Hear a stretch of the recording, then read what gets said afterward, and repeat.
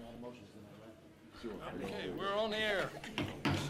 Good evening, and welcome to the Joint Planning and Zoning Board of Commissioners meeting of June the 7th, 2022. I am Briggs Simmons, the Chairman of Planning and Zoning Board.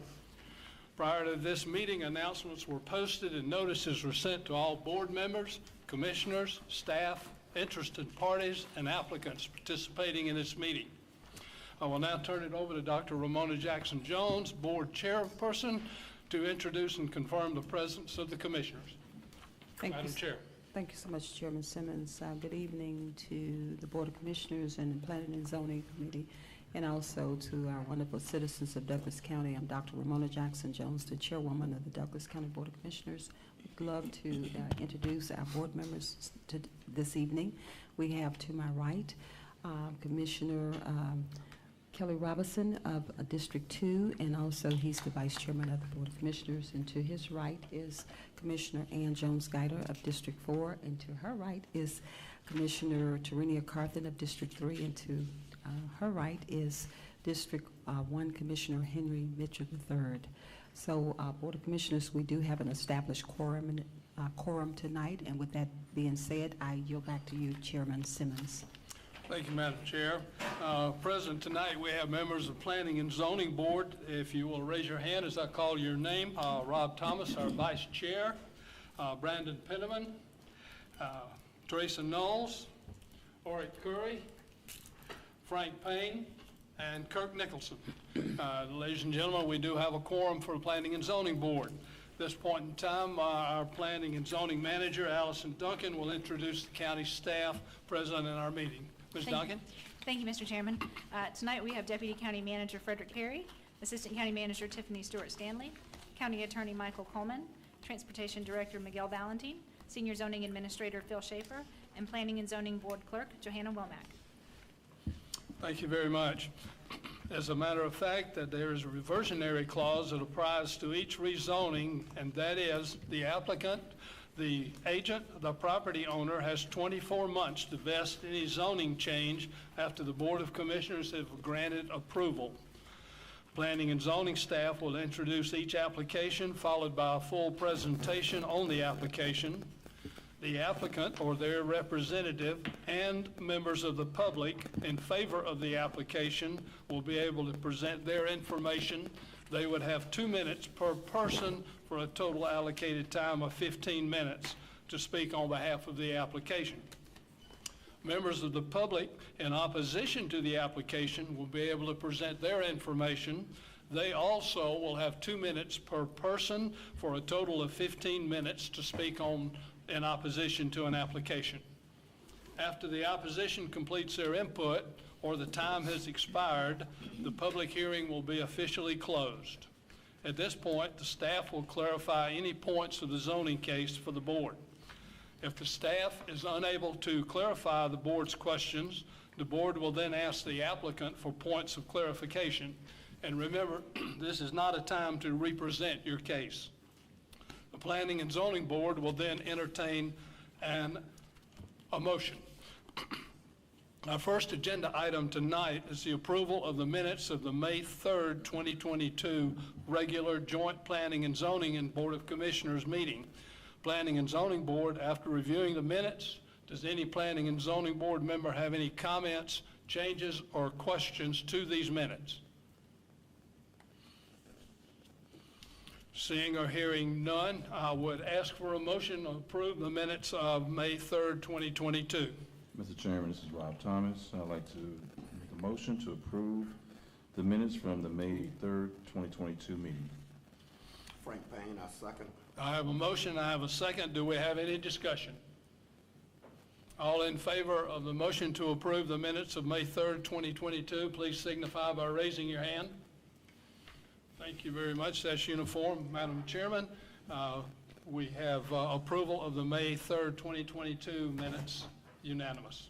Thank you so much, Chairman Simmons. Board of Commissioners, you've had an opportunity to review the May 3rd, 2022 minutes. Do we have a motion to approve? So moved. Second. We have a motion and a second. Any discussion, board? We have a motion and a second. When I call your districts, please respond accordingly. District 1, Yes. District 2, Yes. District 3, Yes. District 4. Yes. Chairman, yes. We have a 5-0 unanimous vote, and the motion carries for the approval of the May 3rd, 2022 minutes. And with that being said, I yield back to you, Chairman Simmons. Thank you. Thank you very much, Madam Chairman. I believe the first thing we need to do before we get into the agenda tonight, we have a matter that was tabled on May the 3rd, 2022, Z 2022-36, Foxfield Douglas LLC, Planning and Zoning Board. Do I have a motion to untable this matter? Mr. Brandon Penniman, I make a motion to untable application Z 2022-36. This is Teresa Knowles, I'll second. I have a motion and I have a second. Do I have any discussion, Planning and Zoning Board? Hearing none, I'll ask for a vote to approve untabling Z 2022-36. Please signify your approval by raising your hand. Thank you very much. Madam Chairman, we have approved untabling Z 2022-36 unanimously. Okay, thank you so much. Board of Commissioners, we have an item on the agenda tonight from Foxfield Douglas LLC that needs to be untabled. It's Z 2022-36. Do we have a motion to untable? Motion on table. Second. We have a motion and a second. Any discussion? We have a motion and a second. Please indicate your approval by raising your right hand to untable. Commissioner Mitchell? Oh, Okay. yes. We have a 5-0 unanimous vote to untable, and the motion carries. I yield back to you, Chairman Simmons. Thank you very much, Madam Chairman. Ms. Duncan, would you introduce the item for us, please? Yes, sir. Thank you, Mr. Chairman. As a reminder, we had the hearing on this item at our May meeting. So since you have untabled this, I will provide one brief staff update on this. At our May meeting, after the hearing, we did ask for this item to be tabled because we were waiting for the completion of the regional review. Both the Atlanta Regional Commission and the Georgia Regional Transportation Authority have completed the review, and we do have their findings. They were included in your packet for the meeting. We're happy to discuss any of the findings here, but basically both reviews came back with about what we expected. We also, when we published our staff report initially, had proposed 18 conditions that were originally given to us from our transportation department. I do have one brief update on those 18 conditions. Since those were published, we have been working with our transportation department and the applicant to maybe revise those. We thought that perhaps the 18 conditions that were presented at the time were perhaps a little too detailed for where we needed to be in the process. So in addition to notifying you of the completion of the regional review and the findings that were included in the recommendation packet, I would also like to make one modification to the staff report, and that is that we were asking for those 18 conditions that we had proposed to be removed, and instead we have inserted the paragraphs that you see up on the screen into the overall development standards. So the first provision in regard to the discretion granted to the Douglas County Development Review Committee. This is language that you have seen us use before, where we basically clarify that the Development Review Committee is the technical review committee for the county, and so they will be charged by this board here this evening to review the project, and in any instance where there is disagreement between the developer and the Development Review Committee over the interpretation of the standards, the Development Review Committee has the authority to send the project back to you for your interpretation on that. And I can read that language in if you would like. Again, we're not proposing it as a condition.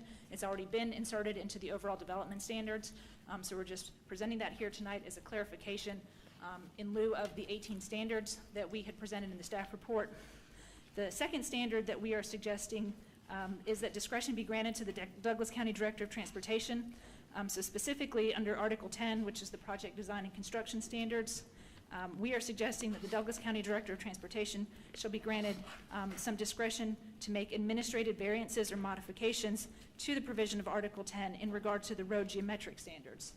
Now this would be to achieve the desired outcomes of the UDC and the overall development standards and the overall regulating plan that you have seen for this project.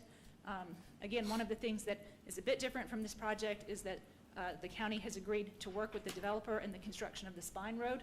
So the original 18 conditions that we had proposed were to provide some degree of guidance on how that road can be constructed. But over the last week, as we've been working with the Department of Transportation and the developer, we are suggesting that in lieu of a very specific list of standards at this time, the director be granted the discretion to give administrative variances as he sees appropriate. And again, in the case of any disagreement between the developer and the director, that would be returned to these boards for your interpretation. So I'm happy to answer any questions about those. Director Valentin is also here with us this evening, and he can answer any questions. But otherwise, the Planning Department is recommending approval of the application with the changes presented by staff. I will also read our findings into the record.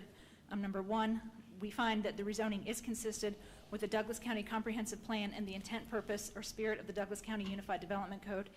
Number two, a negative impact to the surrounding properties will not result from the rezoning.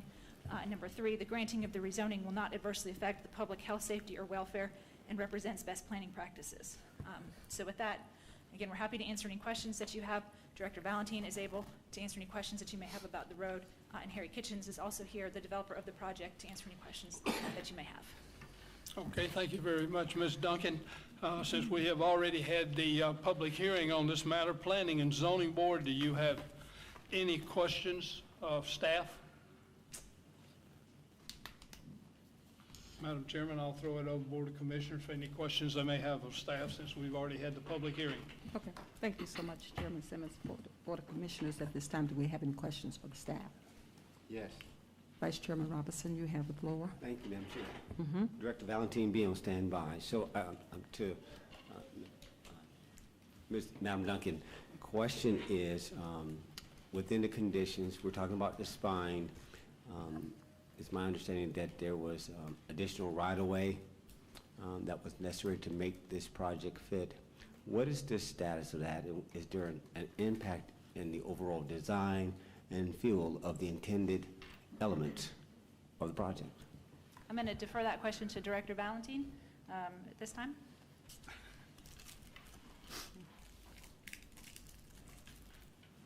Good evening. Good evening, Director Good evening. Valentin.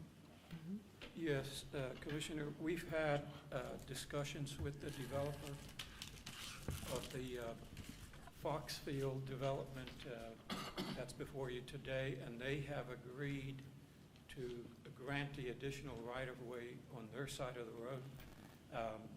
So the right-of-way for the Spine Road at this point stands at 80 feet. It stands at 80 feet. Okay, all right. All right, so let me further clarify what my ask. With that granting of the 80 feet versus the 60 feet, is there an impact on the overall elements and the expected outcome of the design of the project?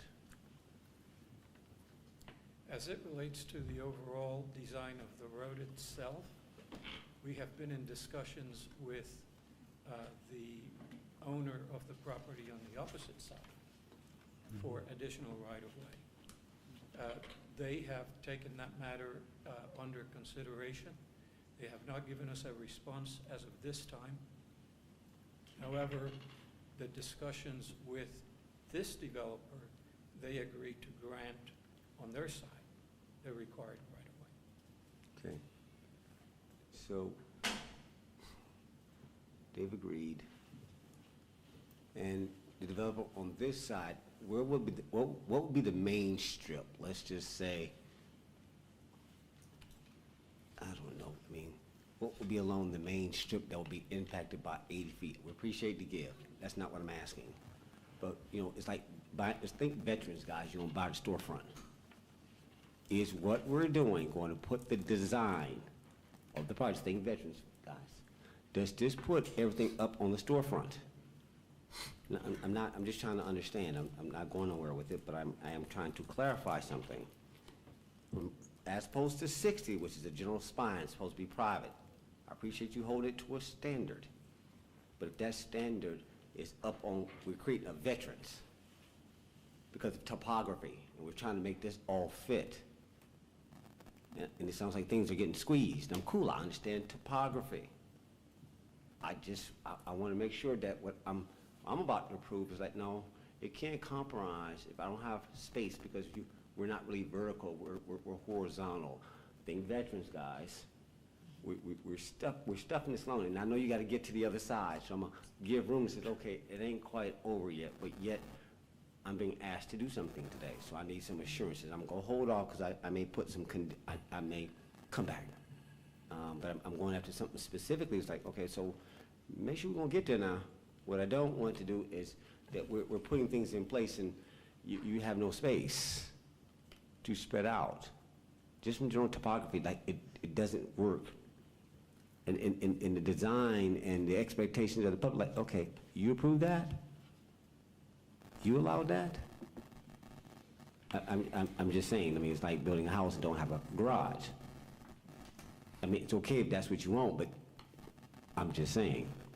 I have a real, I'm having a little indigestion, and it's not because I just got through eating, it's just make sure I get this right. Because again, we're all for it, but I want to make sure that as we get down these paths, can we compromise? Is there some, I heard you're having talks, that's good, you get credit for that. I want to make sure, can we get there? What's so hard about the 80 versus a 70 versus a 60? We're holding hard about 80. You are our staff, so I guess that's why I saw Madam Duncan like, okay, let me yield out of this. She laid this right in your lap, and I got it. So is there something that you're working on? And I don't have to press it if there's something that you're negotiating. I'm going to yield. Yes, let me try to clarify. Yeah. In the adjustment, in looking to fit everything that we need to fit within a design of the spine road, we looked for additional right-of-way on both sides of the road. Having the additional 20 feet that this developer has agreed to grant on their side takes care of the need on that side. Now, it would be preferable to have additional right-of-way on the other side. Of course, that is a different owner, and we are in discussions with them about granting additional land there. But as it relates to the ability to design a road on the side of this developer, we have enough right-of-way there to make it work. All right, so let me make sure we're granting the 80 feet. That's fine. He's given up here. So what's going to go on this side of developer? So so explain that, since we already had the hearing. Explain what we've already acknowledged. Like, what will go on this side with the 80 feet that he's given up? What's going to go over there? Talk to us. We're talking abstract, and I need us to be a little bit further down the path. But what's going to go over here? There is some commercial on that side, and there is a proposed hotel to go on the corner of 92 and the Spine Road on their side of the property. And yes, I can defer. Maybe I can jump in. Okay, sure. Good evening. I'm Harry Kitchen, president of the Foxville Company. Nice to be with you again.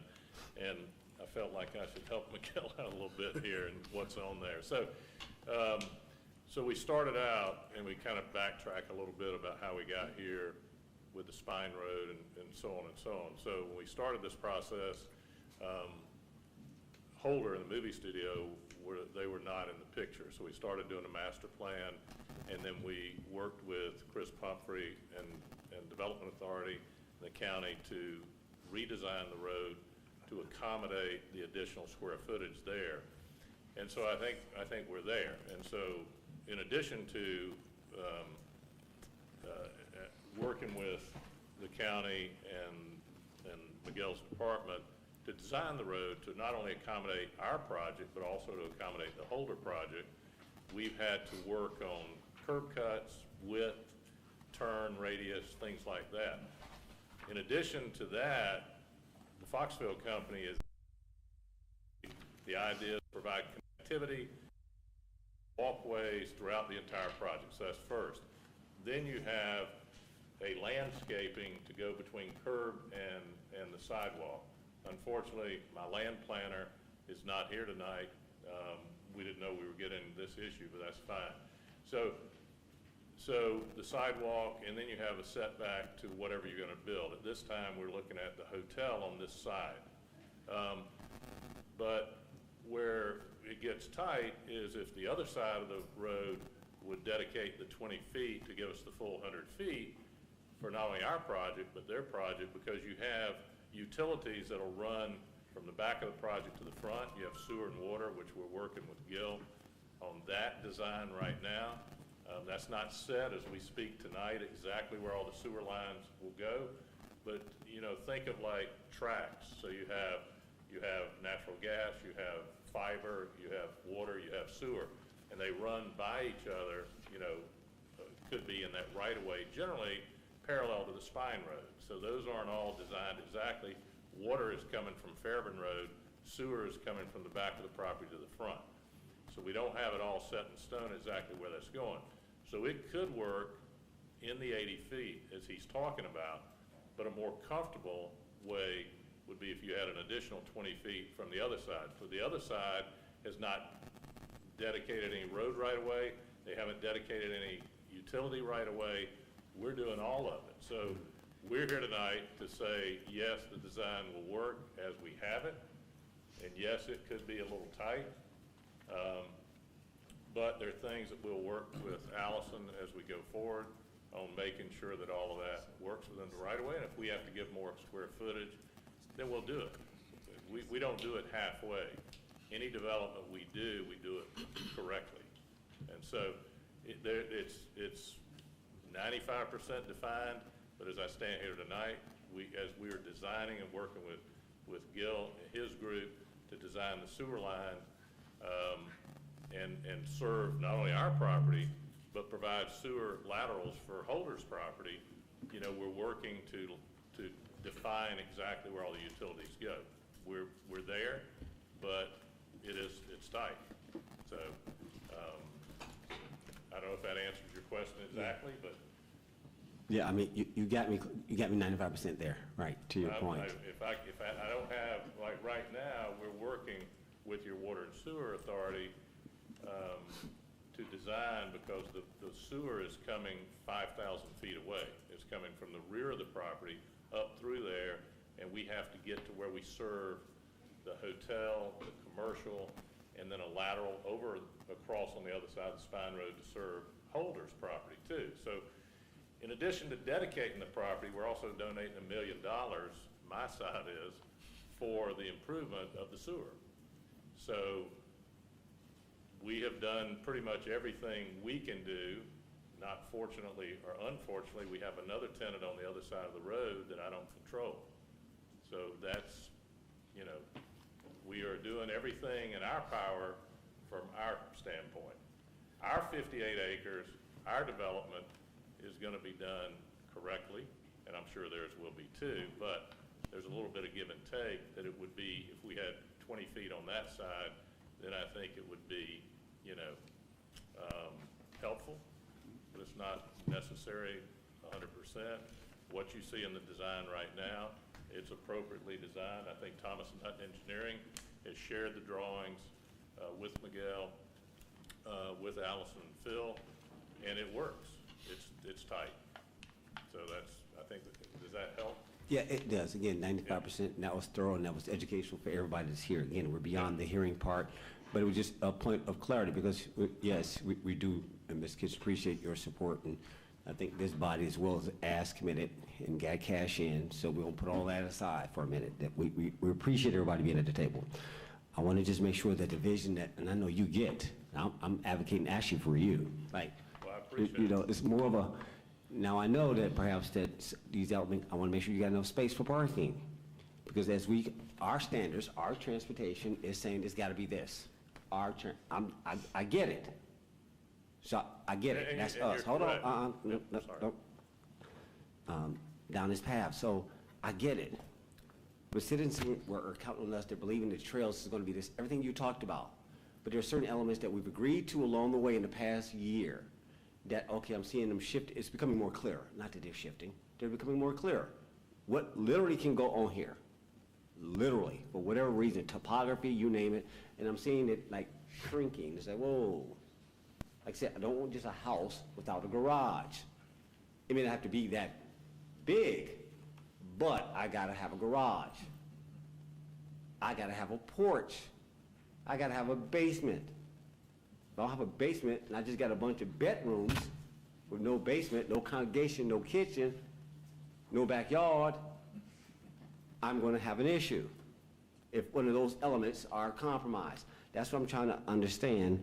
I'm just putting it out there that says, but what do you need and how are y'all gonna solve this? So it sounds like you're having conversations. So what are y'all actually asking us to do here then? And this is really for staff. You're okay, Mr. Kitchens, that you've answered it. Please step back. You're okay. Really, yield. I want to know, Allison, Madam Duncan, please come forward. And what is the ask that we're asking for? These elements that may be still a little squishy, can we keep moving? Yes or no? Yes, sir. So the specific ask this evening is the approval of the rezoning from the residential low density to the planned unit development.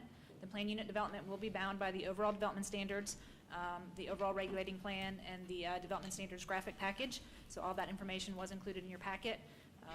We did want to make it clear that as a result of the ongoing conversations between the county and the developer, the 18 conditions of zoning that we proposed, those go away. We have instead substituted the language that I had shared with you previously about the discretion granted to DRC and the discretion granted to the transportation director in the overall development standards. But ultimately, the ask is for the rezoning to the planned unit development that will be bound by the overall development standards and the regulating plan. Okay, last question. Will they come back before us? Will this be it? Will we get to see this again for any of these elements, building permit process? Will we get to see this again? You will see this again if they make any changes to the overall development standards or the regulating plan, or again, as we have indicated, the discretion given to DRC and to the Director of Transportation is that they can direct staff to place this back in front of you if they feel that there is an interpretation about the code that they can't come to an agreement between the developer and the staff. And as was expressed, or as what was implied, any event that they can't reach a middle ground to work through some of this, like we know it's the rest of the 5%, will it come back before us? Yes or no? If they can't reach an agreement, it does come back before you. The reason we include that language in there is because variances technically go just to the Planning and Zoning Board, or any appeal of staff decisions just goes to the Planning and Zoning Board. So including that language in the overall development standards makes it clear that in instances where staff feels that the Board of Commissioners actually has an interest in the outcome, we are sending it back to the Planning and Zoning Board and the Board of Commissioners. You've answered my question. You guys did a great job. I'm at peace now. I heard exactly what I need to hear. Thank you, sir. So, all right, we'll leave it alone. I'm good. Madam Chair, I yield the floor. Okay, thank you so much, Vice Chair. Any other discussion, Board? Yes, ma'am. Commissioner Guida, you have the floor. Is this Spine Road, is it going to be a 2-lane or a 4-lane? Because it's incorporated in this, so I was just interested. Is it? Commissioner, the road is going to be generally 2 lanes. However, particularly the front part of it, first maybe 1,000 feet or so, Has a hotel? it will have a center turn lane to facilitate turns into the side streets. So it'll be 3 But there's- lanes. Okay, so there's no island between the roads. There's going to be a lot of traffic on that Spinal Road. When you get apartments built and you get the townhomes and then you get the studio across the road and everything, and of course the hotel is right there, it doesn't go that far into the Spinal Road. But I just wondered, is a 2-lane going to be sufficient for that? We believe, based on the traffic analysis, that it will be, provided that we can get the turning traffic off of the through lane. So that's why the first segment of it will be 1 lane in each direction and a center turn lane. But on the north side of the road, will there be required big trucks coming in there? On the other side of the road, generally the truck access would be from a separate drive. Okay, However, there could be trucks exiting along, to the Spine Road and going to 92. yeah. But the predominant volume of trucks would be directly from a different access point. It'd be nice if it was 4-lane, because when you get everything built, I think you're going to have a problem, but that's going to be your problem, because it's going to be inside the project. But I just wondered if it was a 2-lane or 4-lane, with maybe an island in there, a small island or divider, to allow traffic to move better. Because there is going to be a red light there, so there'll be a turn to the left and right. So, That is correct. There'll be turn lanes at the traffic signal. so everybody's gonna be backed up if they're, no matter which way they're turning. That's why I was Yes, asking. so there'd be 2 lanes exiting to 92, one going left, Because one of the right. little turn lane that you talked about. Right, and then there'd be turn lanes, the center turn lane, part of it, if you're coming in to go to the hotel or to the first row, to be able to turn left onto that road, you get off the through lane into the turn lane. Right. So basically, there's gonna be like a 3-lane right It there. is a 3-lane configuration for the first about 1,000 feet or so. Okay, and the hotel is gonna be on the south side. On the Of the south spine side. road. That is Okay. correct. All right. With that, I just yield back. I just was curious. Okay. Madam Chair. Thank you so You'd much, like to say Commissioner something? Davis. Yeah. Yes. Commissioner Mr. Mitchell? Kitchens? Okay, thank you, Madam Chair. I think Mr. Kitchens wanted to say something. Well, and I, Okay, okay. no, Mr. Kitchen, if you would, Mr. Kitchen, if you would, because I want to make sure that, it seemed like you had some things, addition to add. I want to make sure that we hear the latter No, point of it. I didn't mean to jump into it. I just. No, was you're gonna say, fine. You're You know, fine. I was just going to say, I want to make sure you have all the information. So the 3-lane is designed to go up to where the projected curb cut is into the Holder property. So with this turn lane where you've seen cars going either left or right, and then cars coming the other way and going right or Right. left. In addition to that, there'll be stacking lanes at the red light to be able to turn right, and then there'll be an A-cell, D-cell lane in front of the Holder property that comes into the project. So, and they also have a separate entrance on Fairburn Road that is supposed to be dedicated for all of their truck traffic. Okay. We don't participate, you know, other than some deliveries perhaps, trucks, excuse me, won't be using that road. So, and we did extensive traffic studies as part of the DRI. Okay. Extensive. And so all of those came back and told us, in addition to what your regulatory covenants are, what that should be. So it is certainly adequate for that. So Okay. Well, just it to- seems like you've got it worked out, so. Well, I just want to answer that. Right. Thank you for that, and I Okay. yield back. No. And Thank so hold on, Mr. Kitchen, no, we're not done. Okay. So, I'm happy to talk. yeah, and we enjoy the conversation, Right. so keep it coming. So with the easement and the giving of the 20 Right. or so on one side, so I get it, but the help and I appreciate your willingness to give to make this project, continue to move, and I think that's a great, incentive to keep the project going, and your $1 million incentive to keep the project moving. So I think this is a good. However, you mentioned on the other side, if that was the same give, that it would do what? It will give more. I guess it won't. The utility runs will be a lot easier to run, or it won't be as tight to run. Is that what I'm hearing? Yeah, it will give you more latitude to do that instead of putting everything on one side of the street. Got it. The sidewalk, the landscape. They'll also have sidewalk requirements, I'm assuming, on the other side, and landscaping. But it would, because we're bringing the sewer in, going across and creating a sewer lateral connection for Holder and the Netflix project. It just makes it better. I mean, we may have to talk with Allison, as an example. We had originally planned an 8-foot sidewalk walkway coming from Fairburn Road all the way in the Greenway through there, and you may have a 5-foot going up to the first curb cut to allow that, to happen. It's, something like that. If we had more room, then we could do it. We can always add another 10 feet on our side, move the hotel back, additional, and we're not asking for any modifications or Understood. variances to parking or anything. Everything on our side is going to be done exactly to code.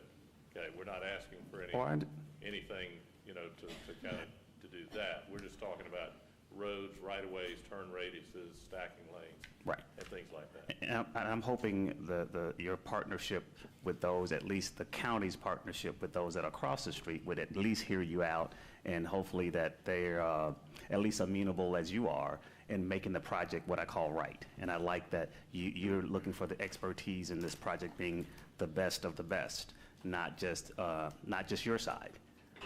No, right, we're not compromising. I mean, we're not, I love it. nothing in what we're asking is a compromise. I mean, we're gonna do it the right way. We understand the importance of the project, and we understand the importance of the project long after I've gone home. Absolutely. And That's it. thank you for thinking along those lines. And I know Allison is listening, and definitely this board is listening, and with the hopes of that kind of what comes to fruition. However, it won't stop the project. That's what I like most about it. We're not stopping. Okay, good enough. We're not Okay. stopping. Mr. Kitchen, I think you've done a good job. All right. You've said enough. Thank you. I yield back. Okay, thank you so much, Commissioner Madam Mitchell. Chair. Commissioner Carthen, you have the floor. Do you need Mr. Kitchens? Mr. Kitchens, Well, Mr. Kitchens, that's okay. you want Miguel, Director Either Valentine? one. So my only question is in regards to the trails. So you talked about that. So this will not compromise that, right? Because I see that you are putting or dedicating green space, right? And so the sidewalks that will lead into that, the trail pathway, Yes. this No, won't, it's that not won't be compromising compromised, the right? trails at all. Now, remember, and we did this very similar thing in Covington in our project there, is we basically took area that was not really developable, and we created an amenity out of it. And we did the same thing there. We created 8-foot wide walking trails that kind of snaked through the greenway and connected all 180 acres of the project. I hope that y'all have an opportunity.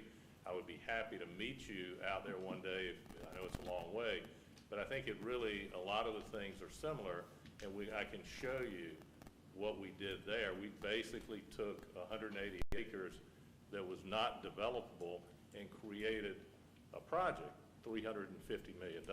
So a lot of these elements, so the greenway has a stream running through it, and so instead of impacting that stream, we chose to make it an amenity because through the guidance of Phil and Allison about what the vision was, the connectivity, the greenway, kind of, making sure that all people, would want to come out here and see this. So we created this greenway that'll expand from about 100 feet to up to 125 feet.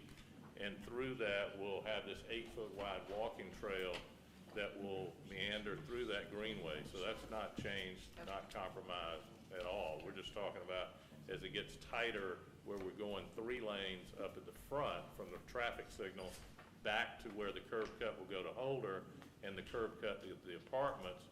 That area right there is where it's tight right now. But we're not compromising, and nothing will be compromised on the greenway.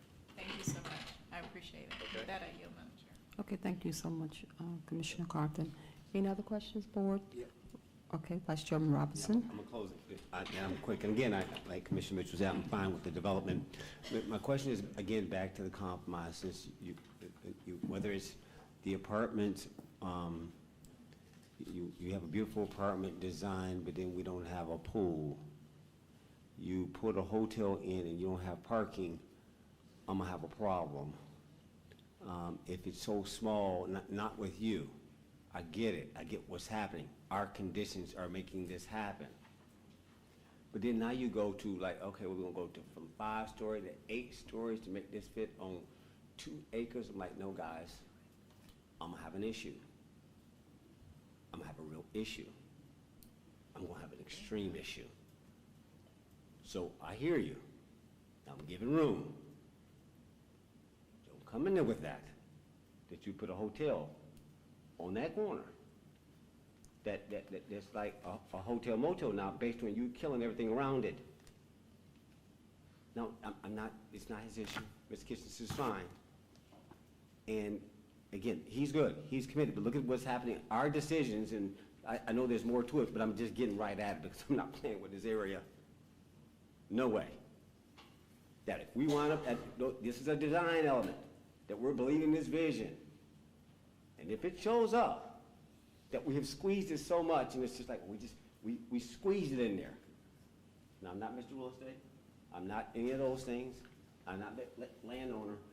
I just know that, okay, and I'm absolutely clear about this, but I'm good because I heard that it'll come back. And that's all I need to hear, like, okay, we got enough turn. In other words, Had I not heard what I heard in that last 5% that it will come back from the board, I'd be in a way different place right now. But since we're good, and they got room, and his heart is right, and he's working toward it, there's other people at the table, but let me just, since everybody got it out there, I tried to, ease y'all into this. But since everybody seems to understand, then I'm good. I'm good on what I've got, and again, we've got room, and it should move where it should move. There's no need for a hearing. Madam Chair, I yield. Let's move on. I'm good. Okay, thank you so much, Board of Commissioners and Mr. Kitchens, thank you so much, and Director Valentine, and we appreciate you hearing the conviction of the board tonight. And also, our Deputy County Administrator, Red Perry, if you could work along with Mr. Kitchens, would love to take a field trip to Covington for the Board of Commissioners. So if you could make that happen for the board, we would love, I'm hoping, I'm not speaking out of turn, but we would love to see, I'm more visual, I need to see it to believe it. I'm from St. Louis, you have to show me, so I'm ready. Okay, all right, I look forward to going. So with no further ado, I yield back to you, Chairman Simmons. Thank you very much, Madam Chairman. Planning and Zoning Board, you have heard the comments, you heard the public opinion last meeting. Do I have a motion, please?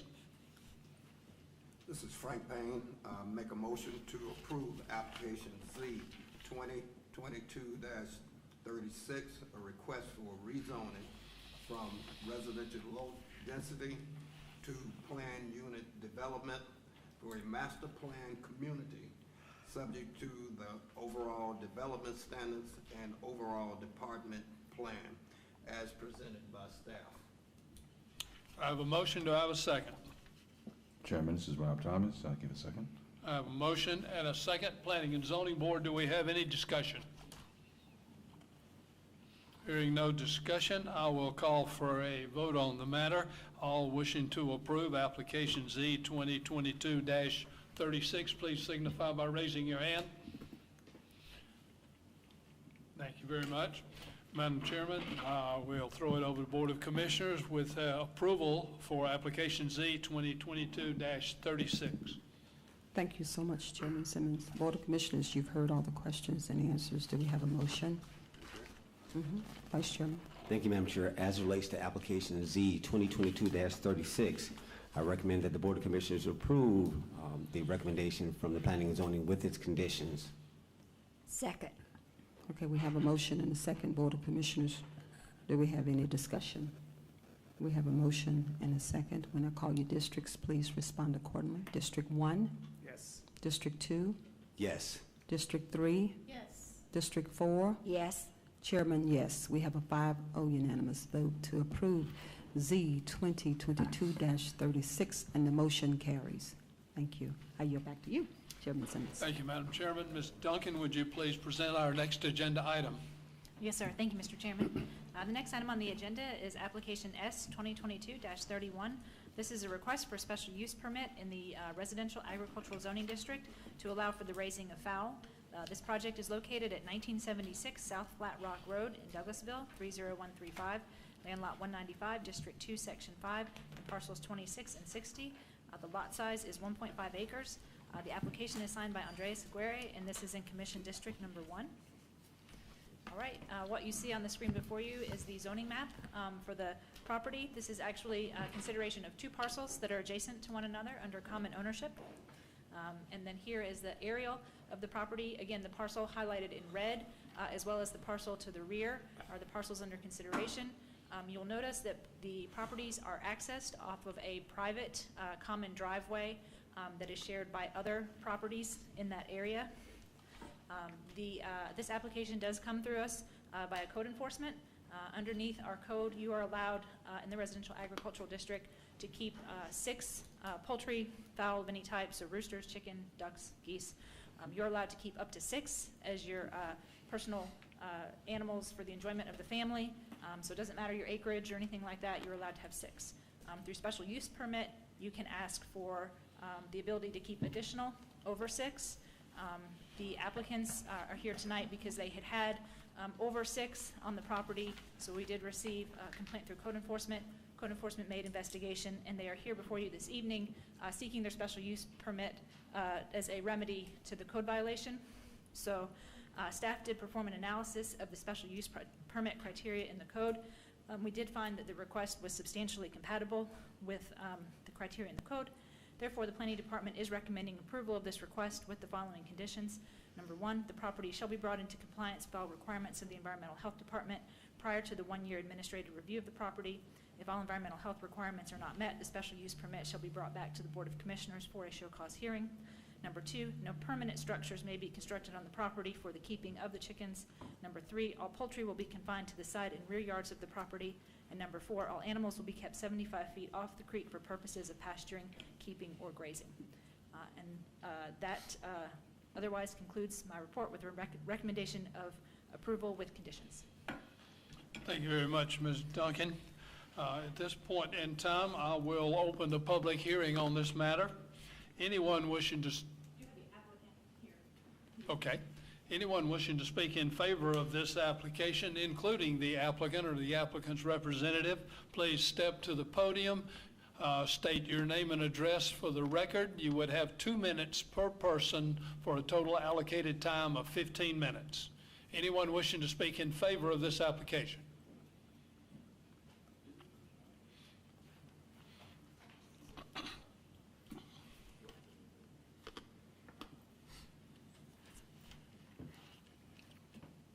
If you'd state your name and address for the record, and you got 2 minutes to tell us whatever you'd like. My name is Exxon Aguirre. I'm just the translator for him. So if you got any questions, so you're able to ask him, and I can just translate to him. The only question I would have of the applicant would be, is he in agreement with the conditions that were provided by Ms. Duncan? Si estás de acuerdo de las reglas, tenemos el río separado de los pollos y más pollos, que puede ser más pollos en el terreno, pero es que, ¿cómo se dice? ¿Tener lejos? Porque de la,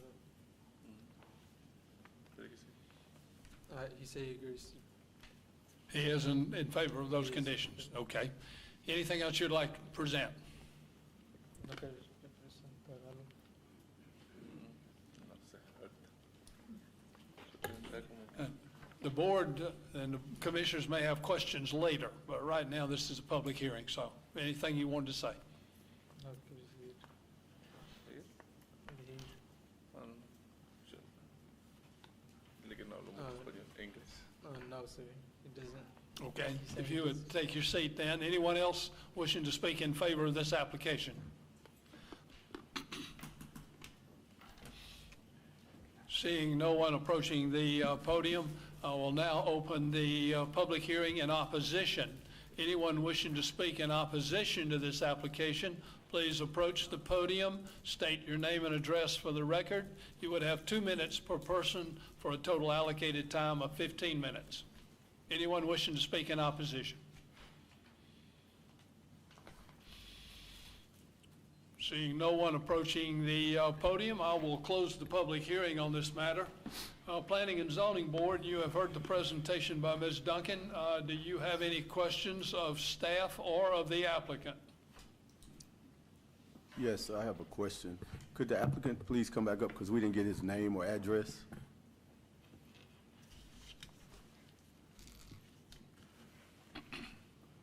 I am Exxon Aguirre. Go ahead and state name and address for the record. Exxon Aguirre, 1946 South Flat Rock Road, off the Eastman Road. And he's Andres Aguirre, and he also lives at 1946 South Flat Rock Road. Do you have a question? Yes, the question was, you're saying that you want to put fowl on the, how many are you planning on? Because we recommended 6 is the max. What is your plan of how many you're going to put on that location? Have you, does he know? An estimate? Oh, sorry. He doesn't. Teniendo cuánto pollos quieres tener en el terreno, en el más 6. Pero ¿cuánto tú quieres poner? Unos, no muchos, solamente para estar pidiendo más de 10 pesos. Uno, lo máximo unos 30, 40. He was asking for around 30 to 40. It's just for family. So you're saying 30 to 40 fowl or that's chicken? right. Okay. But it's only like family use.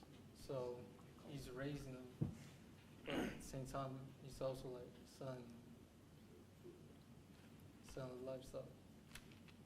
So he's going to be selling, or is he going to be raising for personal use? Oh, my bad, personal use.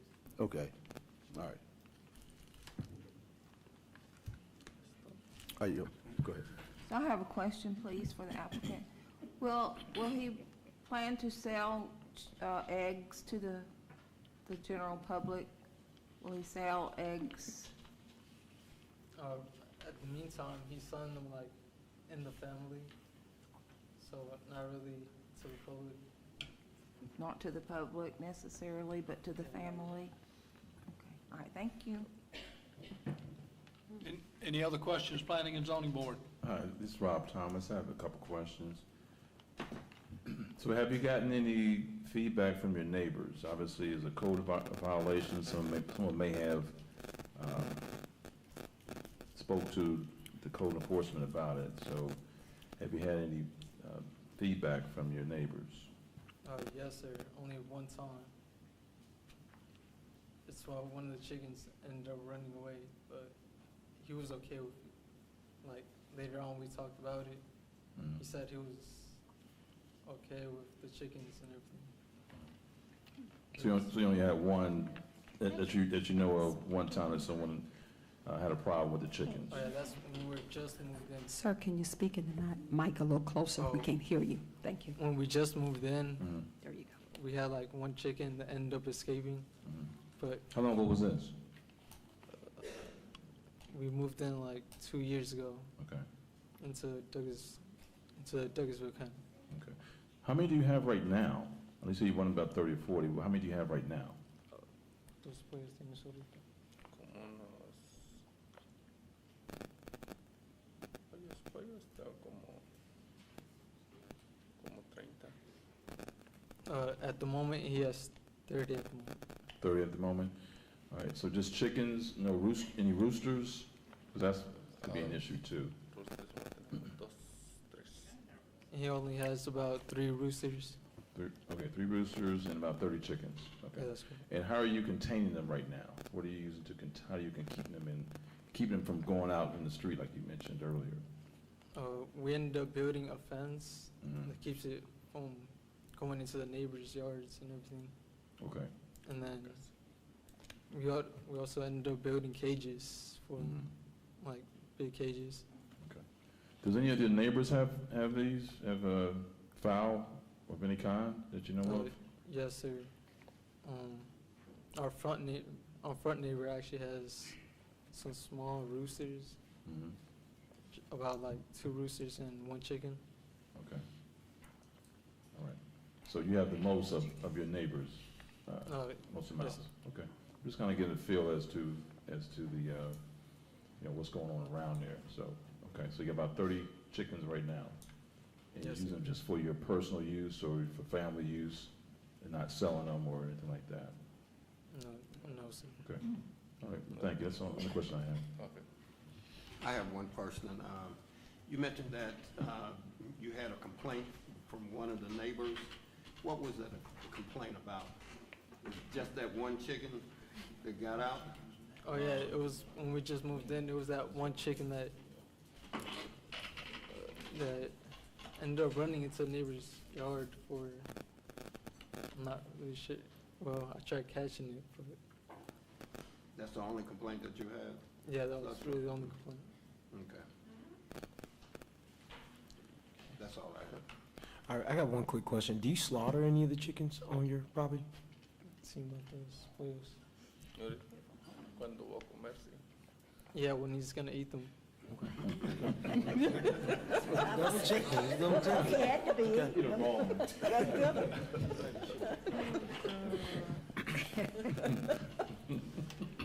O cuando viene familia. or when family comes over. Okay. With the food shortage, wouldn't they all? Any other questions, Planning and Zoning Board? I do have one more question. Do you have any other animals there other than the chickens? You have any other animals, any farm animals? Bunny rabbits and quills. Bunny rabbits and what? Quills. Quails, okay, so more fowl. Okay, Yeah. so it kind of adds to the fowl, right? I would consider fowl, right? Okay. And bunny rabbits, how do you contain those? How do you keep those from getting out? We kept them in cages as well.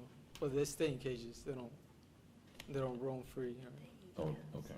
But chickens kind of roam a little bit. Yeah. Okay. And any other animals? That's it? No, I think Okay, just curious, thank you. Any other questions, Planning and Zoning Board?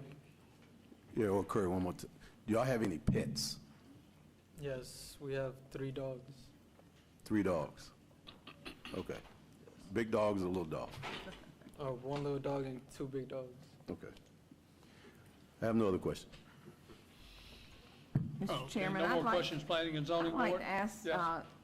the staff to go over the conditions with the applicant one more time so that they're understanding what you're requesting.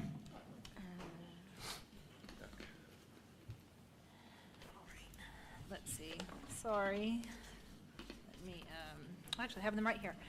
So the conditions that we are proposing is that the property shall be brought into compliance with all the requirements in the Environmental Health Department prior to the 1-year administrative review of the property.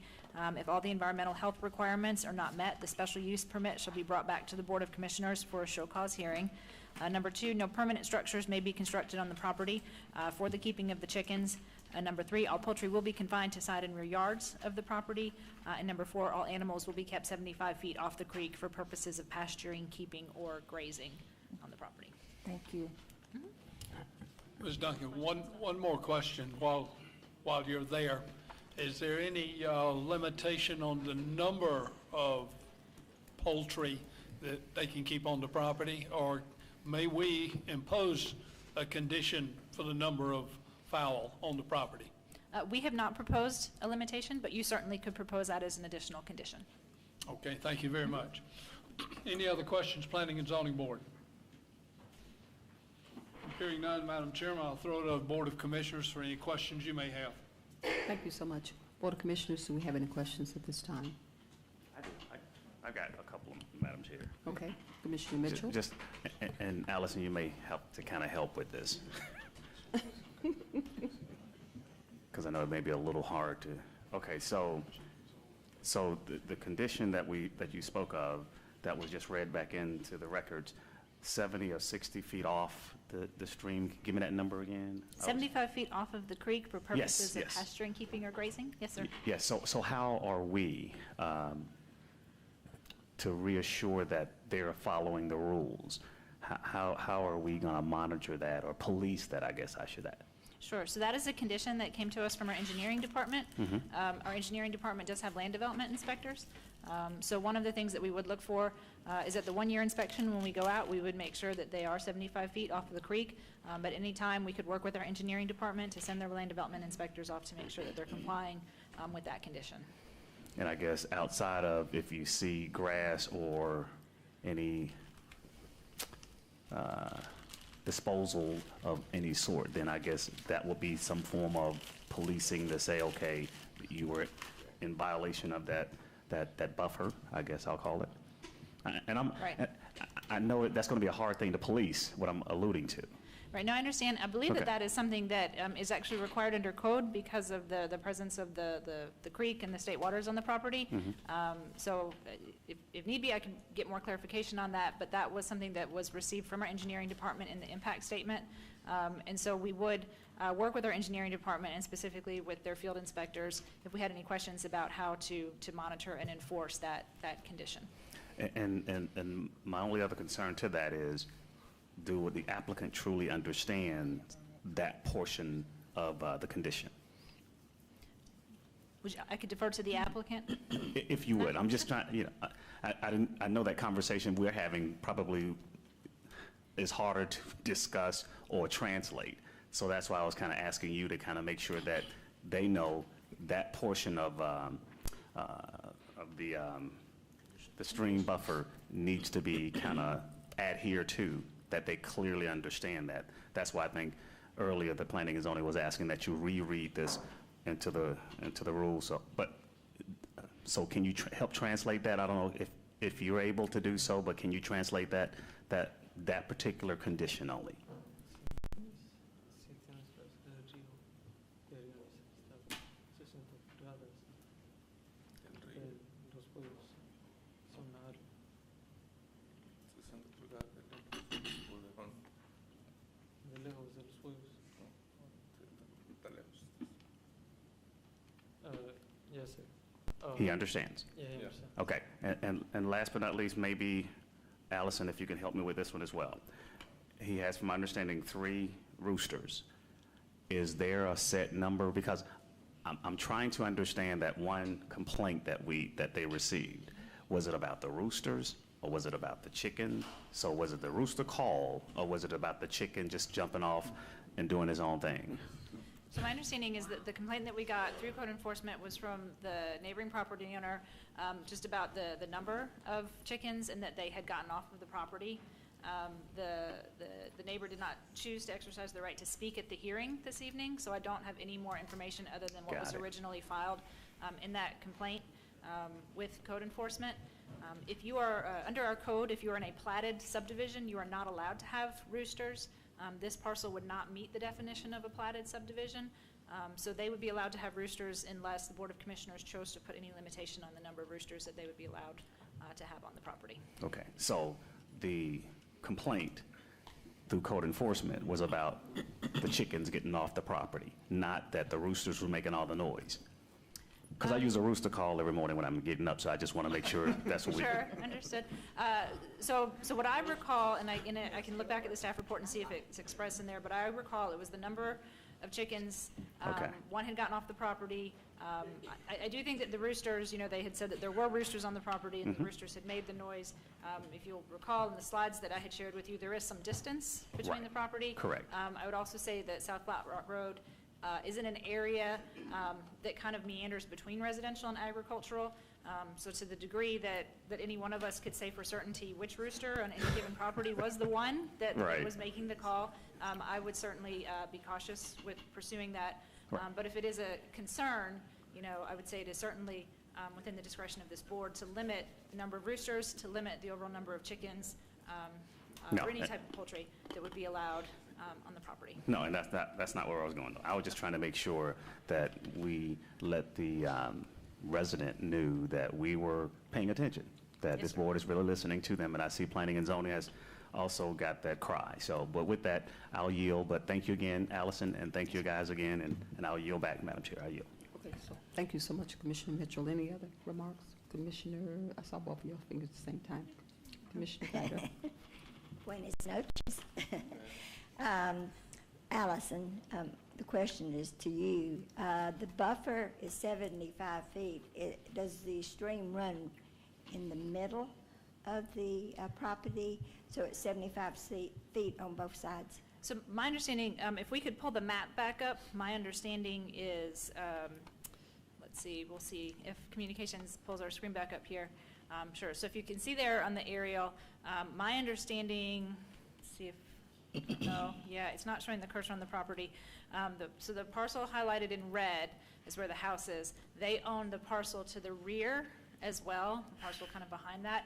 And my understanding is that the stream is on that property. And so when you say in the middle, it's not necessarily running right through the middle of the property, but it is to the rear of that second property. Let me go back one image. So you can see the 2 parcels highlighted here on this slide that gives you a perspective on both parcels under consideration.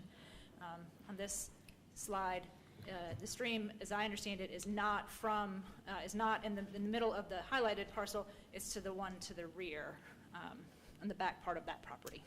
And does the applicant understand all the conditions? I know Commissioner Mitchell mentioned one, the buffer for the stream, but Sure. Do you understand total conditions? Okay. So he has interpreted all of them for him. So I believe he understands all the conditions, and just by way of clarification, the staff report does get sent to the applicants week in advance, so I believe if you want to speak to that, that we did share the staff report several days in advance, and I don't know if you had a chance to review prior to coming here this evening, but they would have had this staff report that they have here with them. They would have had that in advance of actually coming here this evening. Okay, So do if I- you, your paperwork, do you have them in different languages? No, ma'am, we do not. Okay, because in the tag office, we used to have different languages, but, okay. We do With not. that, I yield back, thank you. Yes, ma'am. Gracias.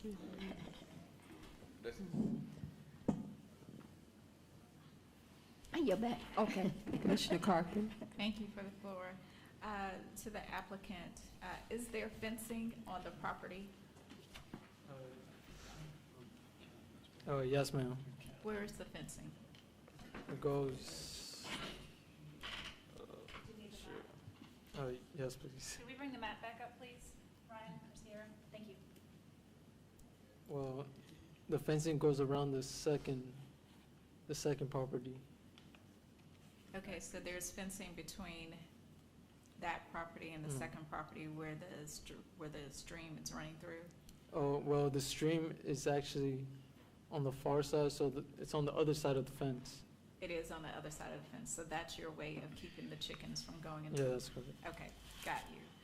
And so, your commissioner says you're doing a good job training the chickens.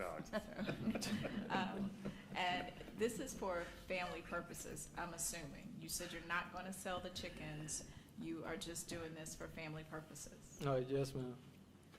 It's just that he really likes chickens and all that, so that's when he decided to start raising chickens and chicks. Raising the chicks and chickens. Okay. And so, how many eggs will I get? Don't answer that. So again, this is for personal use. So you understand that if you do at any time sell those chickens, you have to come back to the county to get a license. You do understand? Oh, that, yes, right? ma'am. Okay, wonderful. Would you have any problems if we capped how many chickens are on the property? O sea, tener problema con cuántos pollos podemos tener en terreno. Si tú vas a tener un problema de cuánto, si le ponen un límite, a cuánto vamos a tener en terreno. He said he doesn't think there's gonna be a problem if y'all place a limit on. 40 chickens is a lot, so Yeah. I would like, you know, to think about imposing via your commissioner, if that's not a problem, so that there won't be any more. But I appreciate you and I appreciate what you're doing, so thank you. I yield, Madam Thank you. Chair. Thank you so much, Commissioner Carpenter. Commissioner Robinson, Vice Chairman, you have the floor. Yeah, This has been an interesting case. Only from that, I understand it's a non-platted subdivision. So, I learn a lot, we're somewhere between, suburban versus rural, and right on the edge. And so I hear about, we talk about food scarcity, we talk about how healthy we want to be, and we want to grow our own and organic. And it's that situation. I know most of us buy our food in Publix and Kroger and but really, guys, I eat at least 4 chickens a week, solidly. And so I'm listening, I'm like, okay, but if you only got 30 chickens you're consuming in your family, are y'all paying attention? It's like, are y'all able to project this? And this is just in my mind, I'm processing what I'm listening to. I'm like, okay, is that an issue for me? And it's not. What it takes if those, now I respect those who are more rural to understand how we're processing capacity and how it moves. Because unless you've done it, we're trying to figure it out. But I understand what it means. Again, I've never done a pig or shot a chicken, or I know what quails are. My Uber driver told me about that today. And so, hold on. And so I'm appreciating what I'm hearing. This does exist here in the county. We just don't see it because, again, if you're more urbanized and supermarketized. But really, guys, I mean, I'm listening, but I'm like, okay, I don't know if I would support a condition on top of this. Because I'm like, Now, I'm gonna yield to home rule, but me personally, like, okay, but it's like, back to the exclusion, we're gonna pick on this one. Well, does this exist everywhere else? Have y'all looked at everybody else that got this? And how close are they? And is it like, are we being so constrained on this?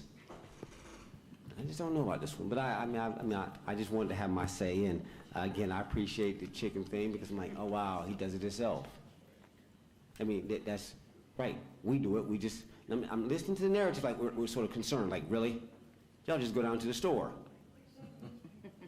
But okay, I get it. I just wanted to weigh in and make it more balanced, and I'm good, and I'm going to yield. Thanks, God. I know it's going to be a long night. Thanks. I yield. Thank you.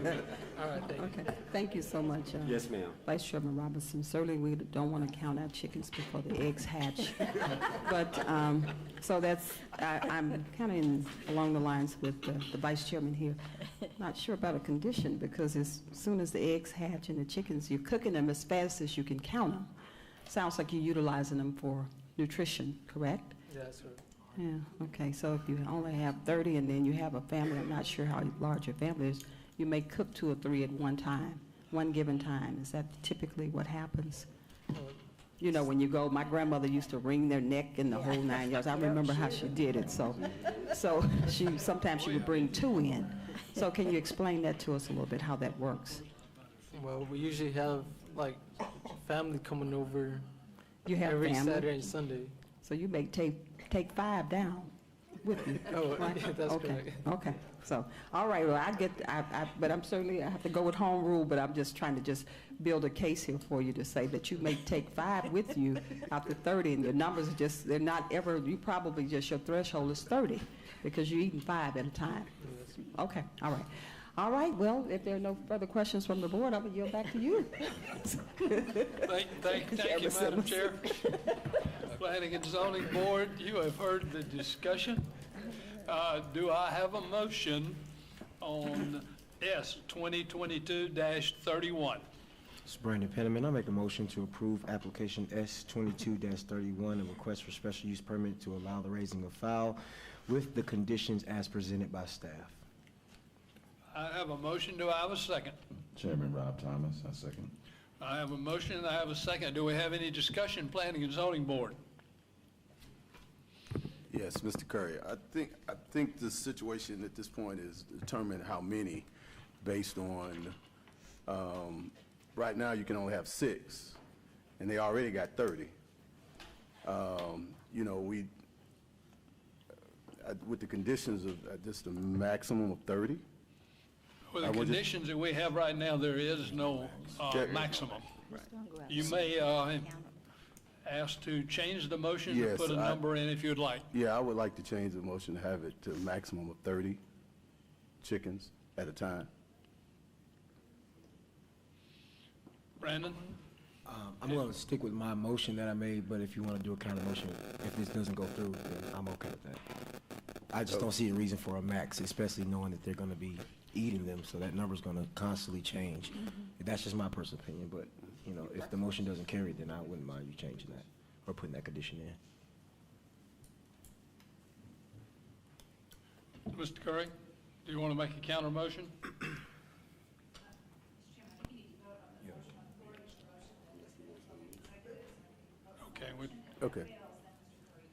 Okay, we have a motion and we have a second.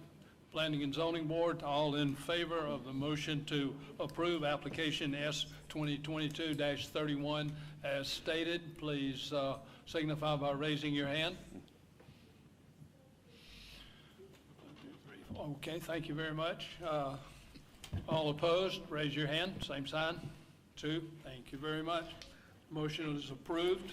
Madam Chairman, Board of Commissioners, we're sending it to you with an approval for S 22-31. Thank you so much, Chairman Simmons. Board of Commissioners, you've heard all the questions and answers. Do we have a motion? Yes, Madam Chair. Commissioner Mitchell? I was going to make a correction to the motion that was placed earlier, but I won't leave that alone, and we'll go through training and get that part of it right. But however, I'd like to make a motion to approve item number S 2022-31 with the said conditions. I'd like to put that in the form of a motion for approval. Second. We have a motion and a second, Board. Any discussion? We have a motion and a second. When I call you district, please respond accordingly. District 1? Yes. District 2? Yes. District 3? Yes. District 4? Yes. Chairman, yes. We have a 5-0 unanimous vote, and the motion carries. And thank you. I'll respond back to you to approve S 2022-31, and the motion carries. And I yield back to you, Chairman Simmons. Chair? Vice Chairman Robinson. Yeah, just a quick point of order as relates to parliamentary rules. You could have done a sub-motion within that motion. I agree with Commissioner Mitchell. We've got to get, you don't have to get better. But if you're trying to advance and move your agenda and what you're trying to do, then you have to know that you can't have subcomponents. And if you move a motion on that, then they would have had to call first and second and vote on that. And if it failed, then it's done. But if it passed, then you move it up and so forth. So again, as you mature on the board, I mean, I've been doing this a while, but as you mature, you'll learn that you can do certain things, not to prohibit you, not to say that you couldn't have done it, but again, know how to play the game and what it takes to do this. So I yield. Thank you. Okay. I just want to say that for everybody. All right. Thank you. No, you're correct, sir. Okay. I'll yield back to you, Chairman Simmons. Thank you very much, and thank you, Commissioner Robinson. Thank you. Congratulations. Best of luck to all of you. Best You of have luck. an approval on your special use permit. Okay, Ms. Duncan, next item, please. All right, thank you. The next item on the agenda is Z 2022-46. This is a request for rezoning to amend the planned unit development for a public nature preserve. This is located on Yeager Road in Douglasville, 30135.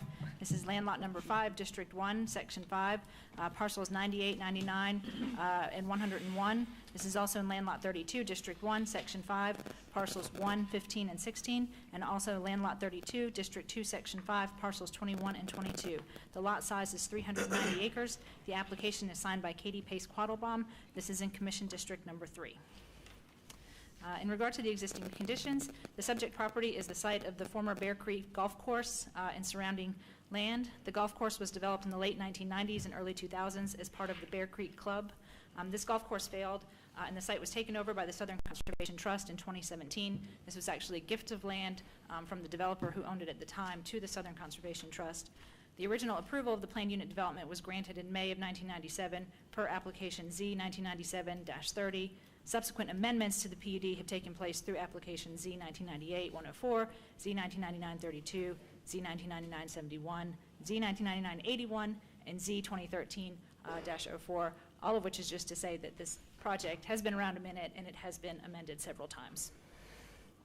The applicant is requesting an amendment to the PUD to allow a portion of the subject property to be used as a publicly accessible nature preserve. This will include 5 or so miles of walking trails. It contains a number of what had formerly been single-family lots that failed to develop, as well as the former golf course.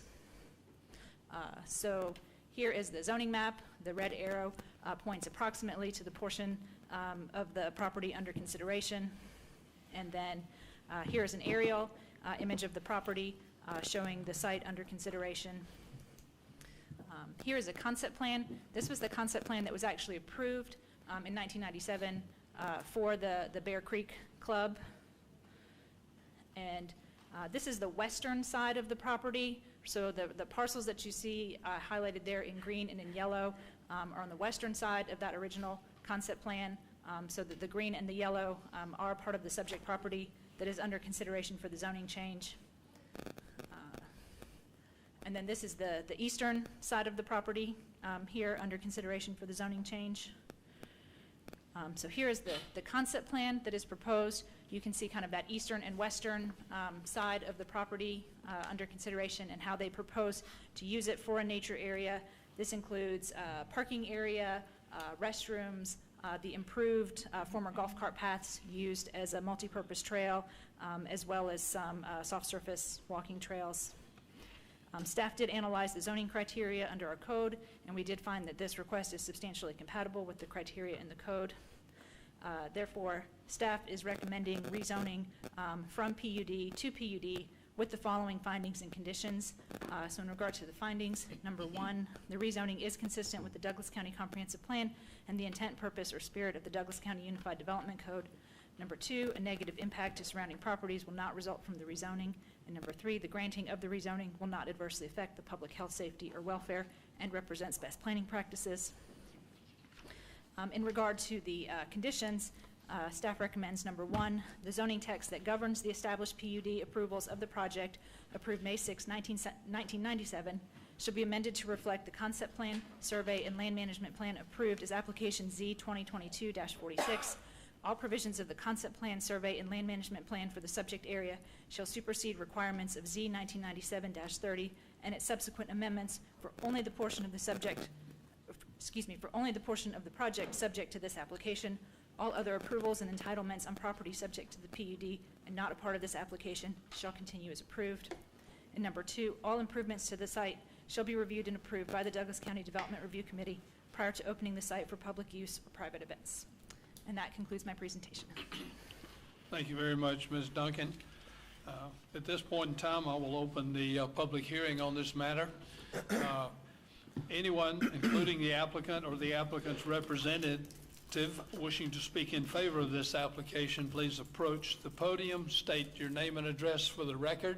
You would have 2 minutes per person for a total allocated time of 15 minutes. Okay. Go ahead. I see they're taking care of this. I was going to say, can someone please tell this poor Yes. family they don't have to sit through the rest of this? You do not have to sit through the rest of the meeting if you... My name is Katie Pace Quattlebaum. I'm the Executive Director of the Southern Conservation Trust. I know that you see my name on everything. My name is kind of irrelevant. The Southern Conservation Trust is a nonprofit organization based in Fayetteville, Georgia. Our job is to elevate nature. We do this through public nature preserves, which we operate in Fayette County. We have some under construction in Henry and Fulton currently. We conserve land in 13 states, and we provide environmental education throughout the metro Atlanta area. We, as Allison said, have owned this property since 2017. It was donated by a developer that decided that they were not going to develop the property. We put the property under full conservation with the federal government in December. This property is fully protected. It can never be developed. If we changed our minds, it can't be developed. We ensured that anyone past us could never develop this property outside of a public nature preserve. So, anybody has any? Thank you very much.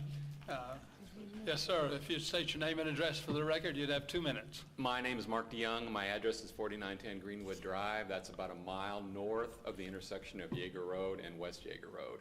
So we're about a mile from where the golf course used to be. I was actually at that meeting when this PUD was approved originally in 1997. There were a lot more people at that meeting than there are here today, I can tell you that. It was a series of very contentious meetings to get that. It had started, I believe, that land was originally a hunting club by the original owner, and it went through all sorts of discussions and arguments and stuff. It's how actually the Friends of Bear Creek started and the Friends of Douglas County. I'm looking at you, Commissioner, because it was a property that was very of high interest to Mike Mulcair, for those of you who know him, and he kept an eye on this property for many, many years. So I'm very happy to see this and recommend that we do this. I also played the golf course full, admission there, and it's a very rugged property. We played that golf course along with all the wildlife that stayed there. So I teed off with, coyote pups next to me. I waited for the turkeys to clear the, I had a tom that, danced while I played down the fourth fairway. So the wildlife actually never left. So I'm fully saying approve this and in agreement with it. Okay, very much. Thank you. Thank you. Anyone else wishing to speak in favor of this application? Ms. Quattlebaum, I would have one question for you before we close the public hearing. You heard the conditions that were read in. Are you in agreement with those conditions? Yes, we are, and those are actually built into our conservation easement. Fantastic. Thank you very much. Having no one else wishing to speak in favor of this application, I'll open the public hearing in opposition. Anyone wishing to speak in opposition to this application, please approach the podium. You would have 2 minutes per person for a total of 15 minutes.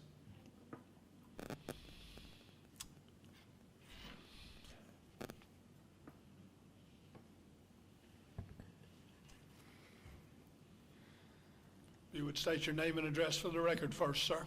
Omar Fleming, 4991 Black Bear Trail, Douglasville, Georgia.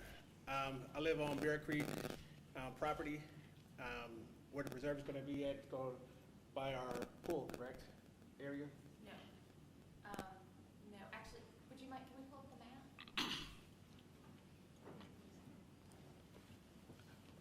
Hey, Ryan and Sierra, can we pull up the map again, please? I don't know, we may want to let the applicant finish. But yes, nowhere near the pool. And then as far as the parking lots, is that off Jaeger Road or on the? 166. Because I was born and raised in California. I retired from the military. I've been living in Bear Creek since 2014. And our side of Douglasville is quiet. Yeah, I hear gunshots from the folks hunting turkeys and fowl. But as far as it's safe for my kids, the area is safe for my kids. So by having parking in there, bathrooms, restrooms, as far as are we gonna have people living out there, because now they got access to public transportation, public restrooms, and as far as is the property gonna be secured at night, so they can't stay overnight and camp out there in that area. I'm not sure if I'm going to respond to you, that's why I'm just nodding right now. Sir, you need to present your comments to us. Sorry about that. It's not a discussion back and forth at this point in time. Yeah, as far as like camping, people staying overnight, homeless people making their way down in that area, and that's my concern. We're nature people, we like to walk trails, we walk trails around our house already, but it's the concern of folks outside our community coming here and staking claim and hoarding and all that stuff, and causing more damage to the nature. That's my concern. Okay, thank you very much, sir. Anyone else wishing to speak in opposition? Seeing no one approaching the podium, I will close the public hearing on this matter. Planning and Zoning Board, do you have any questions of staff or Ms. Quattlebaum? Ms. Quattlebaum, I would like for you to just address some of those questions that he had as far as overnight security, as far as people being able to stay overnight, parking, things of that nature. Thank you. Can I have you pull up the map, whoever is in charge of the map? Man behind the curtain. So for the residents, Country Manor Drive is at the end of the development. We own the majority of Country Manor Drive. It is not a public road. It is privately owned by us. Somehow it ended up in there with the golf course, and so we own the road.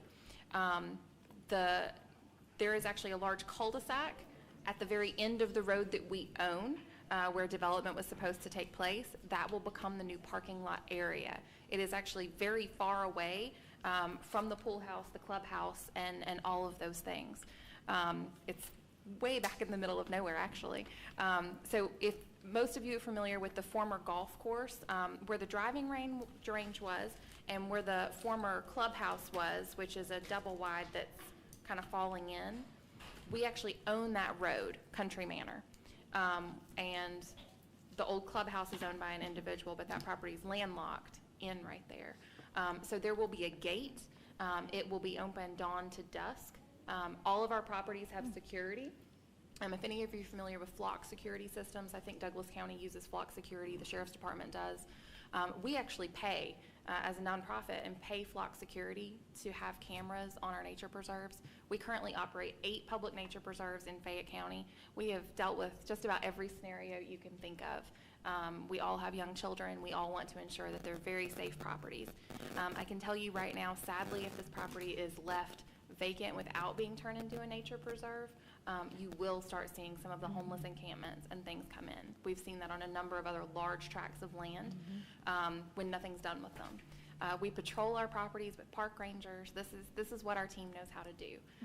It will take a good bit of work. So this is not something that's going to happen tomorrow. We have to rehab for the gentleman that said he played the golf course.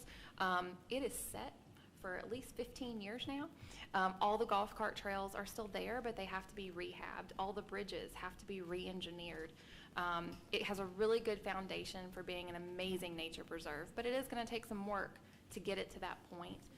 But we think we can provide something that the community will enjoy, that will be safe and secure, and provide an amenity, and increase your property values, since most of you bought on a golf course at one point.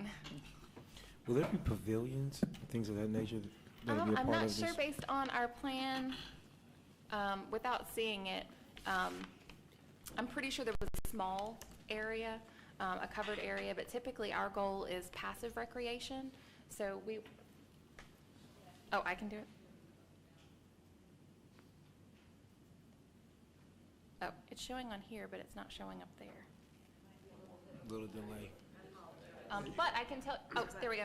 So, you can see, is there I'm gonna point, you can't tell where I'm pointing? There we go. Okay, so on here we have a parking area, restrooms, a picnic shelter, fishing access area, the multi-paved paths, which again, we're gonna utilize the existing golf cart paths that are there, because whenever do we put a nature preserve in and we already have paved trails? That never happens. As well as natural surface walking trails where needed, a meadow area, and an information kiosk. So it'll be limited structures. The goal will not to be to bring large groups of people in. It will be to bring families in to walk and hike in nature. We work with Georgia Audubon. We expect there will be a lot of birders out here because, like the gentleman said, the wildlife is abundant on this property. So you'll get a lot of photographers out there and things like that. Okay, I yield. Thank you. I have one more, or Curry, I have a question. How is it going to be, the upkeep based on funding? How are you going to be able to fund it periodically once it's started to be developed? How are you going to fund it once it's developed? So that's a great question. So we are a nonprofit, so funding has its ebbs and flows. But again, we have done nature preserves for a number of years. So we think ahead and we set up a permanent endowment for each property. We've already started an endowment for this property. It's only at $50,000, but again, we haven't actually asked for money yet. One of your local developers, which I'll throw out their name because they already gave, Rooker Construction. Rooker was actually building something in Douglas County and gave $50,000 to our project without asking. So once the money starts coming in, we restrict it specifically for this project. So we have a number of projects in Fayette County that have a few $1 million endowment. We like to see that we can operate for a number of years on each property as a backup plan. Beautiful. Thank you. And I have a question for you, Ms. Quattlebaum. Will you charge users of the? No, ma'am. This is a perfectly free nature preserve for the community. We might have some educational programs that we would offer out there that we would charge for, but the park will be free, open to from dawn to dusk. So you'll never transfer ownership over to the county parks? It will always remain in the conservancy? I'm not going to say never. There's always potential for that. We've had discussions with the county prior years about that, but our intention right now is that we would own it as an organization because we own a number of properties. We actually own about 15,000 acres. This is what we know how to do. So that's not our intent right now, but it could be a possibility in the future. So I don't want to say no to possibly transferring it to the county at some point. Okay, thank you. Any other questions, Planning and Zoning Board? I just have a comment. I think it's a great idea that you're going to utilize the property to advance the environment, and wish you a lot of luck. My only concern that I had was also safety, and I'm glad you were able to explain that portion. Thank you. Any other questions? Hearing none, Madam Chairman, I'll throw it over to the Board of Commissioners for questions they may have. Board of Commissioners, do you have any questions at this time? Commissioner Carthen, I saw you first. Hi, Ms. Quattlebaum. Can you talk to us a little bit about how you plan to develop this out, and just for the gentleman in the audience, so that they will know what's going on? So if they see anything that they are not familiar with or that causes concern, they will have heard it from you before anything happens. Very good question. It's good to see you again. The property will remain private for the time being. So as soon as y'all approve or deny us tonight, it gives us the opportunity to start our fundraising. So, this could be a 6-month process if the community really buys in, or it could be a 5-year process. So we really don't know, but we will likely take a phased approach to this.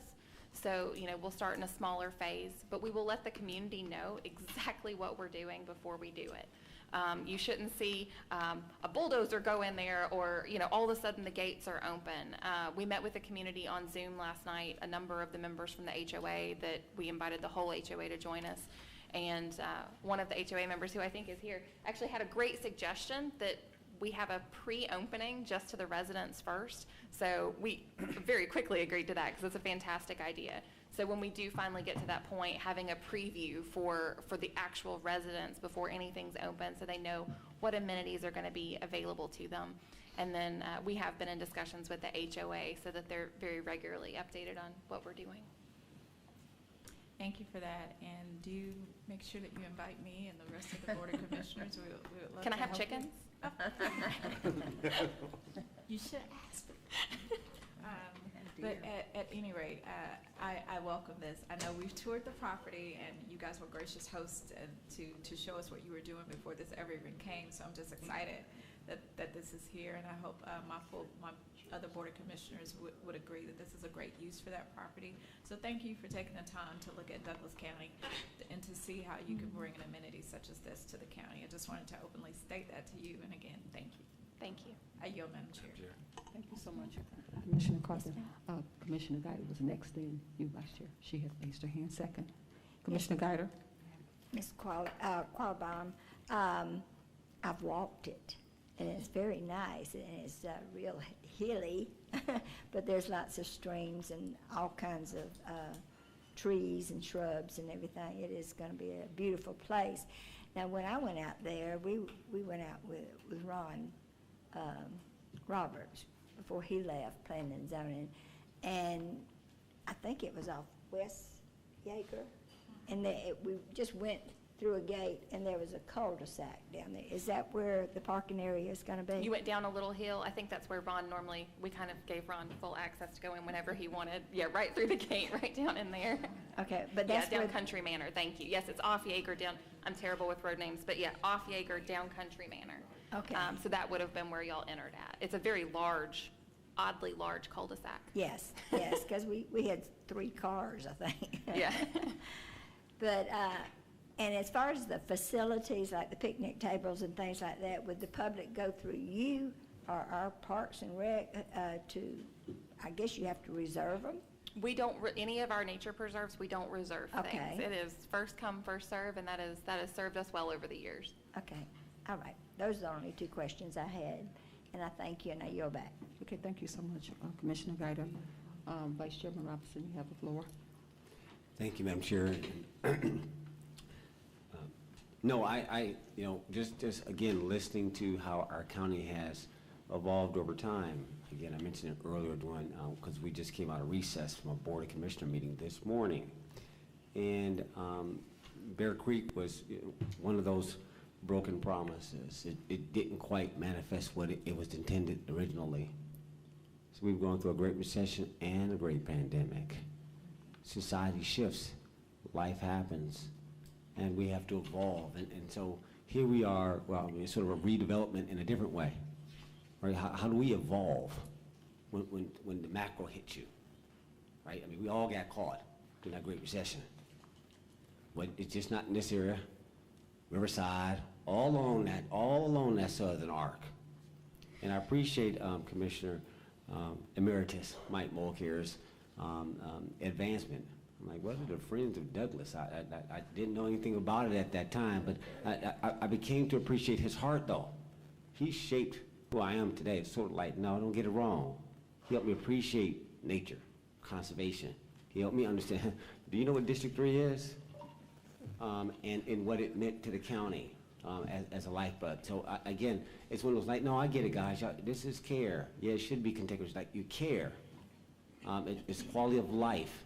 And you guys were thoughtful, and I appreciate the conservation here, but I couldn't let that now go because, again, it was intended for this, but it evolved. Like, okay, look how things manifest. Like, okay, it evolved. And so I wish you guys well on this, and I think it is a good, best use of the land, and much success to it. I'll leave it at that. Madam Chair, I yield. Thank you. Thank you so much, Vice Chairman Robinson. Any other, Commissioner Mitchell? Yes, just a couple. So, from a golf course to now a natural preservation of, okay.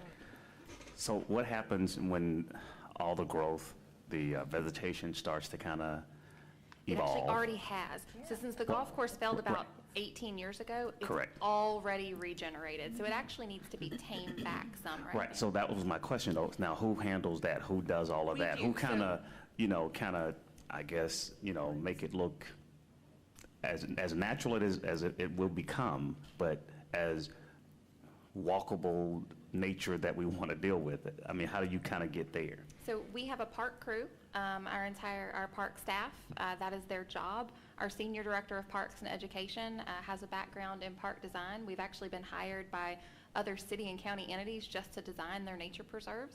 So we design nature preserves and we have the team to execute. So our team will go in, they clear the brush, they burn the property, Okay. they cut in the trails, they'll even build structures that don't need permits for.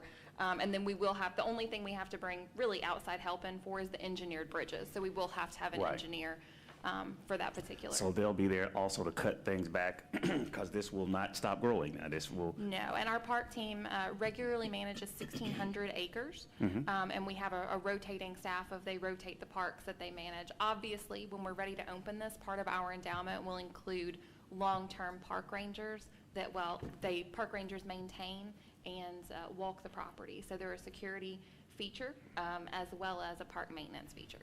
got it. So that's where I was going exactly with this. So that's when the fundraising and all this other great stuff will come into play to kind of pay for those services that your park rangers will be dealing with. Yes, sir, and that is why we will not open it until we have the funding to ensure that this project's sustainable. Got it. And you spoke about the security system of cameras and all that you use.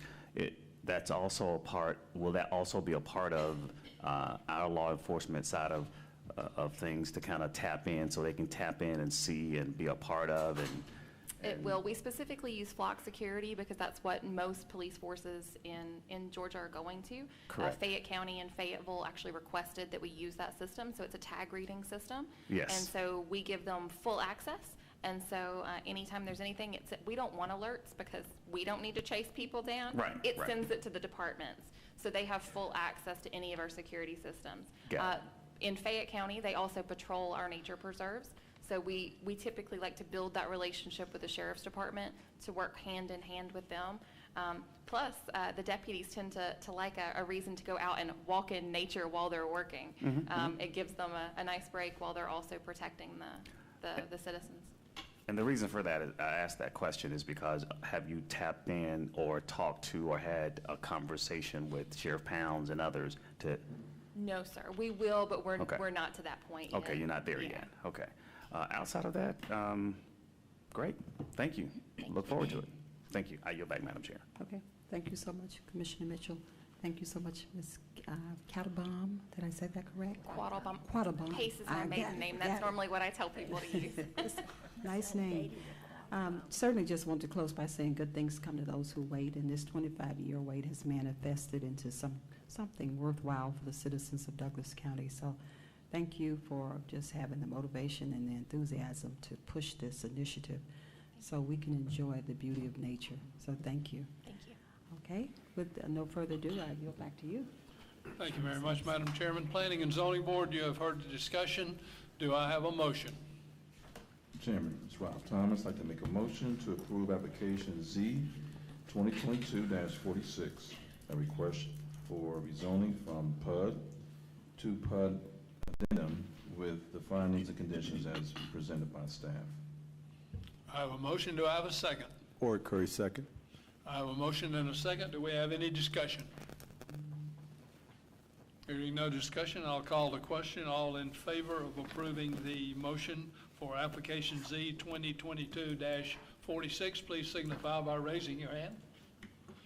Thank you very much, Madam Chairman. We'll throw it over to the Board of Commissioners with a unanimous recommendation to approve application Z 2022-46. Thank you so much, Chairman Simmons. Board of Commissioners, you've heard all the questions and answers.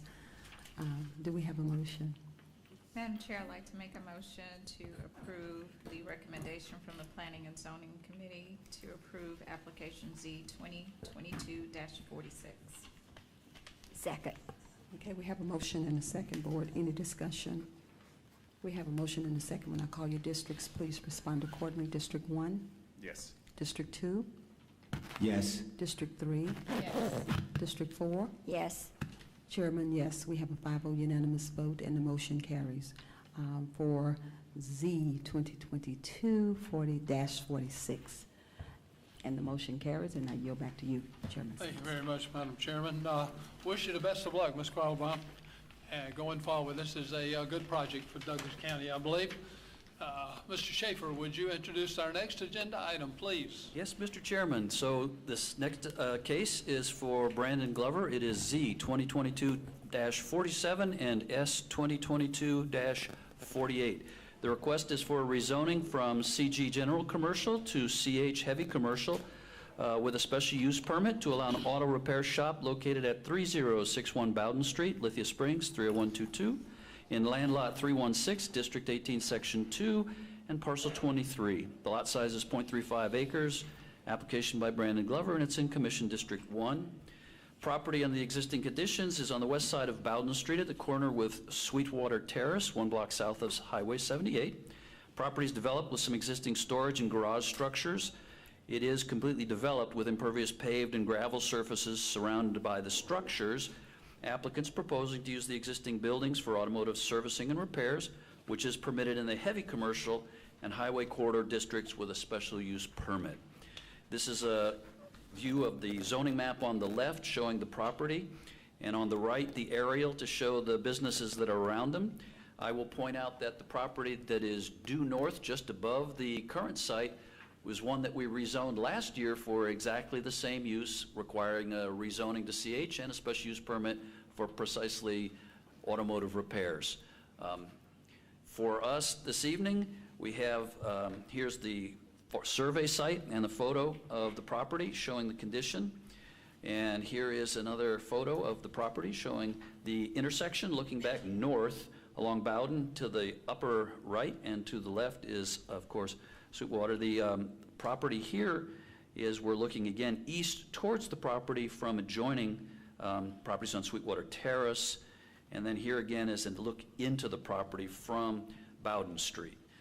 Again, the property, the use request by the applicant is listed in the table of uses, and we have reviewed the analysis for the zoning criteria and find that it is supported. We have also reviewed the criteria for the special use permit, find that it is supported. Staff is recommending approval of the requested rezoning, Z 2022-47, from CG to CH, with only the findings that the rezoning does not modify the intent, purpose, or spirit of the Douglas County Unified Development Code. B, the proposed zoning is consistent with the comprehensive future land use plan categorization of the property as within the mixed-use corridor area, incorporating mixed commercial, residential, and industrial uses. C, the uses permissible in the proposed heavy commercial zoning district are generally compatible with the surrounding commercial properties. And D, the granting of the rezoning will not adversely affect the public health, safety, or welfare. In terms of the special use permit, staff is also recommending approval with those findings, and that we are also recommending approval with the conditions as stated here. There are 5 conditions. Number 1, that additional site improvements for paved parking or driveways and for construction of accessory facilities will require review and authorization prior to installation by the Development Review Committee. The applicant will coordinate with the Douglas County DOT for access point alterations and other issues along Bowden Street. Number 2, parking for vehicles awaiting or having just completed repairs/servicing must be entirely screened from view from any street or adjacent property by a solid masonry wall, imitation wood vinyl fence, or polymer or composite-based material opaque fence at least 8 feet tall, that no on-street parking along or in the public right-of-way shall be permitted. Number 3, the site shall be developed in such a manner as to maintain a safe vehicle-free area over the septic tank and field lines that currently serve the premises. Number 4, no vehicle dismantling for scrap parts recovery activity shall be permitted, and no inoperable junk vehicles shall be stored on the property anytime. Number 5, vehicles under repair or maintenance at an enclosed automotive repair shop may not remain on the property or in the property for more than 180 consecutive days. And then we add in the directive to staff to go out and inspect the property at the annual anniversary of this, if you choose to approve it, to verify the conditions are actually being adhered to. With that, I conclude my report. I believe the applicant is here to address the commissioners. Thank you very much, Mr. Schaefer. At this point in time, I will open the public hearing. Anyone, including the applicant, that would like to speak in favor of this application, please approach the podium, state your name and address for the record. You would have 2 minutes per person for a total allocated time of 15 minutes. Go ahead, Mr. Glover. All right, good evening, everyone. My name is Brandon Glover. I live at 903 Kite Lake Trail, Fayetteville, Georgia. I've been in the body business for about 20 years. We moved from East Point to Hateville. Hateville had a large, they was reconsolidating a lot of different properties, so our property got bought in between it. So I went to look for other parcels, and Douglas County was one that came up with my agent. And I think it would be a successful project.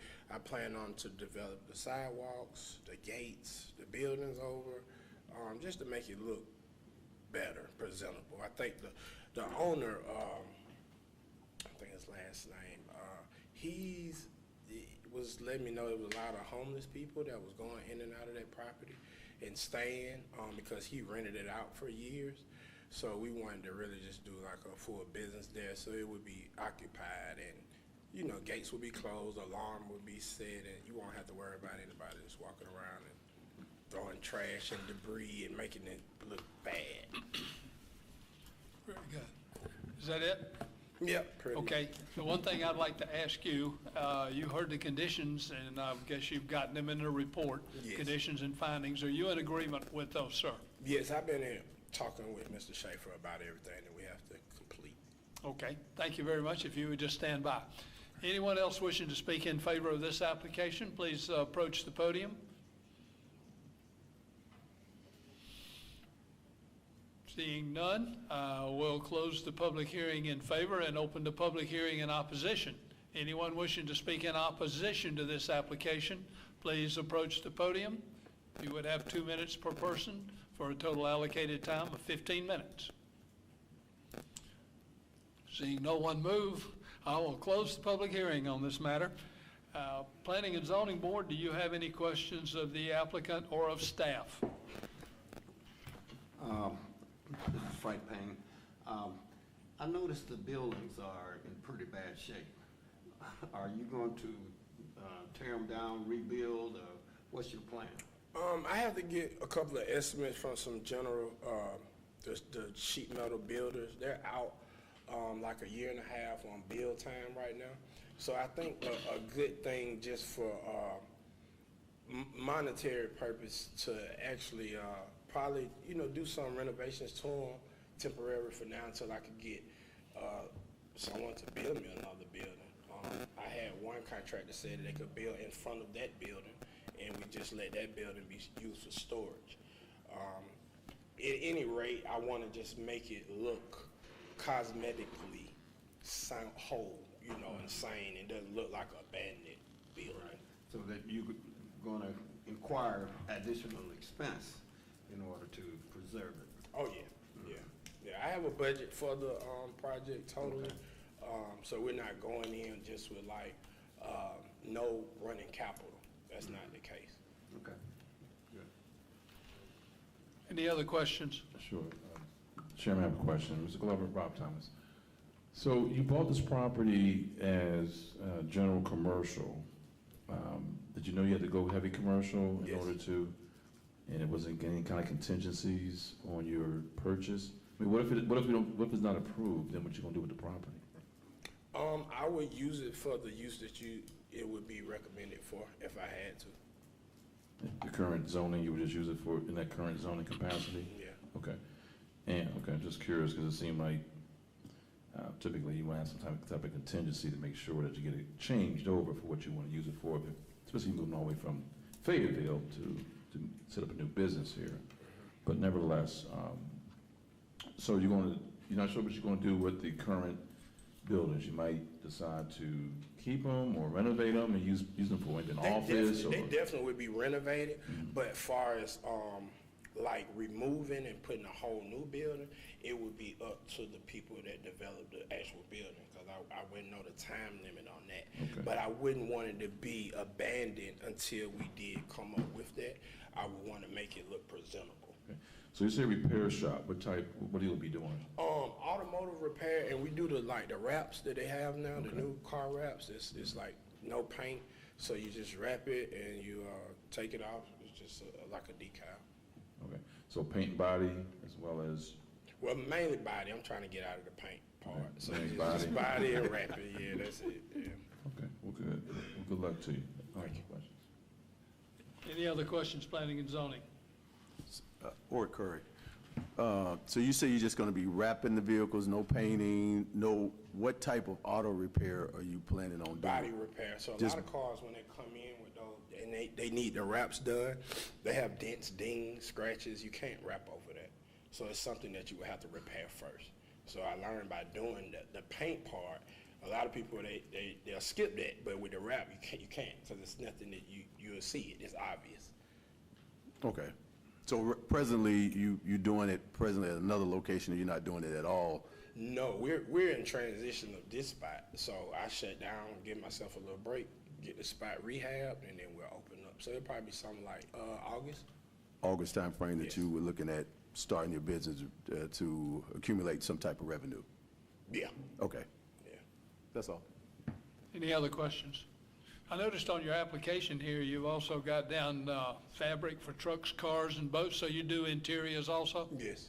Very good, Yes. very good. Any other questions? There are no questions, Madam Chair. I'll throw it over to the Board of Commissioners for questions you may have. Thank you so much. Thank you so much, Chairman Simmons. Board of Commissioners, do we have any questions at this time? Any questions? Commissioner Guider? Yes, sir. Thank you. Yes, ma'am. I can get you for saying. It's been a long day. You got me earlier. Yes, sir. Now, there's a septic tank on that piece of property, and you do know that you can't be driving vehicles or putting Yes, heavy ma'am. things So I on a spoke- septic tank. Yeah, I spoke to Mr. Schaefer earlier in the week, and we possibly have a plan to put metal beams around the whole septic tank, so any cars that wouldn't be able to collapse it or hit it or anything. I see it a lot of time on gas meters. They put those pipes around it and paint it yellow, so it's like a caution type of thing. So that was an idea that we came up with. Well, heavy vehicles can definitely, because septic tanks aren't that deep, so they can squish them. Damage the pipe, And yeah. then you've got a mess on your hands. Yeah, in Fayetteville, I have the same system, so I'm kind of keen on knowing about it. I have septic out there, we don't have city water. And you're gonna have enough room with the two buildings and then the septic tank to do what you want to do. Yeah, most definitely. Yeah, Like I said, I've been in the business for 20 years, so right now, be honest, I'm scaling back a little bit from just doing it so heavy, because I had contracts with Progressive, State Farm, so I did a lot of insurance work. So now I'm just trying to bag out of it, due to getting the proper help and stuff going out the way it needs to be. I just leave it kind of to myself and just scale it down more. So I won't have a lot of heavy traffic the way it would look like a normal body shop. You do body work, right? Body work. Okay, all right. Body work.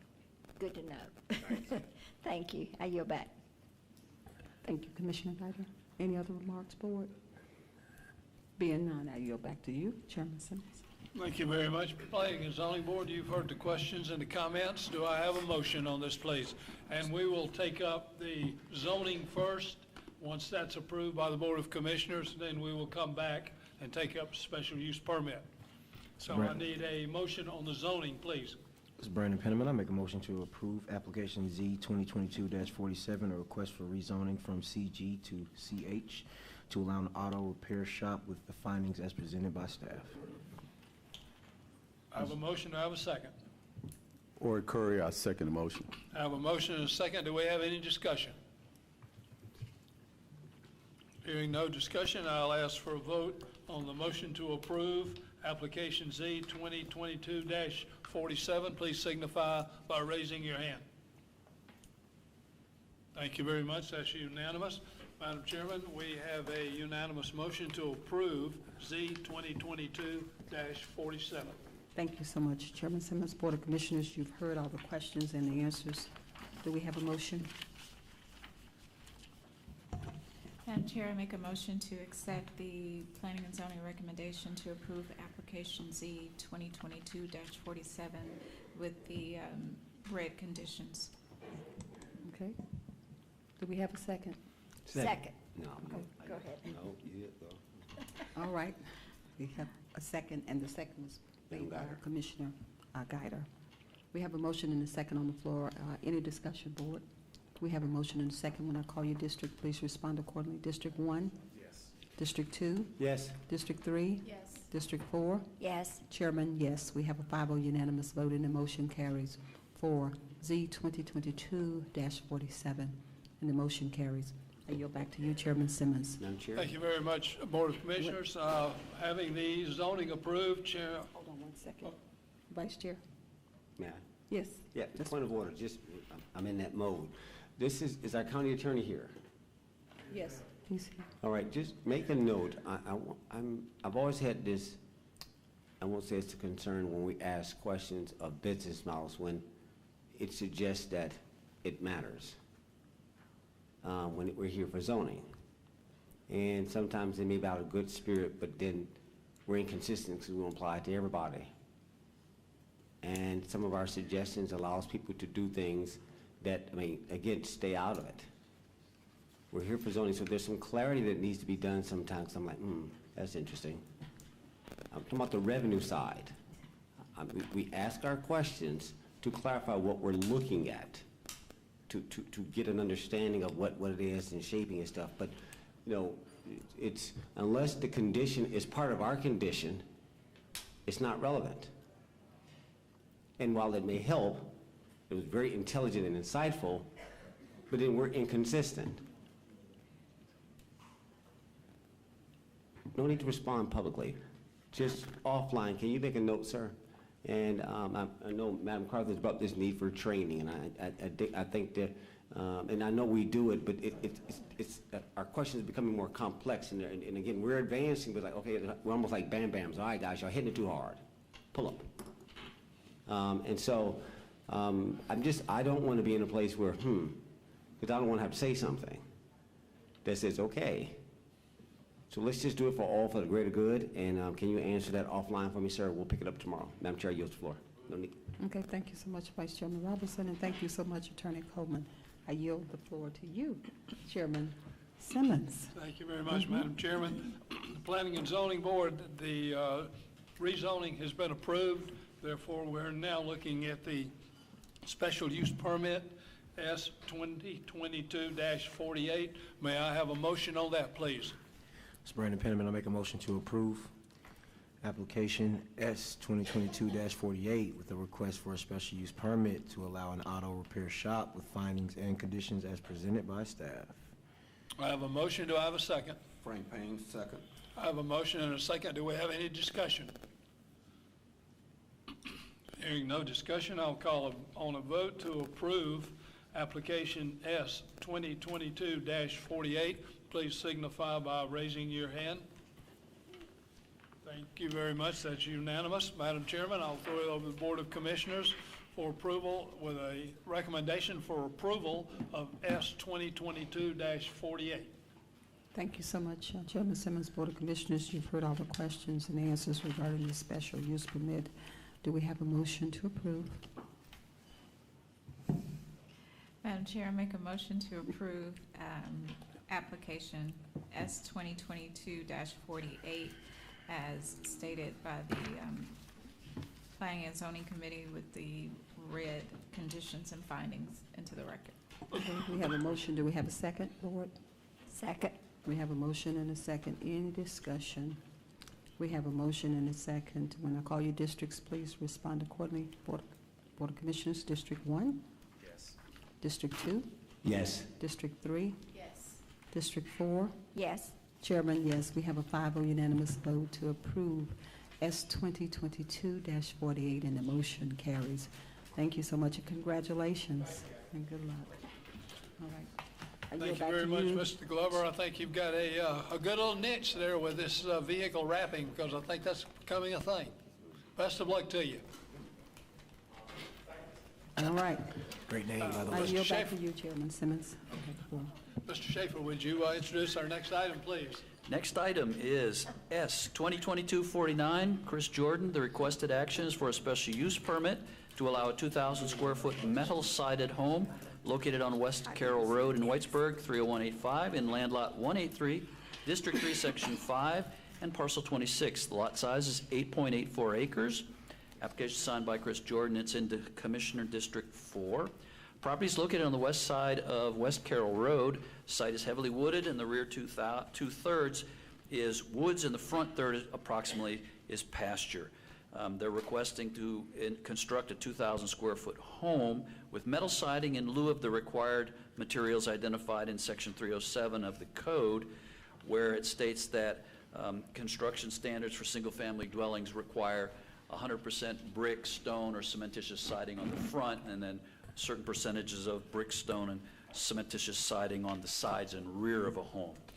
The request for metal facades on residential structures has been increasing in recent years, and under 307F, we are allowed to grant relief from the strict requirements for residential structures as follows. The Board of Commissioners may approve deviations from the standards contained in the section for single-family and two-family dwellings or manufactured home as a special use permit approval upon findings met as follows: that 1, deviation shall provide an adequate balance between the protection of the health, safety, and welfare of the general public and the right to the unfettered use of the private property, and number 2, the deviation shall foster beneficial development to the county which is in the public interest. This is the zoning map of the property. It is at the far southwest corner of the county, and it is all residential, agricultural, large lot development. Many of the properties around the proposed site are developed with single-family homes on larger lots. There are structures on those other properties that are metal storage buildings. If you look around, you will see that there are some metal buildings in the area. And the property does not have water, it does not have sewer along the West Carroll Road, so this will be a water well and a septic system for the home. This is the proposed elevations. I apologize, it's very difficult to see with any clarity what exactly they're doing, but it is a barn-like structure in shape, and they are simply utilizing all of the internal area as bedrooms, living space, dining space, etc. So they're simply using this metal exterior structure for a single-family home. This is West Carroll Road, looking back towards the south along West Carroll Road. The property's on the right-hand side. This is looking into the property from West Carroll Road, so you can kind of see there is a tree line in the front, and there is a pasture, and then there is the trees in the back two-thirds. Special use permit criteria, most of these are in fact supportive of the request. However, item number 3, the location and character of the proposed special use, is it consistent with a desirable pattern of development for the locality in general? And the analysis from our perspective is that the existing development pattern within this residential area, it does include numerous examples of residences, outbuildings that serve purposes from storage to active workshop uses. The addition of a metal-clad home would be somewhat out of character with this existing principal residences in the area. And though there are a number of metal-clad outbuildings in the vicinity, given the potential for individualized design of personal residences, the development code has provided this opportunity for relief by the applicant to address you as a board and seek this authorization to go forward. Obviously, I'm showing you the section 307F again, where the deviations are allowed, given the findings that you can make. However, in this instance, it's a little bit too much of a policy statement, so staff is not making a recommendation on this one way or the other. I would prefer that the applicant come and make their case before you, so we do not make a recommendation on S 2022-49 for an all-clad metal residence. Be happy to answer any questions, and that concludes my report. Okay, thank you very much, Mr. Schaefer. If you would just stand by, I will open the public hearing on this matter. Anyone, including the applicant or the applicant's representative, wishing to speak in favor of this application, please approach the podium, state your name and address for the record. You would have 2 minutes per person, 15 minutes total allocated time. Go ahead, sir. Thank you. My name is Alex Field, 101 Copper Stem Drive, Dallas, Georgia. I'm the president of Barndominiums of Georgia, which is why we're here to present to you today the homes that we are intentionally building. These are unique. These are new to Douglas County. I'm sorry, I thought I heard something. We are building these in all the other counties neighboring Douglasville. You can keep going. Okay, great, thank you. We're actively building now, Bremen, Paulding County, Carroll County. We've broke ground. This is unique. They're doing it in Kentucky, Tennessee. They're doing it all over. The biggest thing is obviously we're here to accept metal siding. My 20,000 square foot building on Veterans, it's metal. It was permitted. It was built, sprinkled. It's commercial. Everything, I understand it was commercial, but the inspectors were able to inspect it. It was engineered to code dating back 50 years, the gauge metal used on the weather conditions that are here in Douglasville, here in surrounding areas. We don't have tornadoes. We don't have snow sitting on roofs. These are all engineered, 100% stamped drawings, architects working for us. So we just hope y'all hear us out and see what we can bring to the county. So I have Mr. Chad Everett. He is part of All Weather Renovation. My other company, this is my business partner. We build them in-house.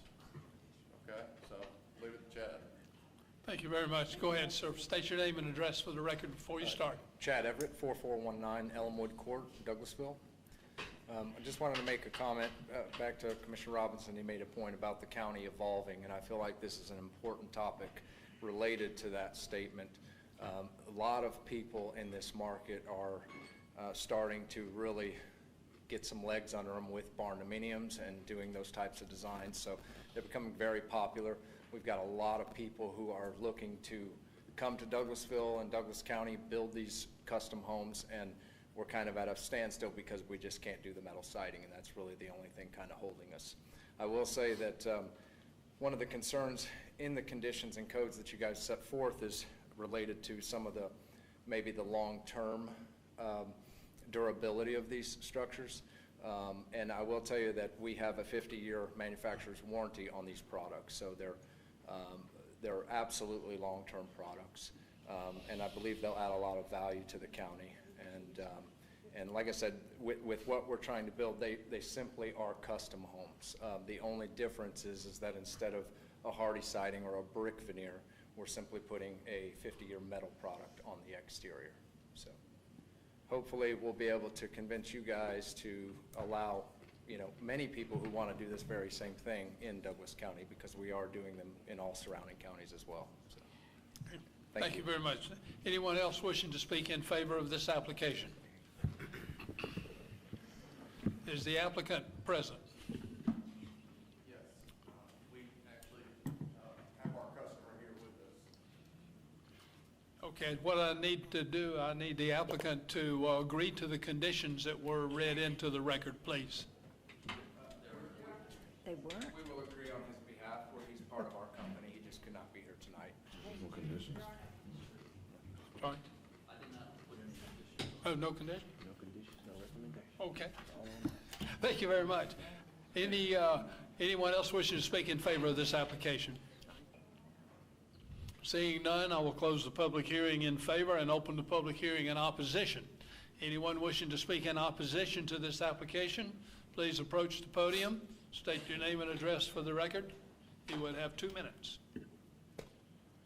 Seeing no one moving, I will close the public hearing on this matter. Planning and Zoning Board, do you have any questions? Yeah, this is Brandon Penham. I got a couple questions for you guys. Both of you guys come up. Yeah. All right. So first off, I want you to know I'm super excited about this. I think it's awesome to find out something new and to see a new product on the market. Definitely. So I got some questions, and forgive my ignorance to this. First question is about safety. With it being an all-metal building, is there any concern with it conducting electricity? No, sir. This is actually, it's actually better in my mind. On typical homes, it's a Uford ground beam. Uford ground would be rebar going into foundation to support your ground system. Okay. These are actually having ground rings. This is used on telecom. This is the infrastructure of all your cell towers. Ground rings are the most durable grounding solution out there. How I know that is where we operate, which is Anderson Power Services. We're your local generator company. We supply power. We do it for all telecom, Comcast, T-Mobile, blah, blah, blah. Okay? Ground rings is how we brought this in. So the niche that we're trying to perform here is how to do it better than any other builder. Don't be the guy just building these homes that are like Legos. We're designing this to not only have backup power, to have the electricity. Everything is grounded, just like any other building, but this is grounded better. It's not being used with a Uford ground. Now, Uford ground's good. Ground ring's better. Electricity disperses into the ground around the property. It's not going to one set 3/4 rebar that's into your foundation, which is most homes. These are used with PEX pipe. You have to ground water lines, right? Old school's copper. That's out the water. Everything's ran in PVC, coming into PEX pipe. All your fixtures on the side of your house, those are grounded. That goes back to your main neutral line. It ties in with your ground ring. Okay, and then my second question was, what was the name of, you said you're the president of an association. What was the association? I'm the president and CEO of Barnuminiums of Georgia. I'm the owner. Okay, gotcha. I'm also the owner of All Weather Renovations, which we're local. We're been in business 3.5 years with Douglas County. We're right down the street off Veterans. Chad, he's been with us for a year now. He is also an owner of All Weather Renovations. This got creative. The question was there, can y'all do this? We did it. Okay, my final question was, I didn't see any accessories or attachments on that plan. Are you planning to add like a garage or anything to this property? This property, I'm gonna let Chad speak. This one didn't have a garage. We Okay. have some that have garages. Okay. These are custom built. Look at the market we're in, okay? And I want to talk 30 seconds. No one can afford anything, okay? The square footage price of normal building and material prices and inflation, you're at $250, $300 a square foot. We're building these for $150 low end to $175 high end. Obviously, we have one customer that is going above and beyond, and their price is at $1 million. This is custom to the person. This is custom to my salary, your salary if you wanted one. This is affordable. You're not having to deal with all these wood crazy prices. It's structured pricing. You have metal foundation. Thank you. That answers my questions. Thank you, sir. Mr. Chairman, I have a question for the applicant, or you build traditional buildings as well as these metal clad buildings? No, ma'am. So what is the advantage? You're saying it's cheaper per square foot to build it with this material than with cement or brick or traditional building materials? This is cheaper. Right. So drive down I-20, get off on Villa-Rica. You see those metal sheds, carports. That metal, it's all based on gauges, okay? These go back to the engineering of the actual structure, the beams, the gauge of the beams. That goes back to the weather conditions. It all goes back to how it's engineered per zip code in the world. So when we send it off, we say we're in Douglasville, Georgia, 30135. Our engineers, they pull the weather specs. They say, okay, this is the weather conditions. This is the type of gauge metal you were to use. This is not a carport. This is structurally 16 gauge. Red beams. We've all been to pole barns, or we've been to the Cobb Galleria, the Georgia World Congress Center. Those are metal, that's the same thing we're building. We're just putting a house in it. I have never seen one like this before. So the advantage is it's cheaper per square feet. What about the curb appeal? When people drive and see them from the exterior, what does it look like? They're beautiful. They're beautiful. I mean, we're doing the same thing that your house does, but you're looking at metal. The metal's powder coated. Okay, this is not spray paint, this is not. Okay, so it has a coating on it that is not a shiny metal, or it, like any color the homeowner selects? We do have a color palette that we can choose from. So it could be like a natural color palette, like would blend in with Sure it the woods or whatever. Definitely. And I'm not sure if our planning department has restrictions on the colors of the exterior. I mean, it would seem like to me, if we make an exception to the material used, we should sort of implement a color palette that would be compatible with the surrounding neighborhood. I agree. Well, just like with paint, you know, you can, in a traditional home with hardy siding or some other type of product, you can select whatever paint color you want and paint the home. With us, our metals come in a variety of colors that the customer can choose from, and they can choose their wall color and their roof color. Sometimes they can make them the same color, but it's just depending on the design aspect of it. But they're powder coated with a 50-year warranty, so you know, nowhere else is there a building that you can say, we have a 50-year product warranty on the finish of this product. So, you know, hardy siding, when we paint it, you might get 5 good years out of a paint job if they do it well. So virtually these homes are maintenance free. And so with it being completely metal and vinyl windows and all these things that make it a maintenance free property, you're simply just washing it at that point as a maintenance precaution versus, you know, scraping old paint and washing and doing all these things and repainting. So it's a very efficient method of building. So is the roof also metal? It is, yes, ma'am. Okay. That's interesting. I'd like to see one. We'd like to build you one. Absolutely. I don't need another one. Feel free to go on Barnuminiums of Georgia. We're on Facebook, and there's plenty of styles and designs there that you can see, and they're gorgeous. How do you? It's Barnuminiums of Georgia. We have a website. It's called barnhomega.com. Fully licensed, insured, all that good stuff you gotta have. So this is inspected by, is it considered a modular home, and the Department of Community Affairs has to approve the actual, like a modular home that's built inside a warehouse and then assembled on somebody's property? It has certain standards that the state specifies. Yours is as well, and it has to comply with the county's standards too. So you're in court, Department of Community Affairs doesn't oversee the standards on your buildings? It's hard for me to answer that question right now. In all the counties, they're inspecting them the same way they're inspecting homes. Okay, so it has to comply with the county's building specs? Correct. It does, yes. And is it built on site, or is it built off-site and then delivered? It's built on site. The same footings, same foundations as every other home. It meets every other code. Any inspector wants to walk up, inspect electrical, HVAC, framing, closed wall, roof, the whole nine, it's inspected the same way as any other home, any other commercial building. So you're gonna have wood on the interior of the home? Yes, ma'am. The studs are gonna be wood and the sheetrock, and then Yes, ma'am. everything else When is you're just... inside the barn, it'll be as if it's a traditional home.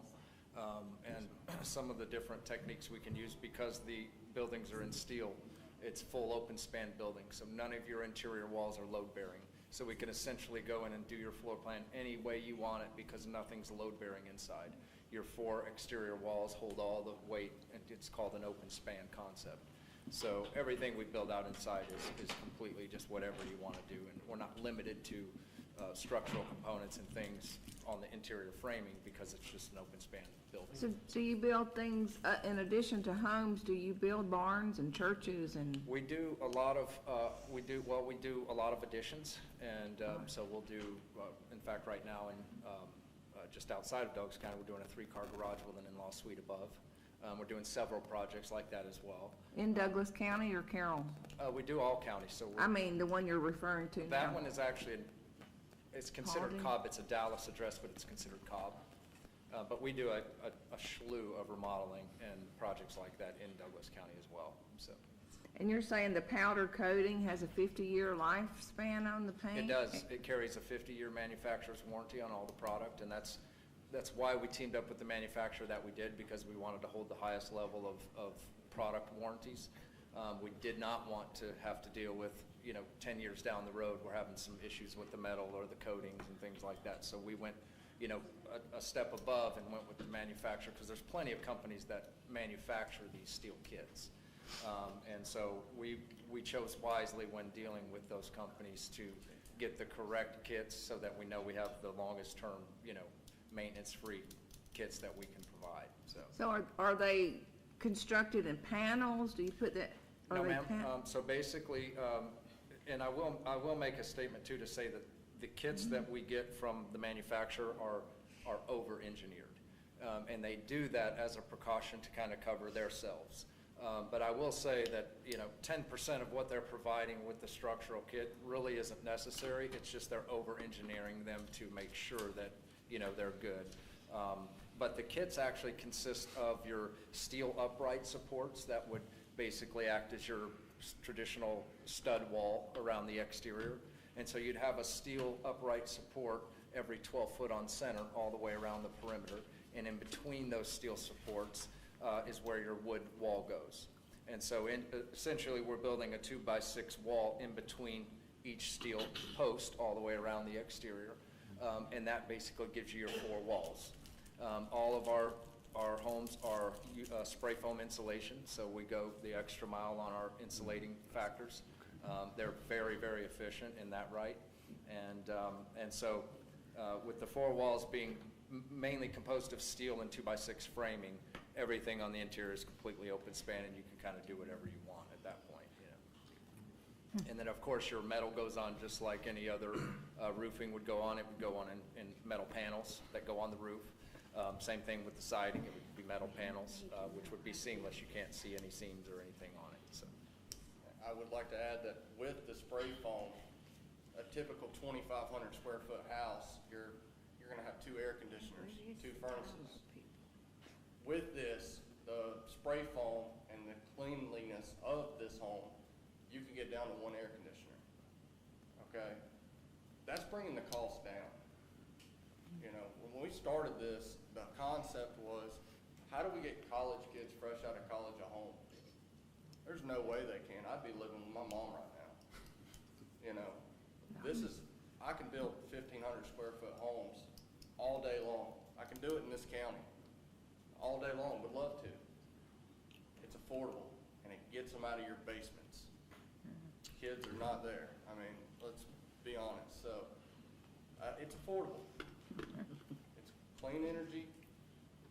We're trying to incorporate our generator, Anderson Power. We're trying to incorporate generators with every barn we build. We want to get into storm shelters. I mean, we're getting a little creative, but this is really cool. And it's like Commissioner said, we're evolving. And this is part of it. So are there any completed barns in the nearby vicinity? Yes. Where? I've got one, 777 Candy Road. Candy Kitchen. Candy Kitchen, my Temple. apologies. That's Temple. Yep. That's in Temple? Yes, ma'am.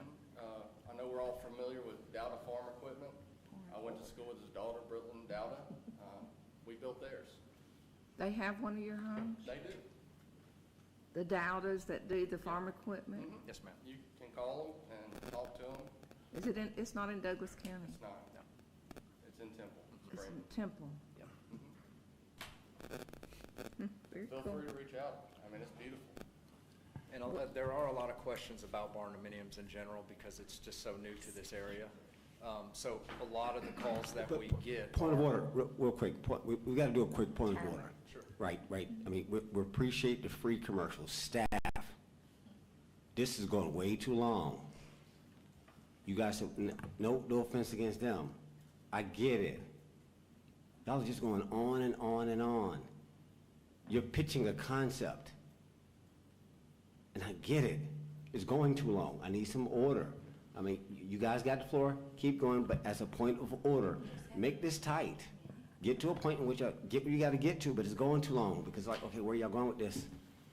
And y'all got us exposed here, and it's unfair to the applicant, but staff say, I don't wanna do it, we're gonna just throw it over the wall. Oh, so we gotta settle it?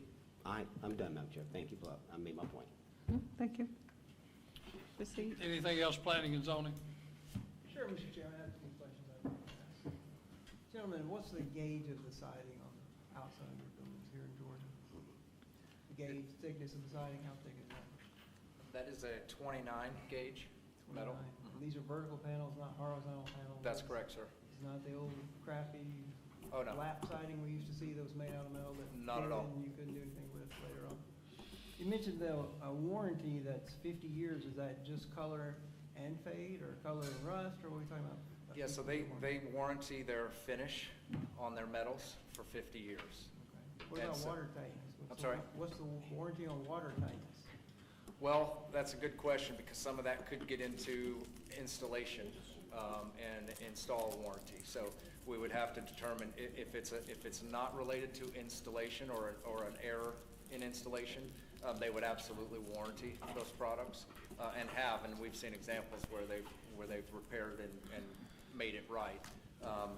But obviously, with an installation issue, that would fall on us as the builder to hold those warranties as well. Right, but what's the typical water tightness warranty?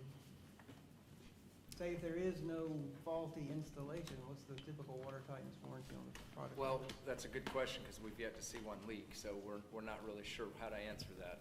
We anticipate it not being, any time in the near future. I would say that the only thing I could think in my head that would cause any kind of leaking issues would obviously be limbs falling or something like that, or some of the rubber washers dry rotting on the screws that they provide with the kits, to where you might have some cracking there, or something that may require some screw replacements, or something like that. Aside from that, I really can't think of any other areas that would cause leaks. Great, thank you, that's all I have. Sure. Appreciate it. Any other questions? Madam Chairman, I'll throw it over Board of Commissioners for questions they may have on this. Okay, thank you so much. Board of Commissioners have any questions at this time? Commissioner Guyder? Okay. I understand where you're coming from.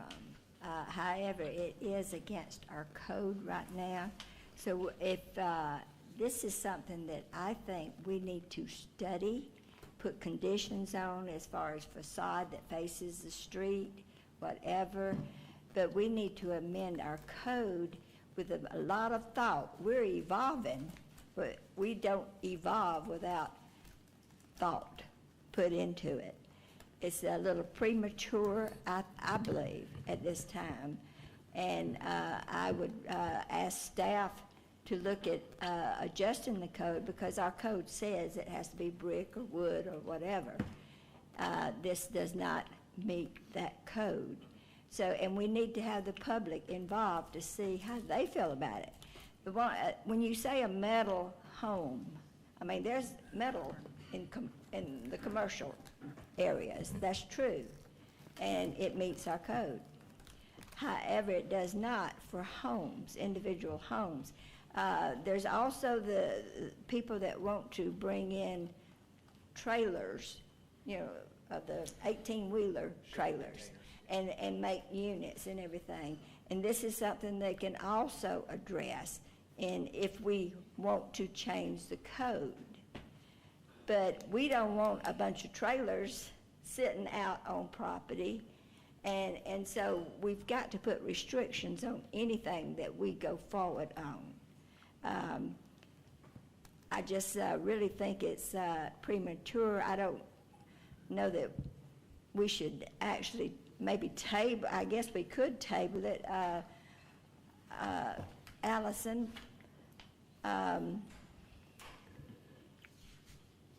it would take y'all how long to look at the code, get input, have a public hearing, and whatever? So Commissioner Guyder, we do still have amendments that we do plan to bring to you in August to address several of the components in the code itself that we have not yet actually addressed. Article 12, 13, there's some pieces of 6. So there are still pieces that we're working on. And even tiny homes, I mean, Correct. that's coming to, I mean, Size. everybody wants to buy a cheaper, I mean, Minimum build size a of cheaper homes, home. so- I understand that. So But we've got to put thought into this, or we can have trailers sit, when I say a trailer, I'm talking about from a tractor trailer. you know. Container. We can, containers sitting all over the county. I don't think the public wants that. The code was written the way it was, the public wanted it at the time. So we need to look at the different aspects of it. I'm not throwing the baby out with the bathwater. So the next opportunity to hear would be August 2nd if you wish to continue this. The reason we're bringing it to you is it's a special use permit. So this is a one-time deal. But it's against our code entirely, the whole Right. purpose. It's out of character. It's out of character. It's not, it doesn't meet what we already have required. It doesn't say you have to have so much brick on it. Right. It doesn't have the restrictions that we put on houses. So this has to be looked at Okay. carefully and thought through, or we can destroy the character of the county. So, and it will affect every one of the districts. If you let it happen in one district, it's gonna affect, you may have a metal house right in the middle of some nice wooden homes or brick homes or whatever. That's why you have codes. And we also have the comp plan update coming forward as well. Yes. So there's two And- issues here. And I would charge y'all to look at, what they're talking about, but also the containers, the tiny homes. In the meantime, now, it would have to be brought to a public hearing, would it not? The comp plan and any change to the code has to be a public hearing. Okay. So, I mean, you're in my district, and I know it's rural out there, but even on something, houses, we tell them they have to put a facade of brick or wood or something like that on. So, we need to go through this step by step. We can't just make a decision like this here, just for one home, because once if we approve this, then we've also set a precedent. So, we have to, do this properly, is what I'm saying. It looks like a very good product. You've got some good points as far as the cost and everything, and we all know, my daughter just built a house out in Bremen, and it costs $40,000 more to build it because of inflation. Hopefully that won't last forever, but we have to think through this. We don't want to change the whole character of the county. So, I'm asking maybe to table it to August. Is that what you're saying? It will be brought up in August. Yeah, we plan to bring code amendments to you in August. If you wanted to continue this case till August, I leave it to the applicant whether they would agree to that. But you certainly could table it and allow us to bring code amendments to you that might address this specific issue along with a few others and see. That would be my recommendation, because we're just not ready for this. We've got to evolve, but we've got to evolve for the betterment of the county. So and it opens the door to other things when you say a metal building. But that would be my recommendation. Of course, we're not to that point yet, but so I guess what I'm asking, can I table it that long? There is no meeting in July, so if you table it this evening, it would be going to August anyway. August the what? 3rd, 2nd? August 2nd. Okay. All right. May I ask a question? Yes. For the phone lines that are going crazy with the marketing we're doing in Douglas County, which we understand is a against code. What would your suggestion be to tell a customer that has secured land, secured the home, ready to move forward, and active, grew up in Douglas County? What could I tell them? As we all heard today, it's not up to code. It's not. We're not educated 100% on this new thing. Right.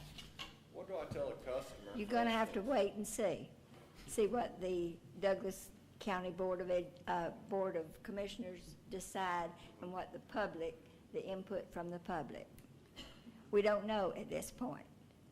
We're not shutting you down. We're just saying we're not ready for anything like this. We've got to study it. We've got to study and make conditions, just like we do on houses, okay? Just like we do on mobile homes. We've got conditions on that too, so. So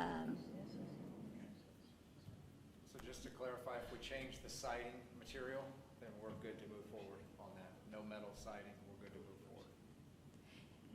I don't think, does this meet the metal frame? Is that what you're saying? You're taking the metal frame and you're gonna put siding on It's it? the metal siding that's in question. The exterior facade is just the metal siding that we're holding on. Everything else is, far exceeding what normal. But the inside is like a metal building. It's a combination, it's steel and frame. But the framing of it is not wood. Right. It's not lumber. Yeah, but I believe, if I'm not mistaken, the code is prohibiting us based on just the metal siding. Yeah, that's correct. If the siding were changed over to brick, stone, cementitious siding, it could move forward tomorrow. Well, is the applicant, is that Ms. Jordan? Well, Ms. Chris Jordan is the rep He's that our guy, yeah. sold the job. He works for us. This is our actual customer. She's purchased. Her husband's in Douglasville, Douglas County. Of course, the Fire. cost of the building's gonna go up quite a bit because of that. And that's what we're holding on. Yeah, but anyway, it'd be a decision on her. If they meet our code, that's one thing, but if they don't meet the code, that's another. Yep.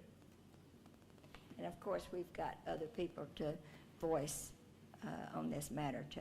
Yes, ma'am, thank you. Thank you. Okay, all right? I yield back. Thank you, Commissioner. Vice Chairman Robinson. Thank you, Madam Chair. Again, these are long meetings, and we didn't just show up this evening. We've been going all morning and yesterday, and we've had this conversation regarding affordability and options. And we have talked about the comprehensive plan that got tabled, which intentionally, we're thoughtful. We don't just rush into things. You're gonna meet expectations. But it's like what's it called? A pollen seed that gets blown over and planted. Right, and it's both ends for our seniors, for my 25 and 22-year-old. No, I get it. And I get barn that maybe in the rule that might have been why y'all let this come here like this. I reject what y'all did here. You shouldn't be here like this. Zoning should know, staff should know that, come on, guys. This was, maybe it'll fly. He got caught. And is it getting its fair share? It's fair consideration, because he's going on and on and on. He's in passion. And I'm like, well, y'all can't read the room? Did you poll the board people who pointed y'all? Did y'all perceive what this meant? Don't y'all follow our meetings during the day? So is somebody in the staff briefing y'all if y'all are not there because y'all busy and everybody got something to do?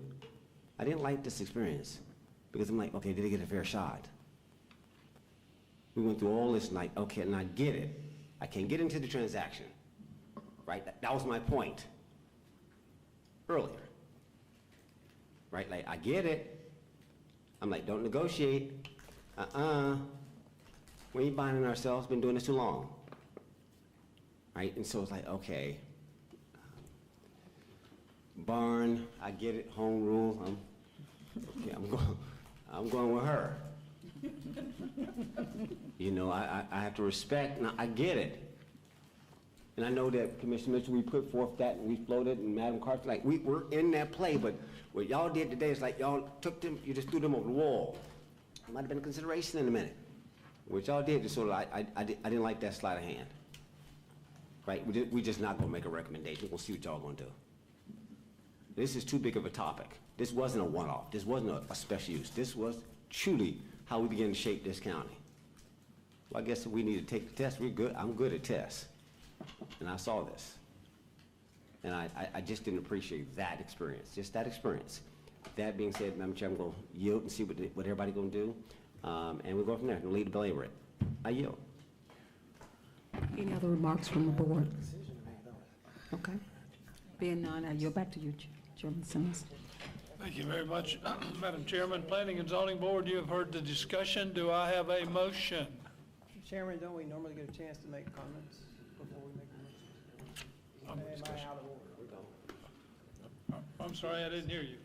So normally when we get to opportunity for, maybe it's after the motion's been made, we actually can make a comment one way or the other.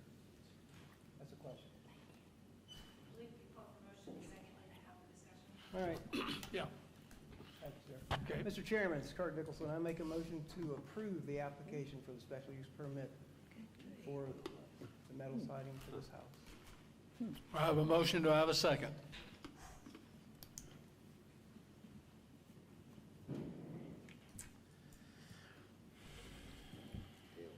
I have a motion. I do not have a second. The motion would die for lack of a second. Do I have another motion?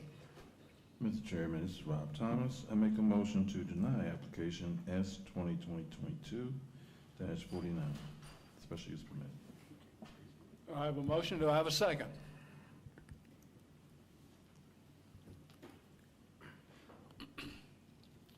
I do not have a second, so that motion will die for lack of a second. Do I have another motion? Mr. Chairman, I'd like to make a motion to table application S 2022-49 to our August meeting with the, I guess to be a condition that staff, say again? Just table with the condition that staff would do more research into this type of development. Okay, so your motion is to table application S 2022-49 until 6 o'clock on August the 2nd, 2022. Yes. Correct? Yes, that's the motion. I have a motion. Do I have a second? Yes, sir, I second it. I have a motion and a second. Now, do we have any discussion? Yes, sir, Mr. Chairman. It seems that we issue special use permits all the time. Every meeting we have, we issue special use permits. I don't understand. If we have a problem with this one, then we could actually fix it later on in August or whatever. I just don't understand why we're walking from this one. I'm just making a point. So, thank you, sir. Any other discussion? Hearing no other. Or correct. The situation is we just need more time. I think that's the recommendation. My recommendation is we need more time to do some research into this so that we could give everyone a fair shot at what we're trying to do here and the way ahead for Douglas County. So I think this is tabling what should be sufficient. And Okay, thank you very much. Any other discussion, Planning and Zoning Board? Hearing no discussion, I'll call for a vote on a motion to table application S 2022-49 until August the 2nd, 2022 at 6 p.m. All in favor, please raise your hand. There you go. All opposed? Thank you very much. Madam Chairman, I will throw it to the Board of Commissioners with a motion to table S 2022-49 until the August 2nd, 2022 meeting at 6 p.m. Thank you, Chairman Simmons. Board of Commissioners, you've heard all the questions and answers. Do we have a motion? Yes, ma'am. I make a motion to table S 2022-49 until August the 2nd. And I would like for, if the code is not amended, since this was brought prematurely to us, that their money be refunded for the bringing it to us. Clean up. Huh? I made that motion. Okay, do we have a second? Point of clarity, Madam Chair? Yes. All right, so we're making a motion to table this motion until the next meeting with the condition that the applicant get their fees refunded. Is that accurate? Yes. Is that what we're hearing, y'all? Mm-hmm. Then I second. Okay. Commissioner Mitchell? Just a question here. So are we saying we're tabling it to reconsider it and give their funds back? Or are we tabling it just to give their funds back so we can go back and do some planning and zoning work to make sure that we get this corrected, because we can't do anything with it? So tabling it, wasting these guys' time to come back to do this. Why? So it's our ordinance doesn't allow it. It needs to be revisited from that perspective. But if we're tabling it to hopefully get these guys approval or approved, yes. But if we're tabling it just to give them a refund and waste their time, it doesn't make sense. Okay. Okay, so, Allison? I think just to clarify. Wait, point of order. Okay. Yes, sir. So, are you making a motion to alter this? I didn't say, I didn't, All I right, didn't make, so- I didn't make a motion. I just, Allison, if you would, please. Well, again, if it's appropriate to say, my understanding of the motion from Commissioner Guider is that this will be tabled to the August 2nd, at which point we will have a full hearing, and there will be a decision at August 2nd. If that decision is to deny, at that time, you would like their fees refunded. If that has caused confusion, we could certainly make a note in the minutes that we are just tabling to August 2nd at this time, and then upon the ultimate decision, either to approve, deny, or otherwise, we could take up the question of the fees at the August meeting, if that helps to clarify. But I just share that to say, I do believe that staff understands the intent of the motion that you're trying to make here, if what I have stated is, in fact, your intent. And I'll say this, hold on. I'll say this. As stated, I'm not trying to confuse the motion and the second. But if the intent is to table this for a punt of 2 months from now, whenever our next meeting, to deny it, to give them the refund, why waste their time? And I'm not saying that to you, Allison. I'm not, that's not, I'm only saying, if that's what you're doing, because there's no way that we'll be able to take this item and approve it in that time frame to give you guys time to make that kind of a situation happen. So, okay, I see my colleague wanted to, okay. Can I just comment? If you, yes, you can, absolutely. Yes. If it's approved, then they don't have to come before us. Correct, because we'll have it, but So, planning and zoning won't have that kind of a time. With the condition, if it's denied, we would give them their money back. I mean, if the. I'm fully understanding. I fully understand your motion. Point of order. Point of order. Well, yes, we can. It's my conversation that I allowed her to respond to, so absolutely. So with that being Give me just stated, 1 second. Commissioner Guider, as stated, as stated, I understand your motion as was stated. I was just only saying to confirm that in our next meeting as to why I say that's a waste of their time to come back, because there's no way planning and zoning can tell me that they will have this redo ready to go before us for planning and zoning to move forward. That's what my statement is all about. And I see Mr. Coleman, it looks like you got something you want to add to this. Yeah, I just wanted to say that I'm not sure from a legal perspective about the refund at this point. I think it's something we ought to look at, because it sets a precedent for Well, we respect can- to future denials. And I think it's something that, we should look at and think about. Understood. And make sure that. You're saying from the denial perspective. Yes. Setting the precedence of saying if we deny it, at our next meeting, then they get the refund. I get your point. Then you Point- may have point everyone well who taken. gets the zoning denied seeking a refund, and I think that Understood. could be risky. I get your point. I just think we just need to think about it.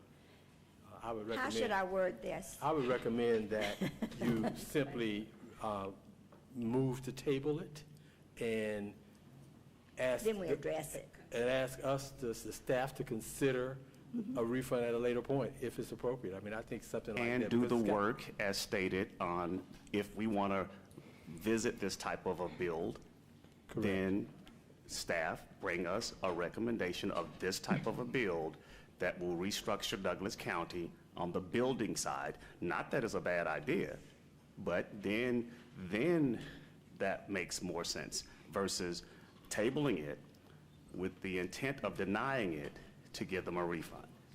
I think it's a waste of time. That's just Commissioner No, Mitchell's I thought. understand. I don't disagree with that. I don't disagree. But I do think that, having an opportunity to look at the notion and the idea of Absolutely. refunds and by tabling it, it may subsequently be an amendment to the code that allows it to go forward. So a discussion of a refund, in my view, at this point, would be premature. Okay. Okay, so, I make, okay, I'm not done. So with that, I get your legal point of reference on all of this.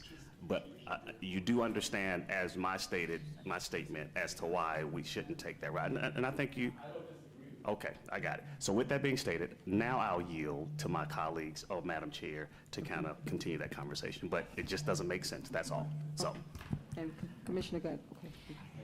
Vice Chairman, no, she was not, no, I have not yielded to her.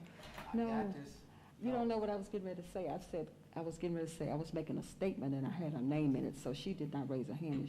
It's your time. Go for it. There you go. Yeah. Let me get on in this. This is my point. This is my point.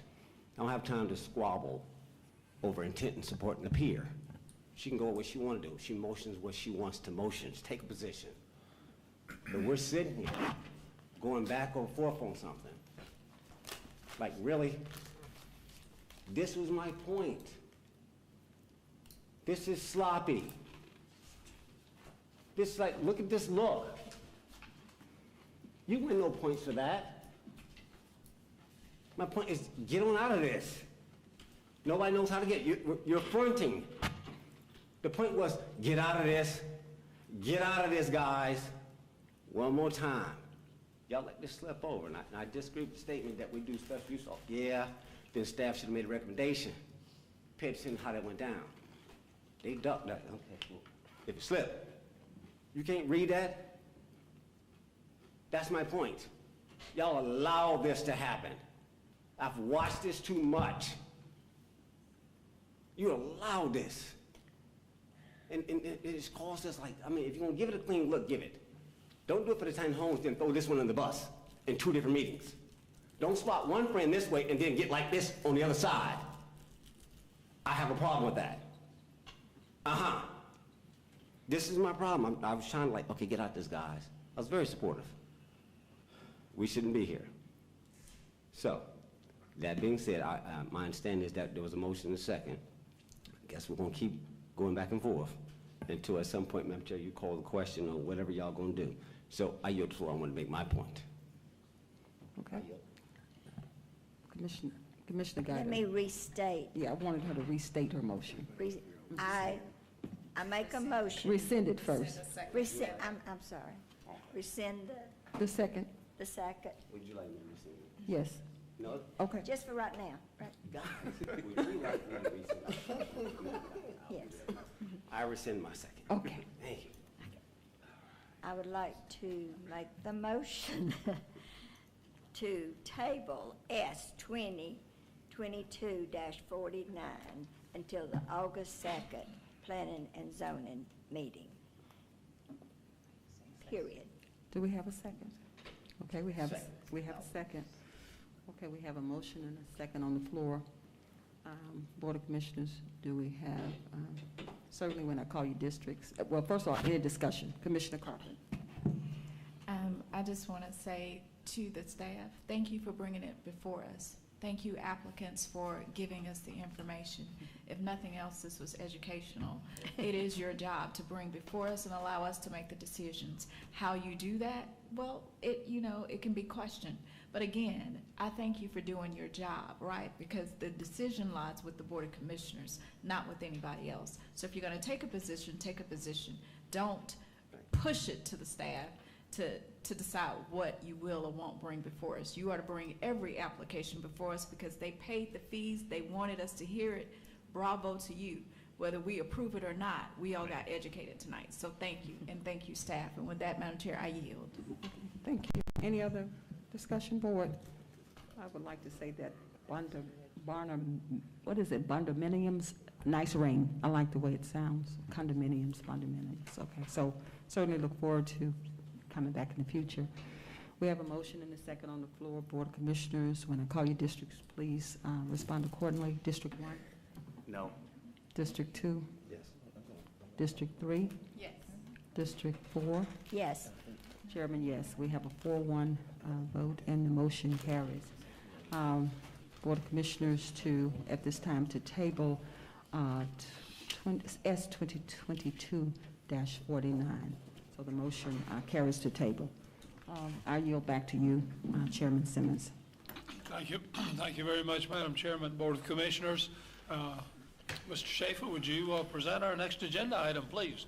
Next agenda item is Z 2022-50, A to Z Naturals requesting rezoning to amend their planned unit development to provide a single entrance onto the property from Caps Ferry Road and remove requirements for sidewalks along Caps Ferry Road or for payment into the sidewalk fund located at 7380 Caps Ferry Road, Douglasville 30135, Land Lot 73, District 3, Section 5, Parcel 7. Lot size 66.49 acres for this particular request, signed by Gopi Thodakura, Commission District 4. Subject property is located south of 166, west of the Dog River Reservoir, north of Chattahoochee River, east of Caps Ferry Road. The combined properties are zoned PUD, planned unit development, and are governed by the overall development plans and overall development standards and conditions of approval within Ordinance Z 2020-15 as adopted June 2nd, 2020, Ordinance 2020-24 as adopted August 4th, 2020, and Ordinance Z 2021-15 is adopted January 5th of 2021. The project has broken ground on the farm development area with access directly from Caps Ferry Road. Property, however, is still mostly wooded and undeveloped with a number of streams-fed ponds, lakes, and several single-family residences. The proposed amendment arises as a result of modifications to the interior road network and how that will connect to Caps Ferry Road, as well as how the internal network itself will be rearranged to serve the various components of the project. A single principal entrance is now proposed along Caps Ferry Road with a gated emergency entrance at the location of what was approved as the secondary entrance in our prior ordinance of approval. The applicant has requested authorization to amend the plans to reflect this new entrance and configuration and be allowed to utilize a novel hardy grass material for creating a pedestrian travel path instead of the traditional concrete sidewalk to run between the two entrances, tailing off just beyond those outsides of each of those entrances. Configuration was what was originally anticipated by condition number 5 and 6 of approval under Ordinance 2021-15, except that concrete was anticipated for the cement, for the material for the sidewalks. And the path would be constructed with the appropriate 4-foot median strip between the curb and the path. Gravel would be used when that instead of grass, and then grass would be used in the actual pathway. Just to bring you up to speed, this is a picture of the proposed amendments to show you that at the bottom of the picture is what is being built right now, which is the greenhouse, the warehouse, and for purposes here, there's an existing gravel driveway that enters the property from Caps Ferry, and that will remain an engineered driveway at some point in the future. However, the connection up to the main yellow road, that's the spine road that they're proposing to do as a new alignment, given the topography and other things that have been, now that they've more fully investigated the property and how it lays, this is the road network they've chosen to align to. Item number 11 there is the global, I think it's Organic store, that's right, and nutrition center. That project is being designed, and then the road that goes to the north paralleling Caps Ferry to serve those wellness homes there, item number 4, as well as an entry to the north side there, which was always anticipated off of Cantrell Road, that will be gated.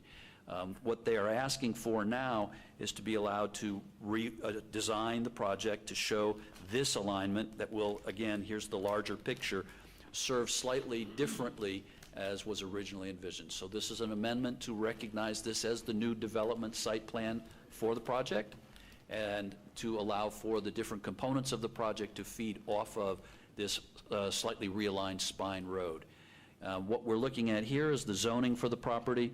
Obviously, the Foxhall developments to the south, surrounding the property is all residential agricultural, and the property itself is approved PUD, planned unit development. This was the plans, as you see here, for the main entry, the single entry point that were submitted some months back and have been reviewed in DRC for some weeks now.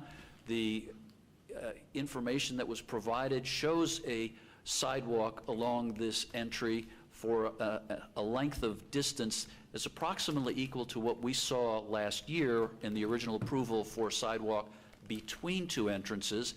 However, the issue became whether or not this change now triggers the DOT requirements for sidewalk and curb and gutter and median strip along the entire several thousand feet of frontage for the project, which was not what was approved last year or envisioned last year.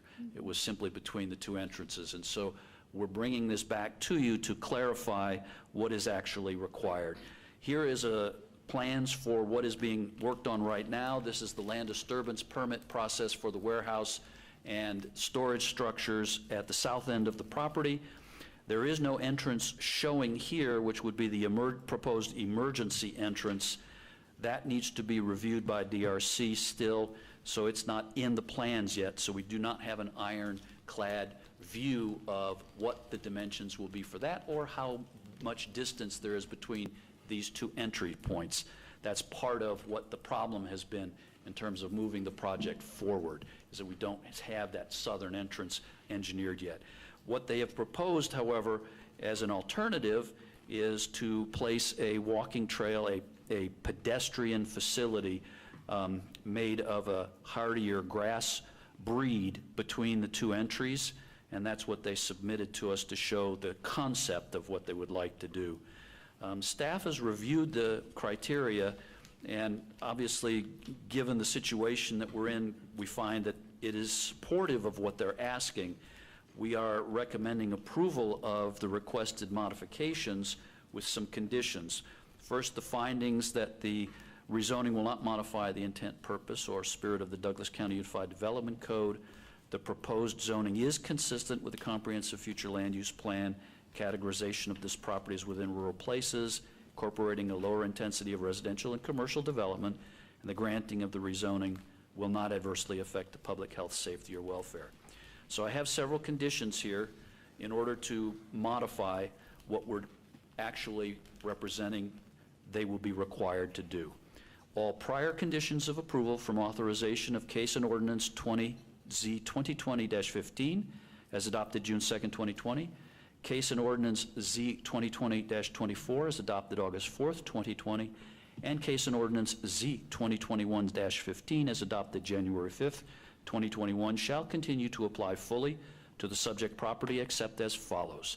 Number 1, the review, approval, and installation of vehicular-related improvements to the entrances to the preserved development on Caps Ferry and Cantrell Roads shall proceed without linkage to or requirements for any ancillary pedestrian sidewalk improvements along those frontages except as stated herein.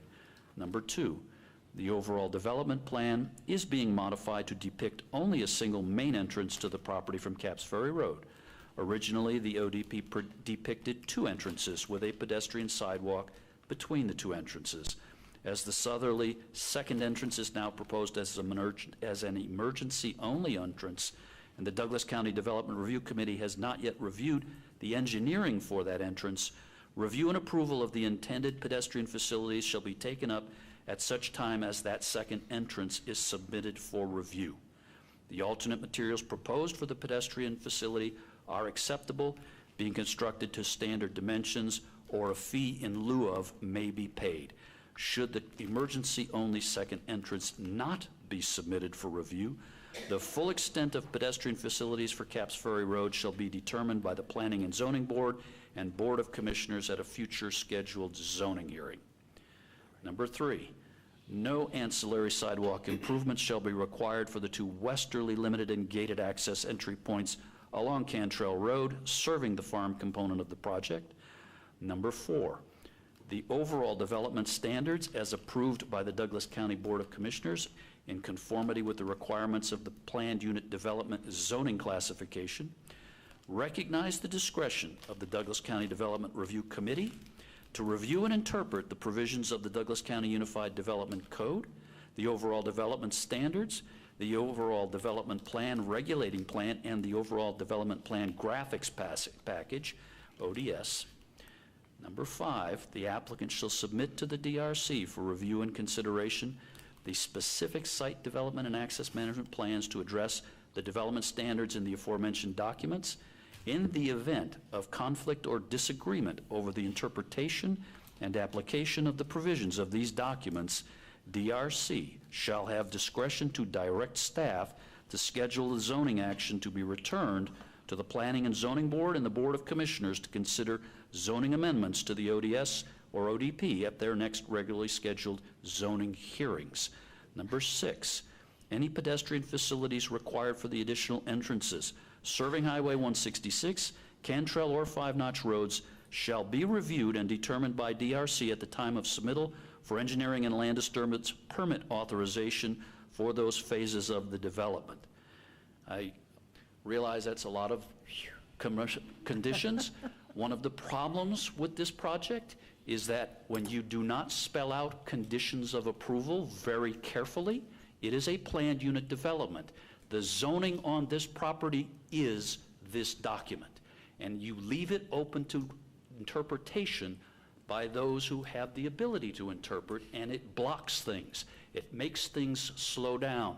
It creates problems. And I apologize for these very intense conditions, but they are necessary to clarify what needs to be done going forward.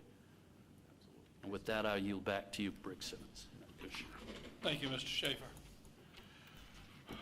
At this point in time, I will open the public hearing on this matter. Anyone, including the applicant or the applicant's representative, wishing to speak in favor of this application, please approach the podium. State your name and address for the record. You would have 2 minutes to make a presentation. Total allocated time, 15 minutes. Go ahead, sir. Evening, everyone. Joe Fowler, Post Office Box 489, Douglasville. Thank you for staying late and for hearing us tonight. We were here for the purpose of a revision to the PUD last year. As was mentioned, that's when we added 66 additional acres to the project. It now totals 1,200 acres. It started out about 1,120. Then we added the first tranche at about 18 acres and then 66 acres last year. The master design, as you know, at that point anticipated the primary entrance at or near the driveway to the existing home place that was located on that 66 acres. But then with that secondary entrance down on the home place that was on the 17-acre parcel to the south. At the meeting in January, as Phil noted, it was stipulated that the applicant, A to Z Natural, or actually Preserve Life, would be required to put a sidewalk between those 2 entrances. Since that time, as you've heard, the development plan has been modified internally by Preserve Life to make that lower southern entrance simply rather than a regular access, it'll be emergency egress only. We know we have to deal with the DOT and the DRC about that. The application here requests to modify that original development plan to remove that second southerly entrance. Meanwhile, given the removal of the second entrance, the applicant has asked initially that the sidewalk requirement be lifted as well. That is, no requirement whatsoever. There is an internal access road to the warehouse that resolves all that. I can't tell you how long we dealt with staff regarding the elimination of the sidewalks, including the DOT. An alternative to the contract, to the concrete sidewalk was arrived at. We discussed that. That's covered in conditions 1, 2, and 3. We'll consent to those conditions, but when I have a moment in a few minutes, I would like to propose an alternative to remove that alternative form of sidewalk, to propose instead the dedication by Preserve Life of a 5-foot strip of right-of-way adjacent to the existing Caps Ferry Road right-of-way for a future bike lane at such time as the county proposes to build bike lanes in that area. I have a modified condition that when I've got time, I will present, Mr. Chairman. Thank you. Thank you, Mr. Fowler. Anyone else wishing to speak in favor of this application, please step forward.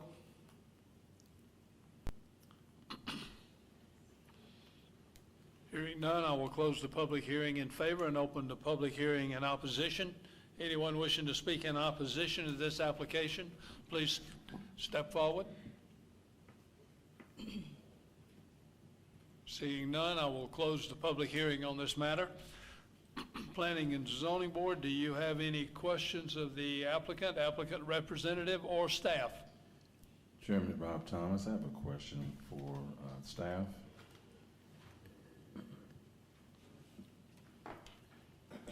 I just want to make clarification on one of the conditions. I think it was number 5. So will DRC and DOT have some type of latitude as far as variance for this project? They will have latitude to interpret all of the various requirements under the ODS, the ODP, and the UDC.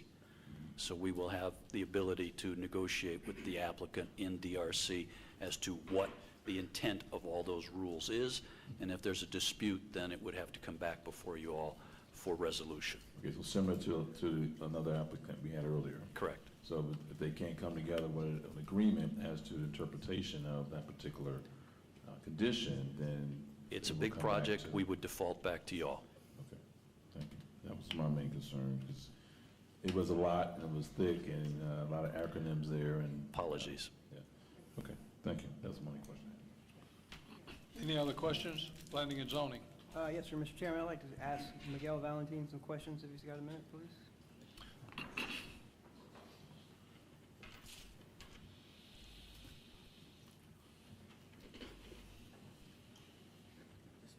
Mr. Valentin, it's good to see you again. I had a quick question regarding projects of this nature. How often do you guys request sidewalks to be built from property corner to property corner when you're doing a project when a project like this comes before you?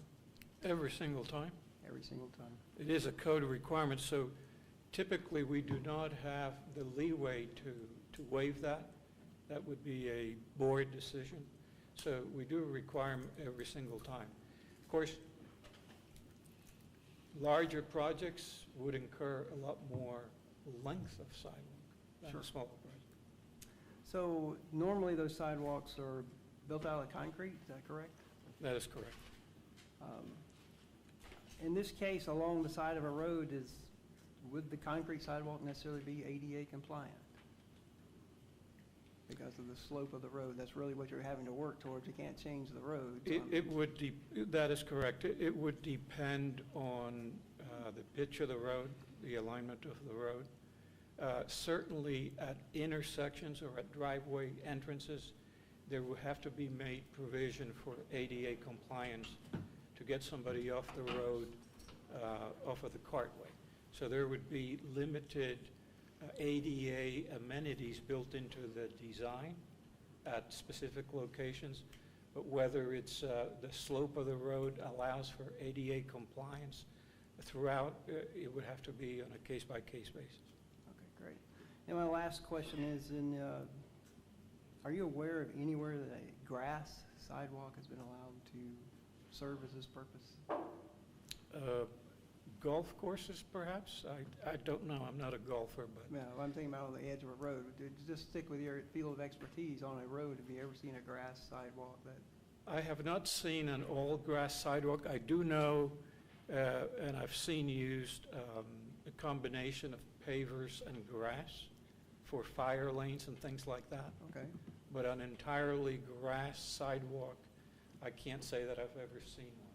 And I guess in that case, of the brick pavers and the grass, that's probably for permeability purposes, I would guess. Is that correct? It is also for the aesthetic look, so that the entire surface is not concrete. Okay. So you have a combination of grass and concrete. All right, great. Thank you, sir. Appreciate your help. Any other questions, Planning and Zoning Board? Hearing none, Madam Chairman, I'll throw it over to the Board of Commissioners for any questions you may have. Okay, Board of Commissioners, any questions at this time? Commissioner Geiger? Yes.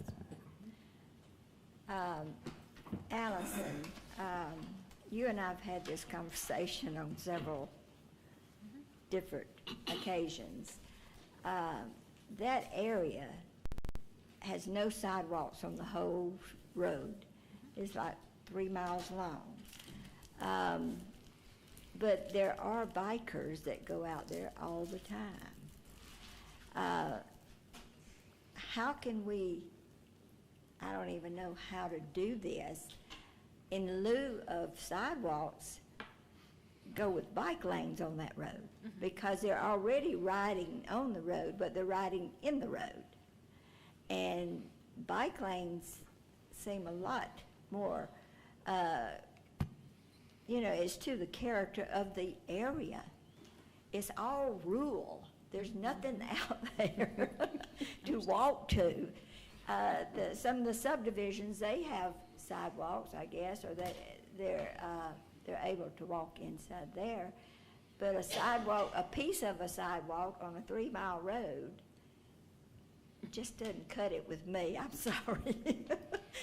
I would much rather see a bike lane. And if they would donate the land for the bike lane, it seemed like, how can we amend the code on rural roads? Because, I mean, it's different than if you're in the incorporated area or near the incorporated area and people do walk. They ain't gonna be walking out there, they're gonna be riding bikes. And for safety's sake, I would say it needs to be more of a bike lane conversation than a sidewalk.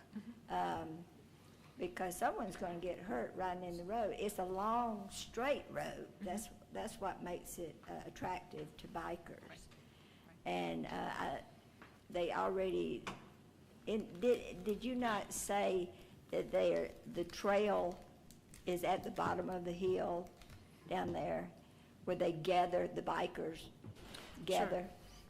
Sure. So if I can address that, we do have some concept plans for where we anticipate, a bike ped network happening in that area, but they are very draft at this point. We hope that we will be standing in front of you at some point with the comprehensive plan update and show you a more robust vision of what we think that is. But right now, we just have some sketch ideas on paper that we will vet as a part of the comprehensive plan update. And I'm going to encourage Mr. Schaefer and Mr. Valentine to help me on this one, because this has been a team effort. But I believe what Mr. Schaefer is trying to do is to alleviate the initial hurdle, which is getting the approval of the land disturbance permit so that the preserve can move forward with their initial project. Right now, we have some hold up with that because of the transportation improvements. We recognize that the developers of the preserve will be with us for a while. We're glad to have the project in Douglas County. Investment out there. And we're glad to work with them. And so I think that what P&Z is trying to do is to remove the initial hurdle with the land disturbance permit, but recognize that there was intent made for some sort of pedestrian improvement. So I believe what Mr. Shaver is attempting to do is to address the formal improvements maybe at a later date with the second project, emergency entrance, which still has to come back before DRC. So we're trying to remove the initial obstacle in favor of being able to address kind of the more specific standard at a later date. In regard to the bike improvements, I would defer to Director Valentine in regard to whether or not the on-road bike facility is something that would be a desirable part of the network for the county. And I don't want to speak for him, but I think he may have some feelings about whether or not that is something that we're looking to incorporate. What I'm asking, is there a way of substituting on rural roads, because you and I had the conversation, y'all talking about state highways too. Correct. To me, that is not in character of the area or on the state highways. So to me, sidewalks just does not fit the character of that area. Right. But is there a way that we can fix this for future too, so that when we have on a state highway or a long rural road, we don't have to tell them they got to put sidewalks in. I've seen ramps to nowhere. There's one at the end of Douglas Boulevard. There's a handicap ramp, and there's a big old pole right there at the top of the ramp. Sure. Where are they going to go? They can't go up the ramp because the pole's there. Sure. So I think it would be our intention to bring to you as part of the comprehensive plan update what we think is a robust, comprehensive bike ped network for Douglas County, right? And at that time, we could take a look at the code provisions and decide, does it still make sense to require sidewalks on every road frontage of every project, or do we look at where we're actually trying to encourage those bike ped connections in proximity to a project? So we can start doing this when y'all are reviewing, bringing recommendations. We could maybe correct this in the code because it doesn't make sense. So that would be, long-term, that would be our intent. I think what we're trying to accomplish tonight is to get over the initial obstacle of the land disturbance permit that is tying up the project at this moment in time. To your point about sidewalks, what we have proposed is this grassed alternative. So it's not a concrete sidewalk, it is a grassed alternative that would go in place of the concrete. And then if we need to revisit this at a later time, when they actually come in and design that second entrance, because again, this is all premised on a concept plan for a single point of entry, but they've acknowledged that there's a secondary point of entry that we're still going to see. But there's coming forward. not going to be pedestrians going in there. There's just trucks or emergency vehicles. Well, again, respectfully, hard to say, right? Because when this project first came to you, it was supposed to be 2 principal entrances. So until we actually see what they're proposing for that second entrance, it would be hard for me to say tonight what to do. But can we wait until after y'all look at the code and make recommendations on August the 2nd before we require them to put even a trail that they're going to have to tear up or whatever? Nobody else is going to have it. So to your point, we won't have those recommendations by August 2nd. The overall kind of comprehensive trail master plan is something that we will look to have come out But of the we're not going to make comprehensive them build a sidewalk now. The thing that is holding them up now is the land disturbance permit approval, and I can defer to Phil, who sits on DRC, if you have specific questions about that. What we were trying to get them over is an initial hold up in terms of approving their land disturbance permit because, to Mr. Schaefer's point, the interpretation of their original conditions is that they have to build the sidewalks now.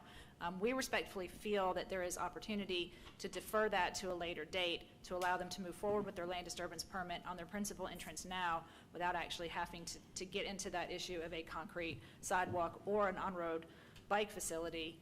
And that is what we are trying to accomplish with the conditions that we've brought to you here tonight, if I'm saying that quickly. And if I could ask Mr. Fowler to come, you represent the preserve, right? Are you okay with what we're talking about? We're talking about addressing the code in the meantime. Yes, ma'am. But kind of kicking the can down the road tonight. I was under the impression that as a PUD, the ordinances could be modified specifically so that anything that is adopted as a part of this PUD overrides everything, including the sidewalk requirement. What you and I had discussed and Miguel and I had talked about was, odd as it seems to members of the Planning Commission, having a grass strip as a sidewalk. It sounded odd. We talked about it. But if it makes sense to the board and to the zoning board to defer action on that and let us go ahead and approve the entrance, we can defer action on the sidewalk issue until August. Okay. Thank So you. you're okay with, you'd be okay with something like that? Yes, ma'am. And is staff okay with that? So I think to clarify for your purposes, there would be no requirement to do sidewalks of any kind right now. Okay. Until the DRC sees the second entrance engineering drawings, there is no requirement for sidewalks of any kind. This was an effort to push that until we saw the engineering drawings for the second entrance, emergency or otherwise, and allow that moment in time, if necessary, to come back to you for adjustments to what was being done in the PUD, or we will approve what they are suggesting as the facility they'd like to build. At that point, I expect that the same issue will come up, and we will be able to say to you, it makes more sense for them to dedicate 5 feet wide additional land along the entire frontage of Caps Ferry. At that point, we modify the ODP and ODS before you again. It's just right now, I'm asking you to approve what we've asked for so that we can get this land disturbance permit through the process without having to tie them to the sidewalks on either side or along the entire frontage. That would be decided later. We don't have any sidewalks to be built right now. Nothing is required for them on sidewalks right now. Not trail, not pebbles, not grass, nothing. It's just when they come back with the engineered drawings for the second entrance, we will review it in DRC. If we can come to some arrangement in DRC that does not require you all to be involved, we'll do it that way. But if there's not agreement between the applicant and staff, then we will bring it back to you. But in the meantime, y'all will be looking at this in the code. The bigger picture. To correct The the bigger big picture. picture. Absolutely. Yeah, and we are already. Okay, Yeah. very good, very good. All right, I yield back. Vice Chairman Robinson, you have the floor. Make sure. All right, so to keep my intent clear, because I'm always clear on what I say. All right, so let's go back to where we were and why we even got here. And Joe, can you come up, Joe? Man, Joe, when this went down a couple of years ago, or whenever we made our decision, I remember I made the motion for this. And you were on the phone on the other side of the earth. And they agreed. It's important to know history. I don't know, I'm in that mode today. You got to understand history. You know the linear decisions that were made. So this was, we're in the middle of it. You asked us. I'm spotting District 4 like, okay, do you know what you're looking at? Look, you'll need this later. Right, we're shaping economic development. We're shaping the county. Right, just like, okay, this is your character. Like, look, okay, you'll pick this up later. This is important. So with this marker, I get where you are with a land disturbance permit. And I get that we'll get to the code that we've been posturing all day later. But this was important because it was like, okay, could y'all foresee this? We talked about trails from Chattahoochee Hills all the way around. I mean, this is a long time, guys. Different partners. Take a position. Do you know what you want your area to be? We're being reactive. I'm good. So since I made the motion for it, and you did make the phone call, they says, no, they're okay. All right. I was just weighing in, because I can. But to my peer, that will be out of District 4, I'm willing to yield when it's appropriately timed. Because the point is that, yes, economic development is important. Don't let them come out here and take all this, not make no conditions for the average citizen, whatever it is, runs, bikes, lanes, whatever. The point was a marker. That is a big strip. Yeah, y'all about to dump that whole 3,000 acres. What y'all gonna do over there? You got a lot of mix going on over there. Do y'all see the big picture? Do you even get what your decisions are doing to shape it? I'm fine. I really am okay with where you guys are. I'm okay with staff. I feel you real good. I like when you get like this because you're sharp. I got it. And so you have a moment here, and I'm fine. But I want to make sure you understood the context of this. This was part of it, right? We have citizens who say, well, gee, with the commercial residential, they're like, okay, look, hey, can I have some street lights? Can I get some bike lanes? Can I get some sidewalks? So I shape my decisions based on what I hear is important, no matter where it is. But that's part of the code. We shaped it in there, right? Because again, you got part of this kind of like, okay, they're okay with being rural, and part of it doesn't want to be. But that's the code. but you revisit it every now and then to make changes, and maybe we should get some changes and modifications. It can bend a little bit. The earth is not linear, right? The universe does bend. So I'm okay with that. I want to weigh in, and again, I do support the current moment, and again, wherever, and it's important, Madam God, I need you to weigh in for the next 6 months. So that's why I'm really like, okay, what you gonna do with this area? All right, weigh in. So, all right, Madam Chair, I'm proposing, I'm advocating for, you know I'm in a good mood, so I yield, Madam Chair, I'm good. Thank you. Thank you. Commissioner Parker, you have the floor. Director Valentine, will you take the mic? Just have one quick question in regards to transportation. Is this something that you are okay with? Because we know as a board, we ask for sidewalks in front of projects. So that was put in the code for a reason. I get that this is Caps Ferry. Did we do that for the adjacent property? And is this something that for transportation you think would be okay? You have no angst about it? I'll have to qualify the answer. The code is pretty obvious as to what the requirement is. In this particular case, the development is of a different nature. It is not your typical development, and the length of exposure is also quite significant. So this is one instance where I would defer to the wisdom of the board as to whether it is appropriate in that particular instance.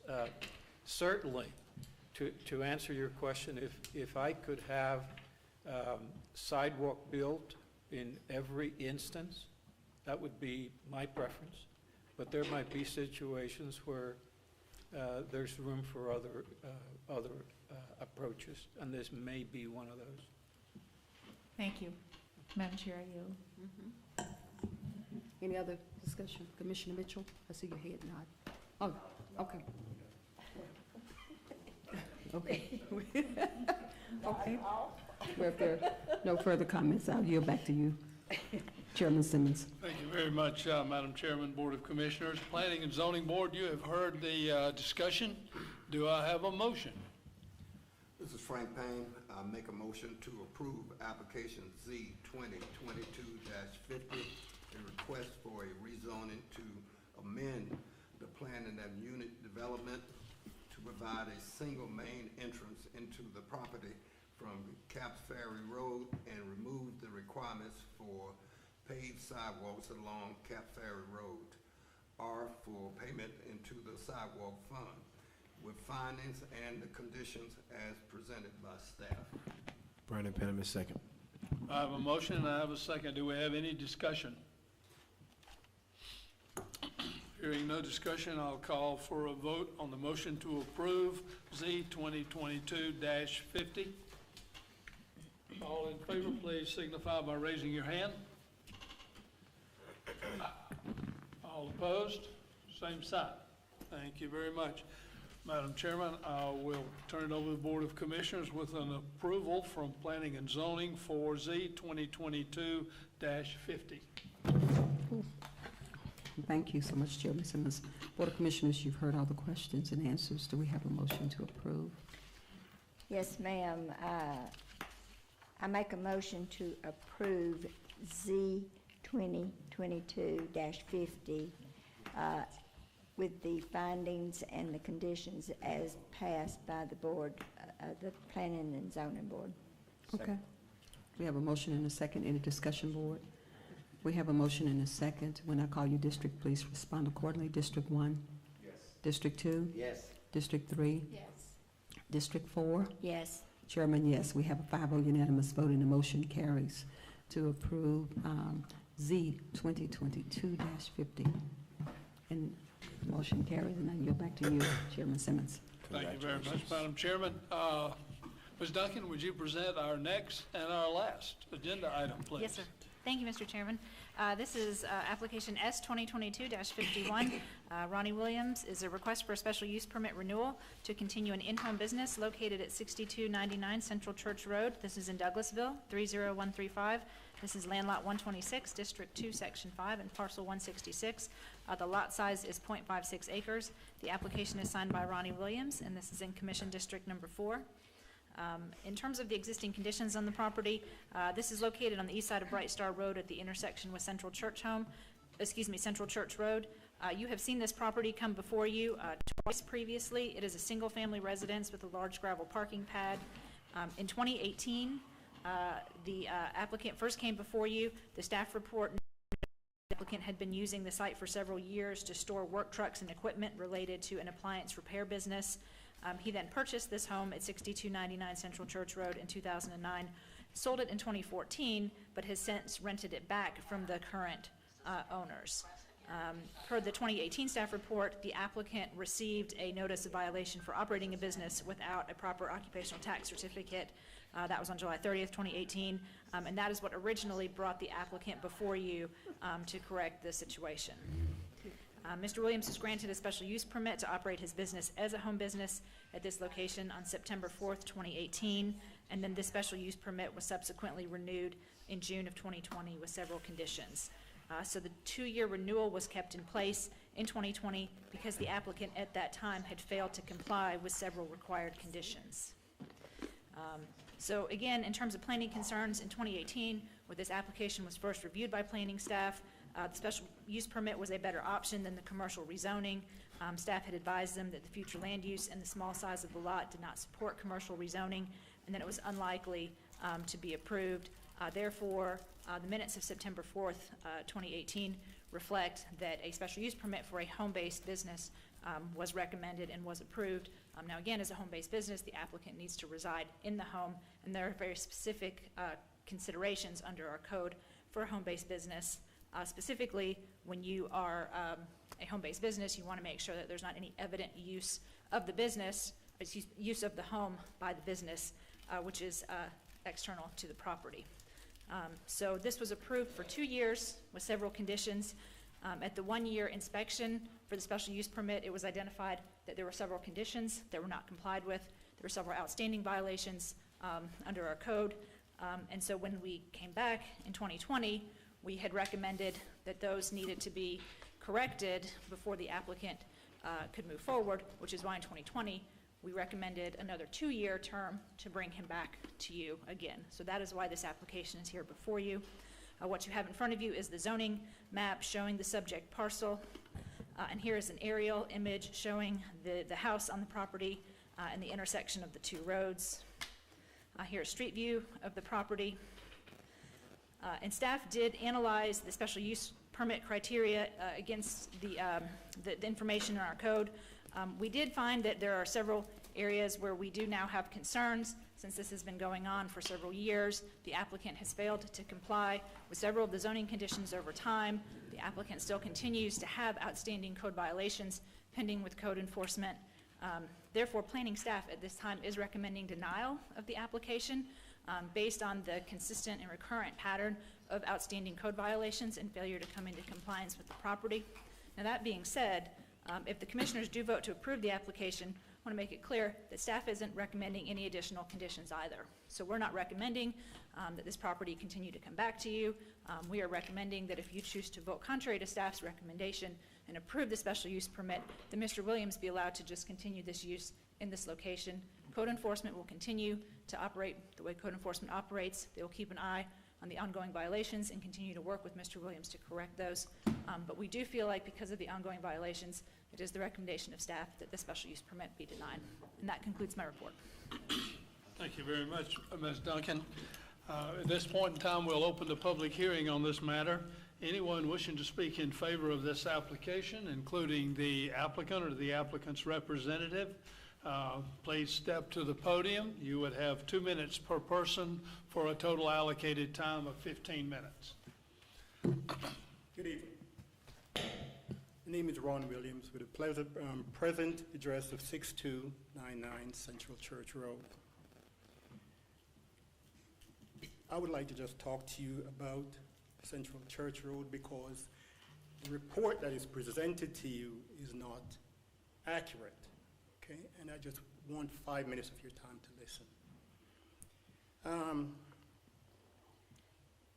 The reason why I'm at Central Church right now, which I do not want to discuss, okay? But I came on Central Church Road back in 95. All County was incorporated. We had a thriving business. Calm down, Ron. We had a thriving business. In 2006, I had a very bad accident on 20, which took one of my employees. And it just started a bad thing. I purchased that property. Excuse me a second, because this is just, I purchased that property. Okay, I just want you to listen. I have 3 kids, and I could not take a vacation because I promised my kids I would not take a vacation until they were finished college. 2 of my daughters have masters because I did not take a vacation. I work night and day. My son, he just got his BA, okay? So 3 kids I pay for them because I did not want to take a vacation. And because of that, I'm where I am because every time everybody take vacation, Dad, no, I wanted you to, when you leave school, you did not have a bill, okay? And so I pay for those college.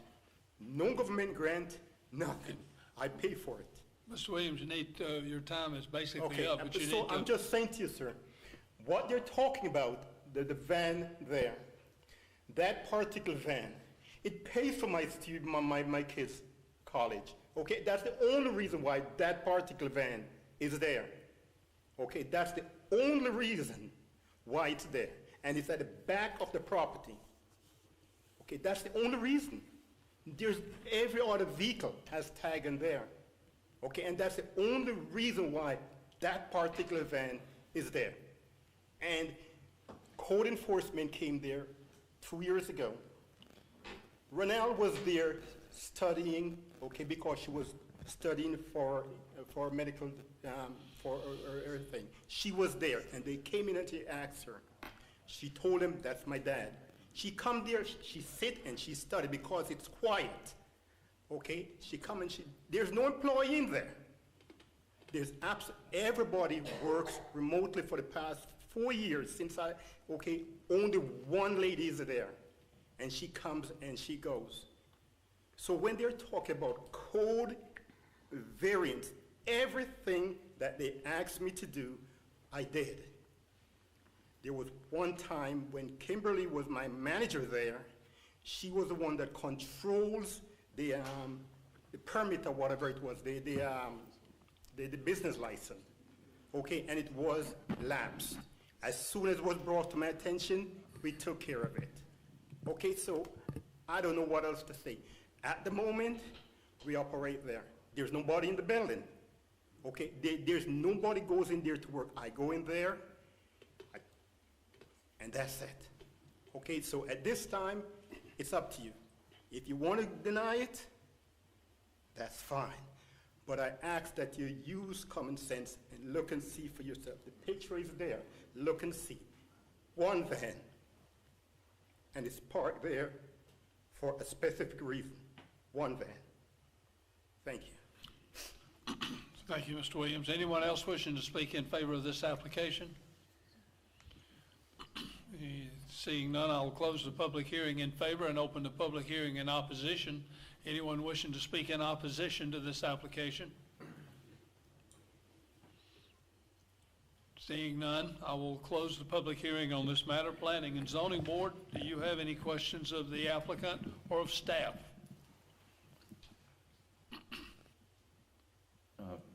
Rob Thomas, Chairman, I have a question for Mr. Williams. So are you familiar with, Mr. Williams?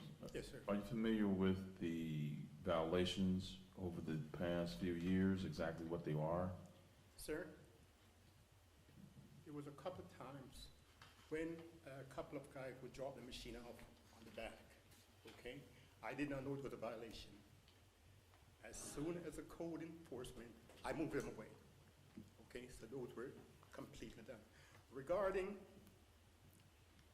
employees there, and I want you to believe me when I say this, Ronelle comes there from time to time. She sits and she studies. That's the only female that's in that building.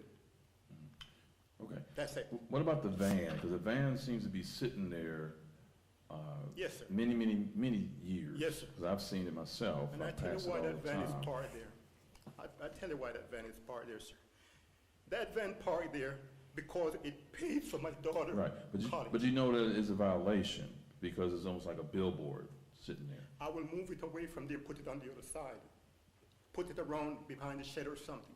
But that van pays there, sir, because that particular van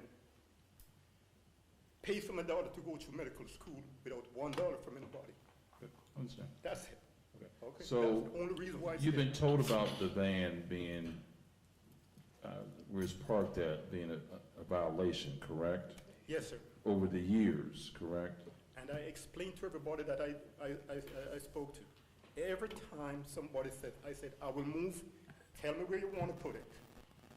I put tag on it, sir. I tagged the van, so the van can come there, they can see. The van was tagged up to 2020. That's when the last time the tag was put on there. Okay, and that's the only, that's the. So do you use the van? Does the van get used? I mean, Not if it's not tagged. I mean, it's just tagged. Do you actually move it, use it in No, your sir. daily operations? Okay, No. so is there more parked at It's that there location? to show that my daughter finished medical school on that one van. That's the only reason why. So now she's finished.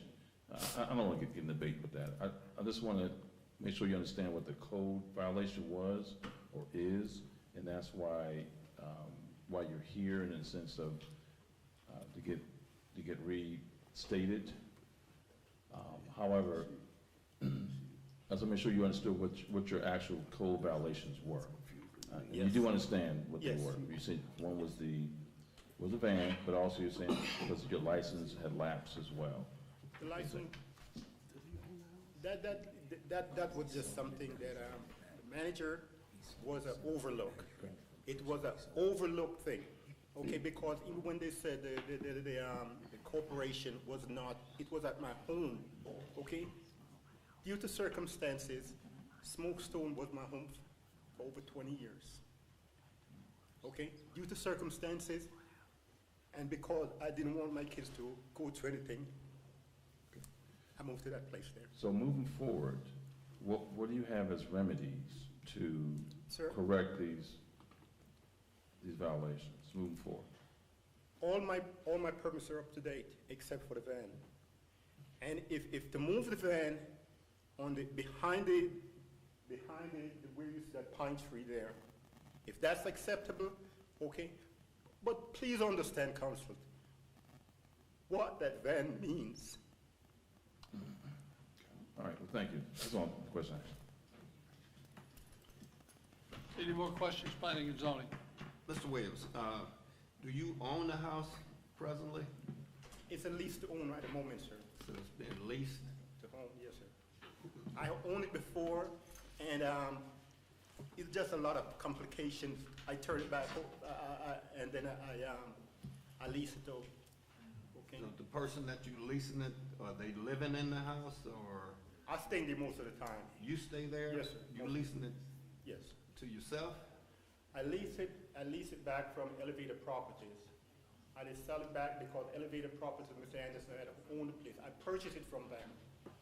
Okay, due to a very difficult time, and so I leased it back so I could be in the property. You understand? Because my home on Smokestone, my wife and kid is there.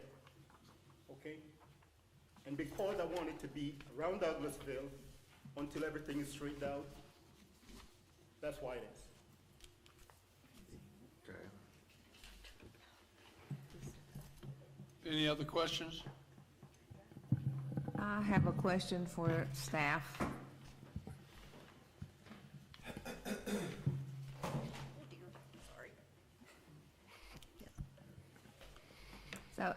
Allison, if Mr. Williams moves the van, will he then become in compliance with?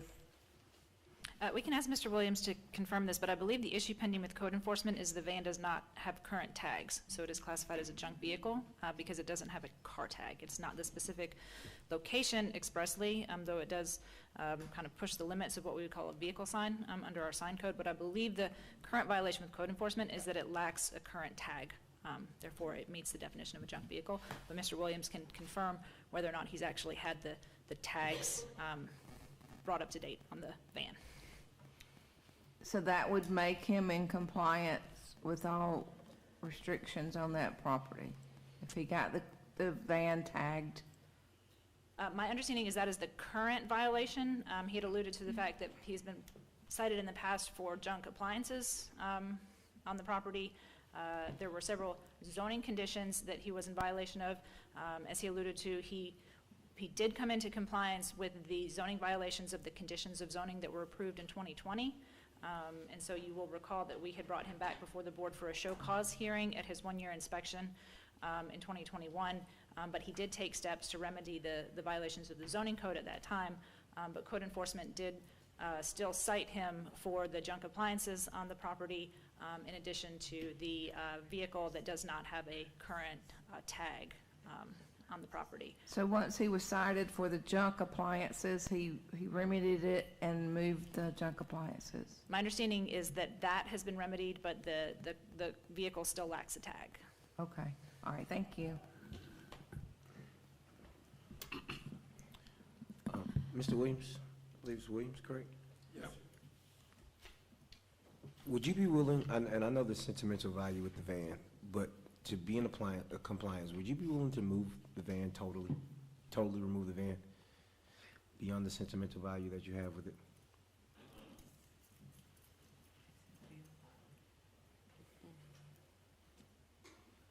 I move the van. So that's a yes? Yes. No further questions, thank you. Does the van run? Yes, sir. You just chose not to put tag on it? Sir, insurance right now for my company is $2,400 a month. 4 vans, $2,400. So to pay that amount on there, and the van is not being used, I took the tag off. That's it. The stuff that's in the van, drive by and take a look, okay? There's cardboard in the van and parts. I took the tag off because especially during the pandemic, I went down to two technicians plus myself, okay? 2 technicians plus myself. Nobody comes to the place. Everybody is remote. Right. Okay? So to pay $26.50 per month for the vehicles, I pulled the insurance and just let it sit there. Okay? And that's it. Okay, all right. I just didn't know if it was movable. Okay, any other questions, Planning and Zoning Board? Hearing none, Madam Chairman, I'll throw it over to the Commissioners for any questions you may have. Thank you so much, Chairman Simmons. Board of Commissioners, any questions at this point? Yes, Commissioner Guider? Yes. Are you saying that the vehicle will not pass inspection? At the moment, it will not pass inspection. It would not? It will not pass inspection. Because it needs... It's been sitting a while. Okay, so they're going to tell you got to run it for a while, and you know. Well, you can't buy a tag without the insurance, but you can pay the ad valorem tax on it. I don't know exactly how the code reads, but unless he can get inspections and the insurance on it, then they used to allow them to just pay the ad valorem tax on it and sit there. I don't know if the code allows for, if it has to be tagged or just So again, I can clarify with code enforcement, but spoke to code enforcement again today and confirmed that the current violation is because the vehicle does not have a tag. It does qualify as a junk vehicle under the code of ordinances. I don't engage as much with the code and ordinances as I do the Unified Development Code. We can certainly provide that clarification to you, but my understanding is it is classified right now as a junk vehicle because it's sitting on the property, is without tag, is not running. But if it needs repairs, what I'm saying, he can't pass inspections, and he can't get insurance unless he has, I mean, he can't get a tag without the insurance. Understand. Again, this would be a question I'd have to defer to code enforcement, but my understanding, he is in violation of the code because the vehicle doesn't currently have a tag and it is on the property without a tag.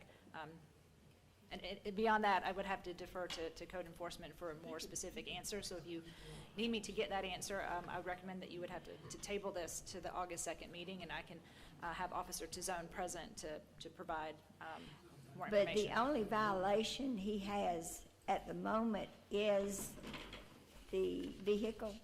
Yes, ma'am.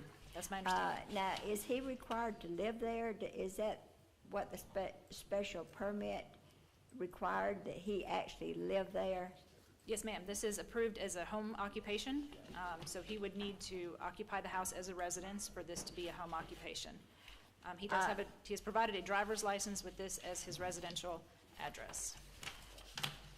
But he says he lives there, he's there most of the time. I'm going to leave that to the applicant to address if you have questions about that. Okay, Mr. Williams, why are you just there most of the time if that's your residence? That's where I am. That is where you, because I drive by there all the time and I don't see You see, lights on or anything lights like are that there, at night. but the thing is, it's a difficult situation, and which I don't want to go into. But that's my address. That's where I am. Okay, I go there various times. You may pass there and you don't see me, but I'm there. Okay, I'm there. Okay, because to fall from here down to here, it's not easy. I understand that, but it's like if somebody breaks a law and we turn our head to that, then everybody else is going to be breaking the law. We've got to be consistent, and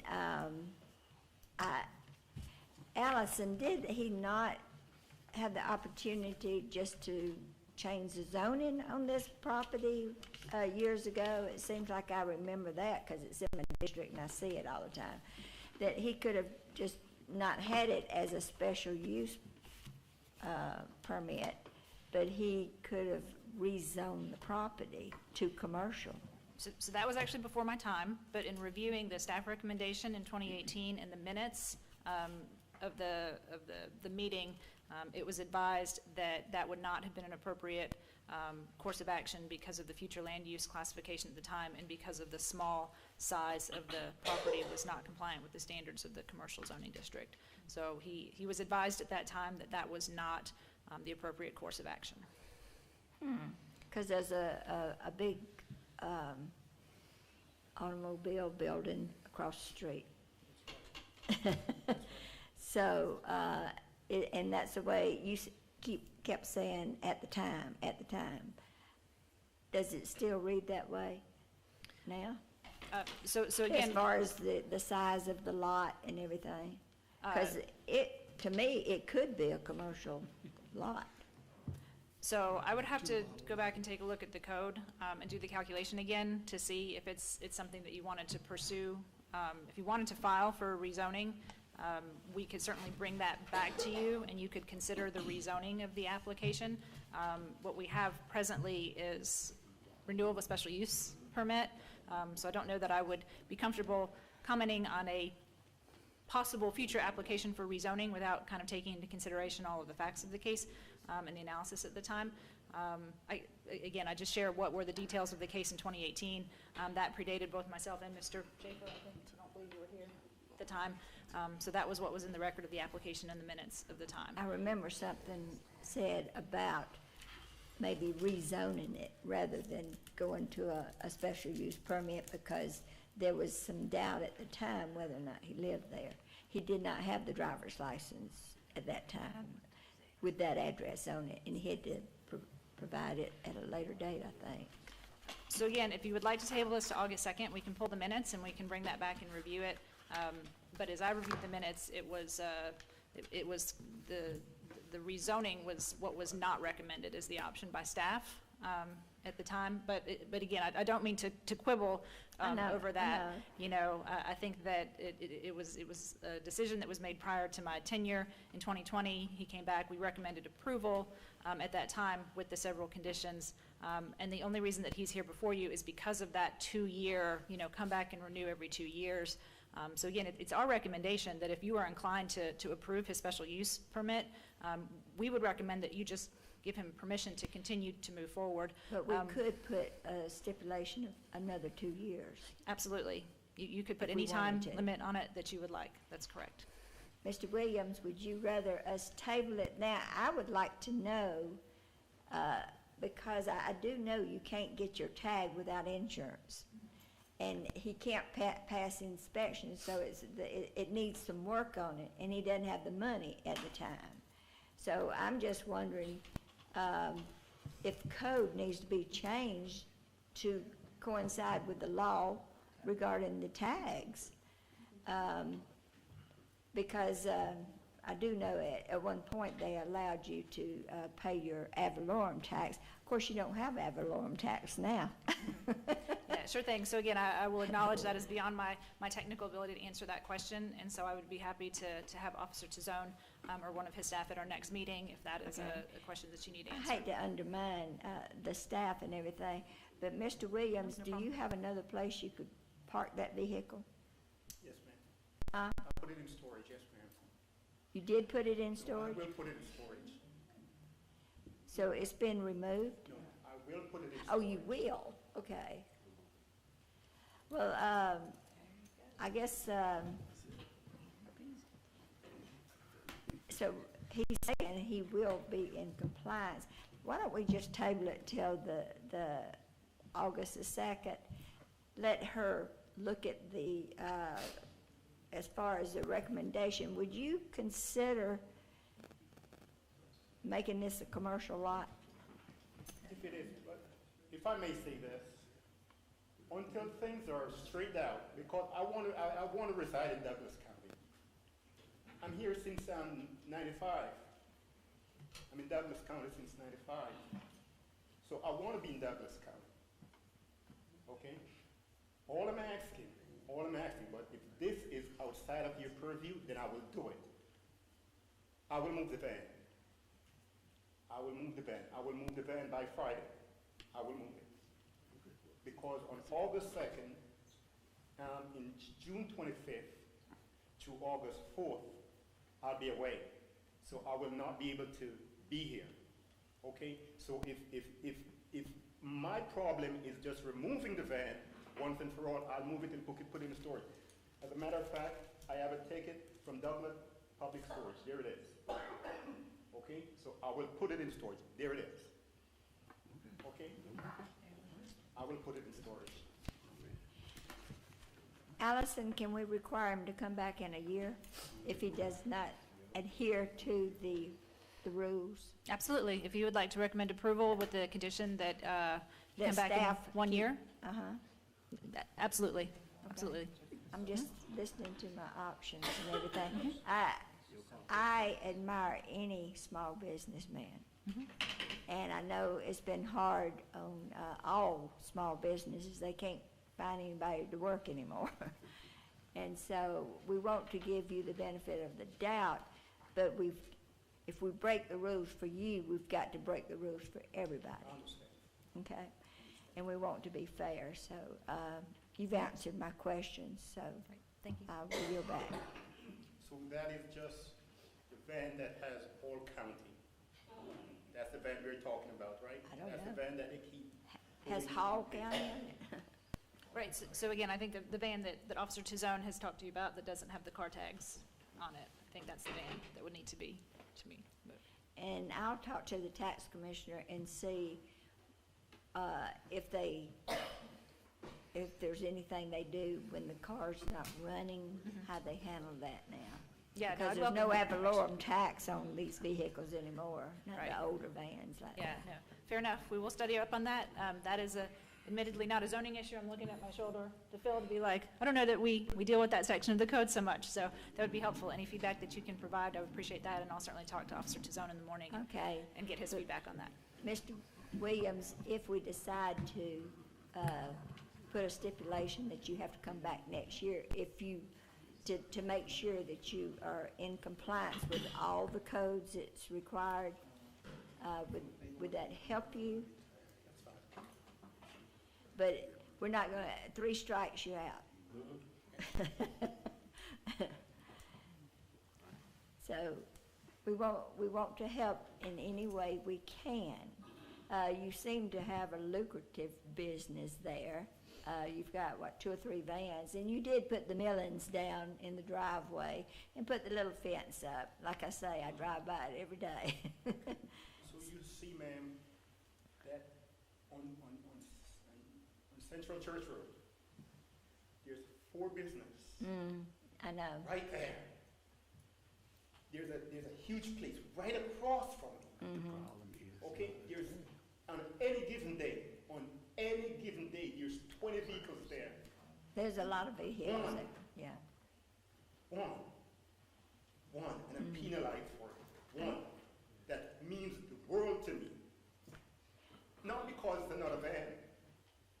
One. But you can put the van somewhere else. I will get it. If you're not able to tag it at this time. I yield back, madam. Okay, thank you so much, Commissioner Guyton. Commissioner Carthen? I'll make this really quick. Mr. Williams, do you reside at the property? Yes. Okay. I'm back and forth, yes. You are back and forth.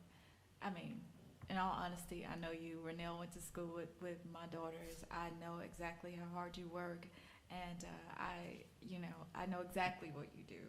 So in all transparency, I would suggest, although this is not my district, this is Commissioner Guyton's district, I would suggest that we approve this and have him to return within the year to give him the benefit of the doubt. Keep the vehicle where it is. Get it or move it to the back if you can, but keep it and until you can get the funds needed to repair the vehicle. It is there for advertising. You are doing your business out of that home. It is a small business. I applaud you for what you do. I applaud you for what you did with your kids. I love your kids. They are phenomenal. They are just like my girls, hardworking. And, Ronell went to St. Tim's with my daughter. That's a private school, $60,000 a year. I understand what you went through. So I applaud you that you were able to do that without taking out any loans or without burdening the system. So if you can come in compliance within the year, that would be my recommendation for the board to consider. Thank you, Madam Chair. I yield. Madam Thank Chair, you. I do Guyton? disagree with leaving the vehicle there because that is strictly against the code. But if you can move it wherever you said you're going to move it, unless you can tag it, and I would say you need to adhere to the rules.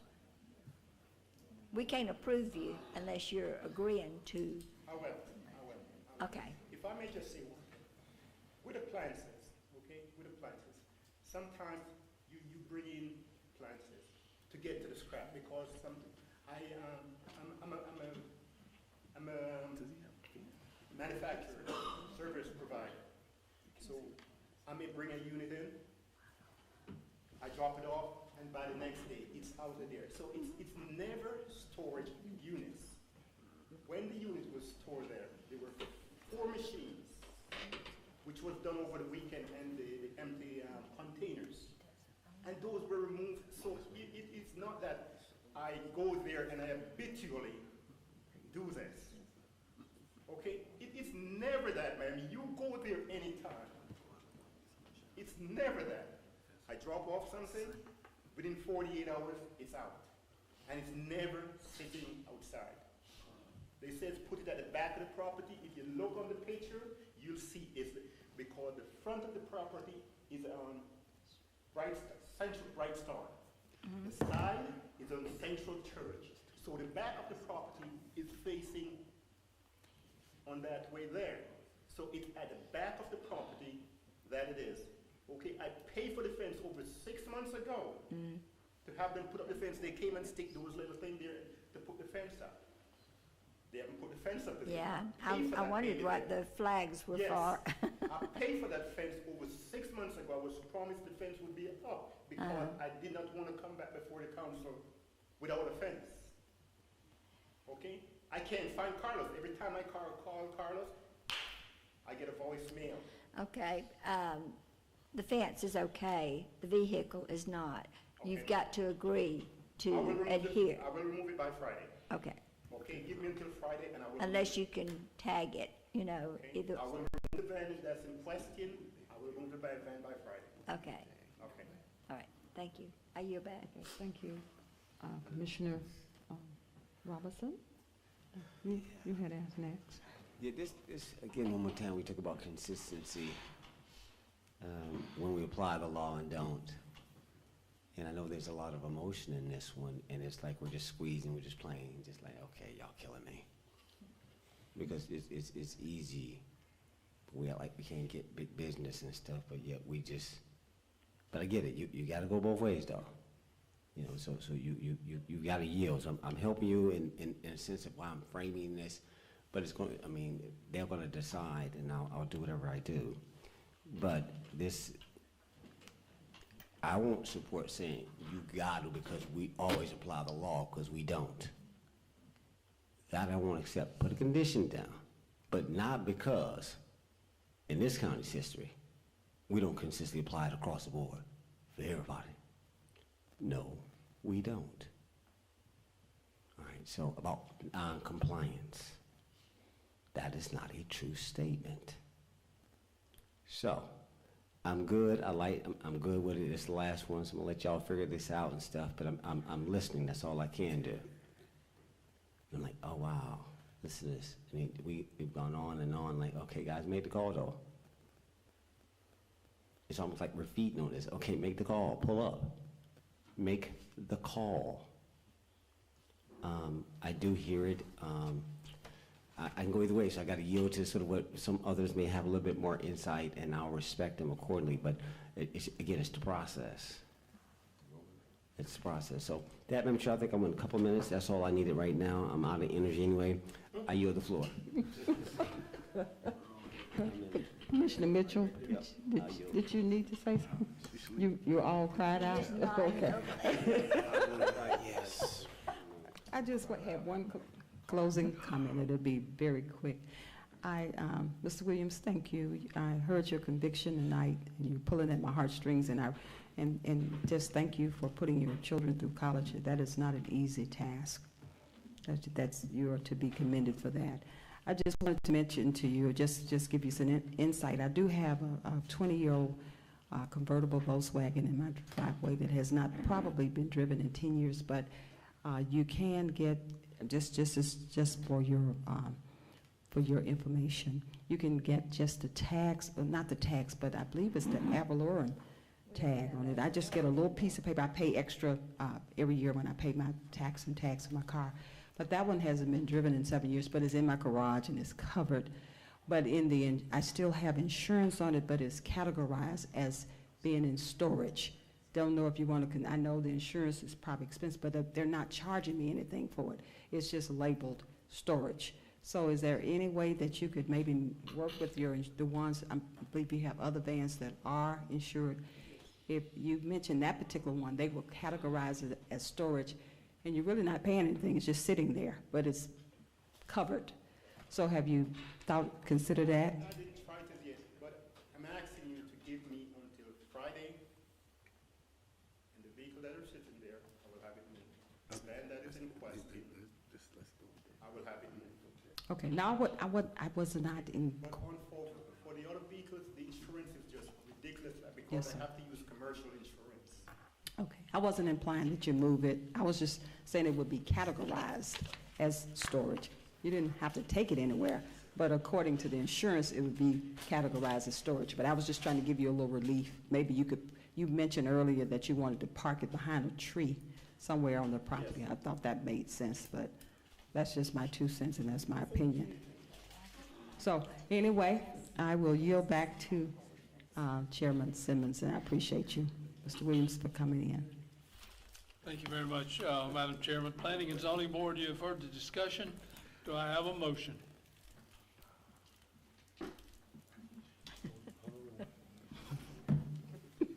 Mr. Chairman, this is Rob Thomas. I'd like to make a motion to approve application S 2022-51 with the condition to return in 1 year to confirm compliance.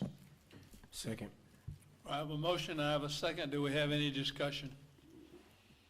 Can I ask y'all a question about the 1 year? It doesn't matter what the term is. Anytime they're in violation, they can be brought back in, correct?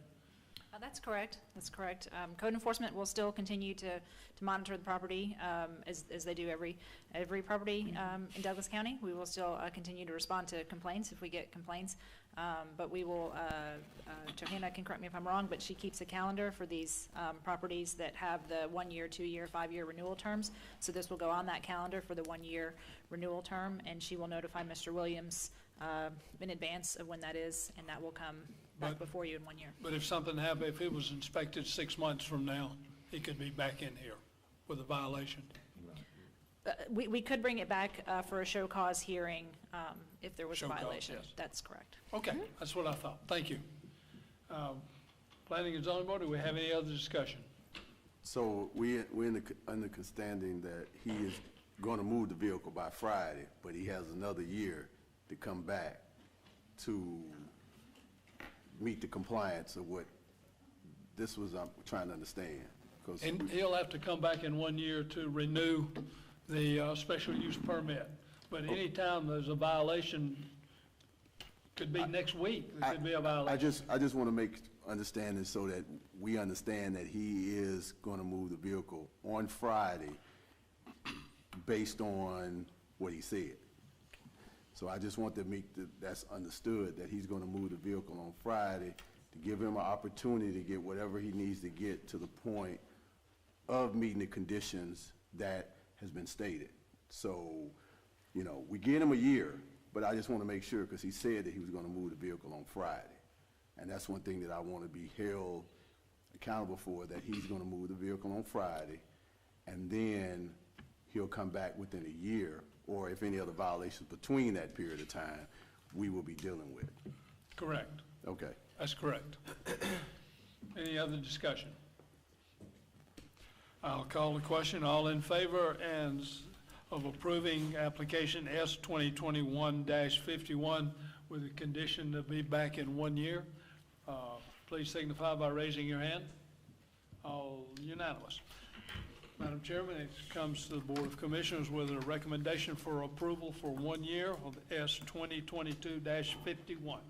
Thank you so much, Chairman Simmons. Board of Commissioners, you've heard all the questions and answers. Do we have a motion?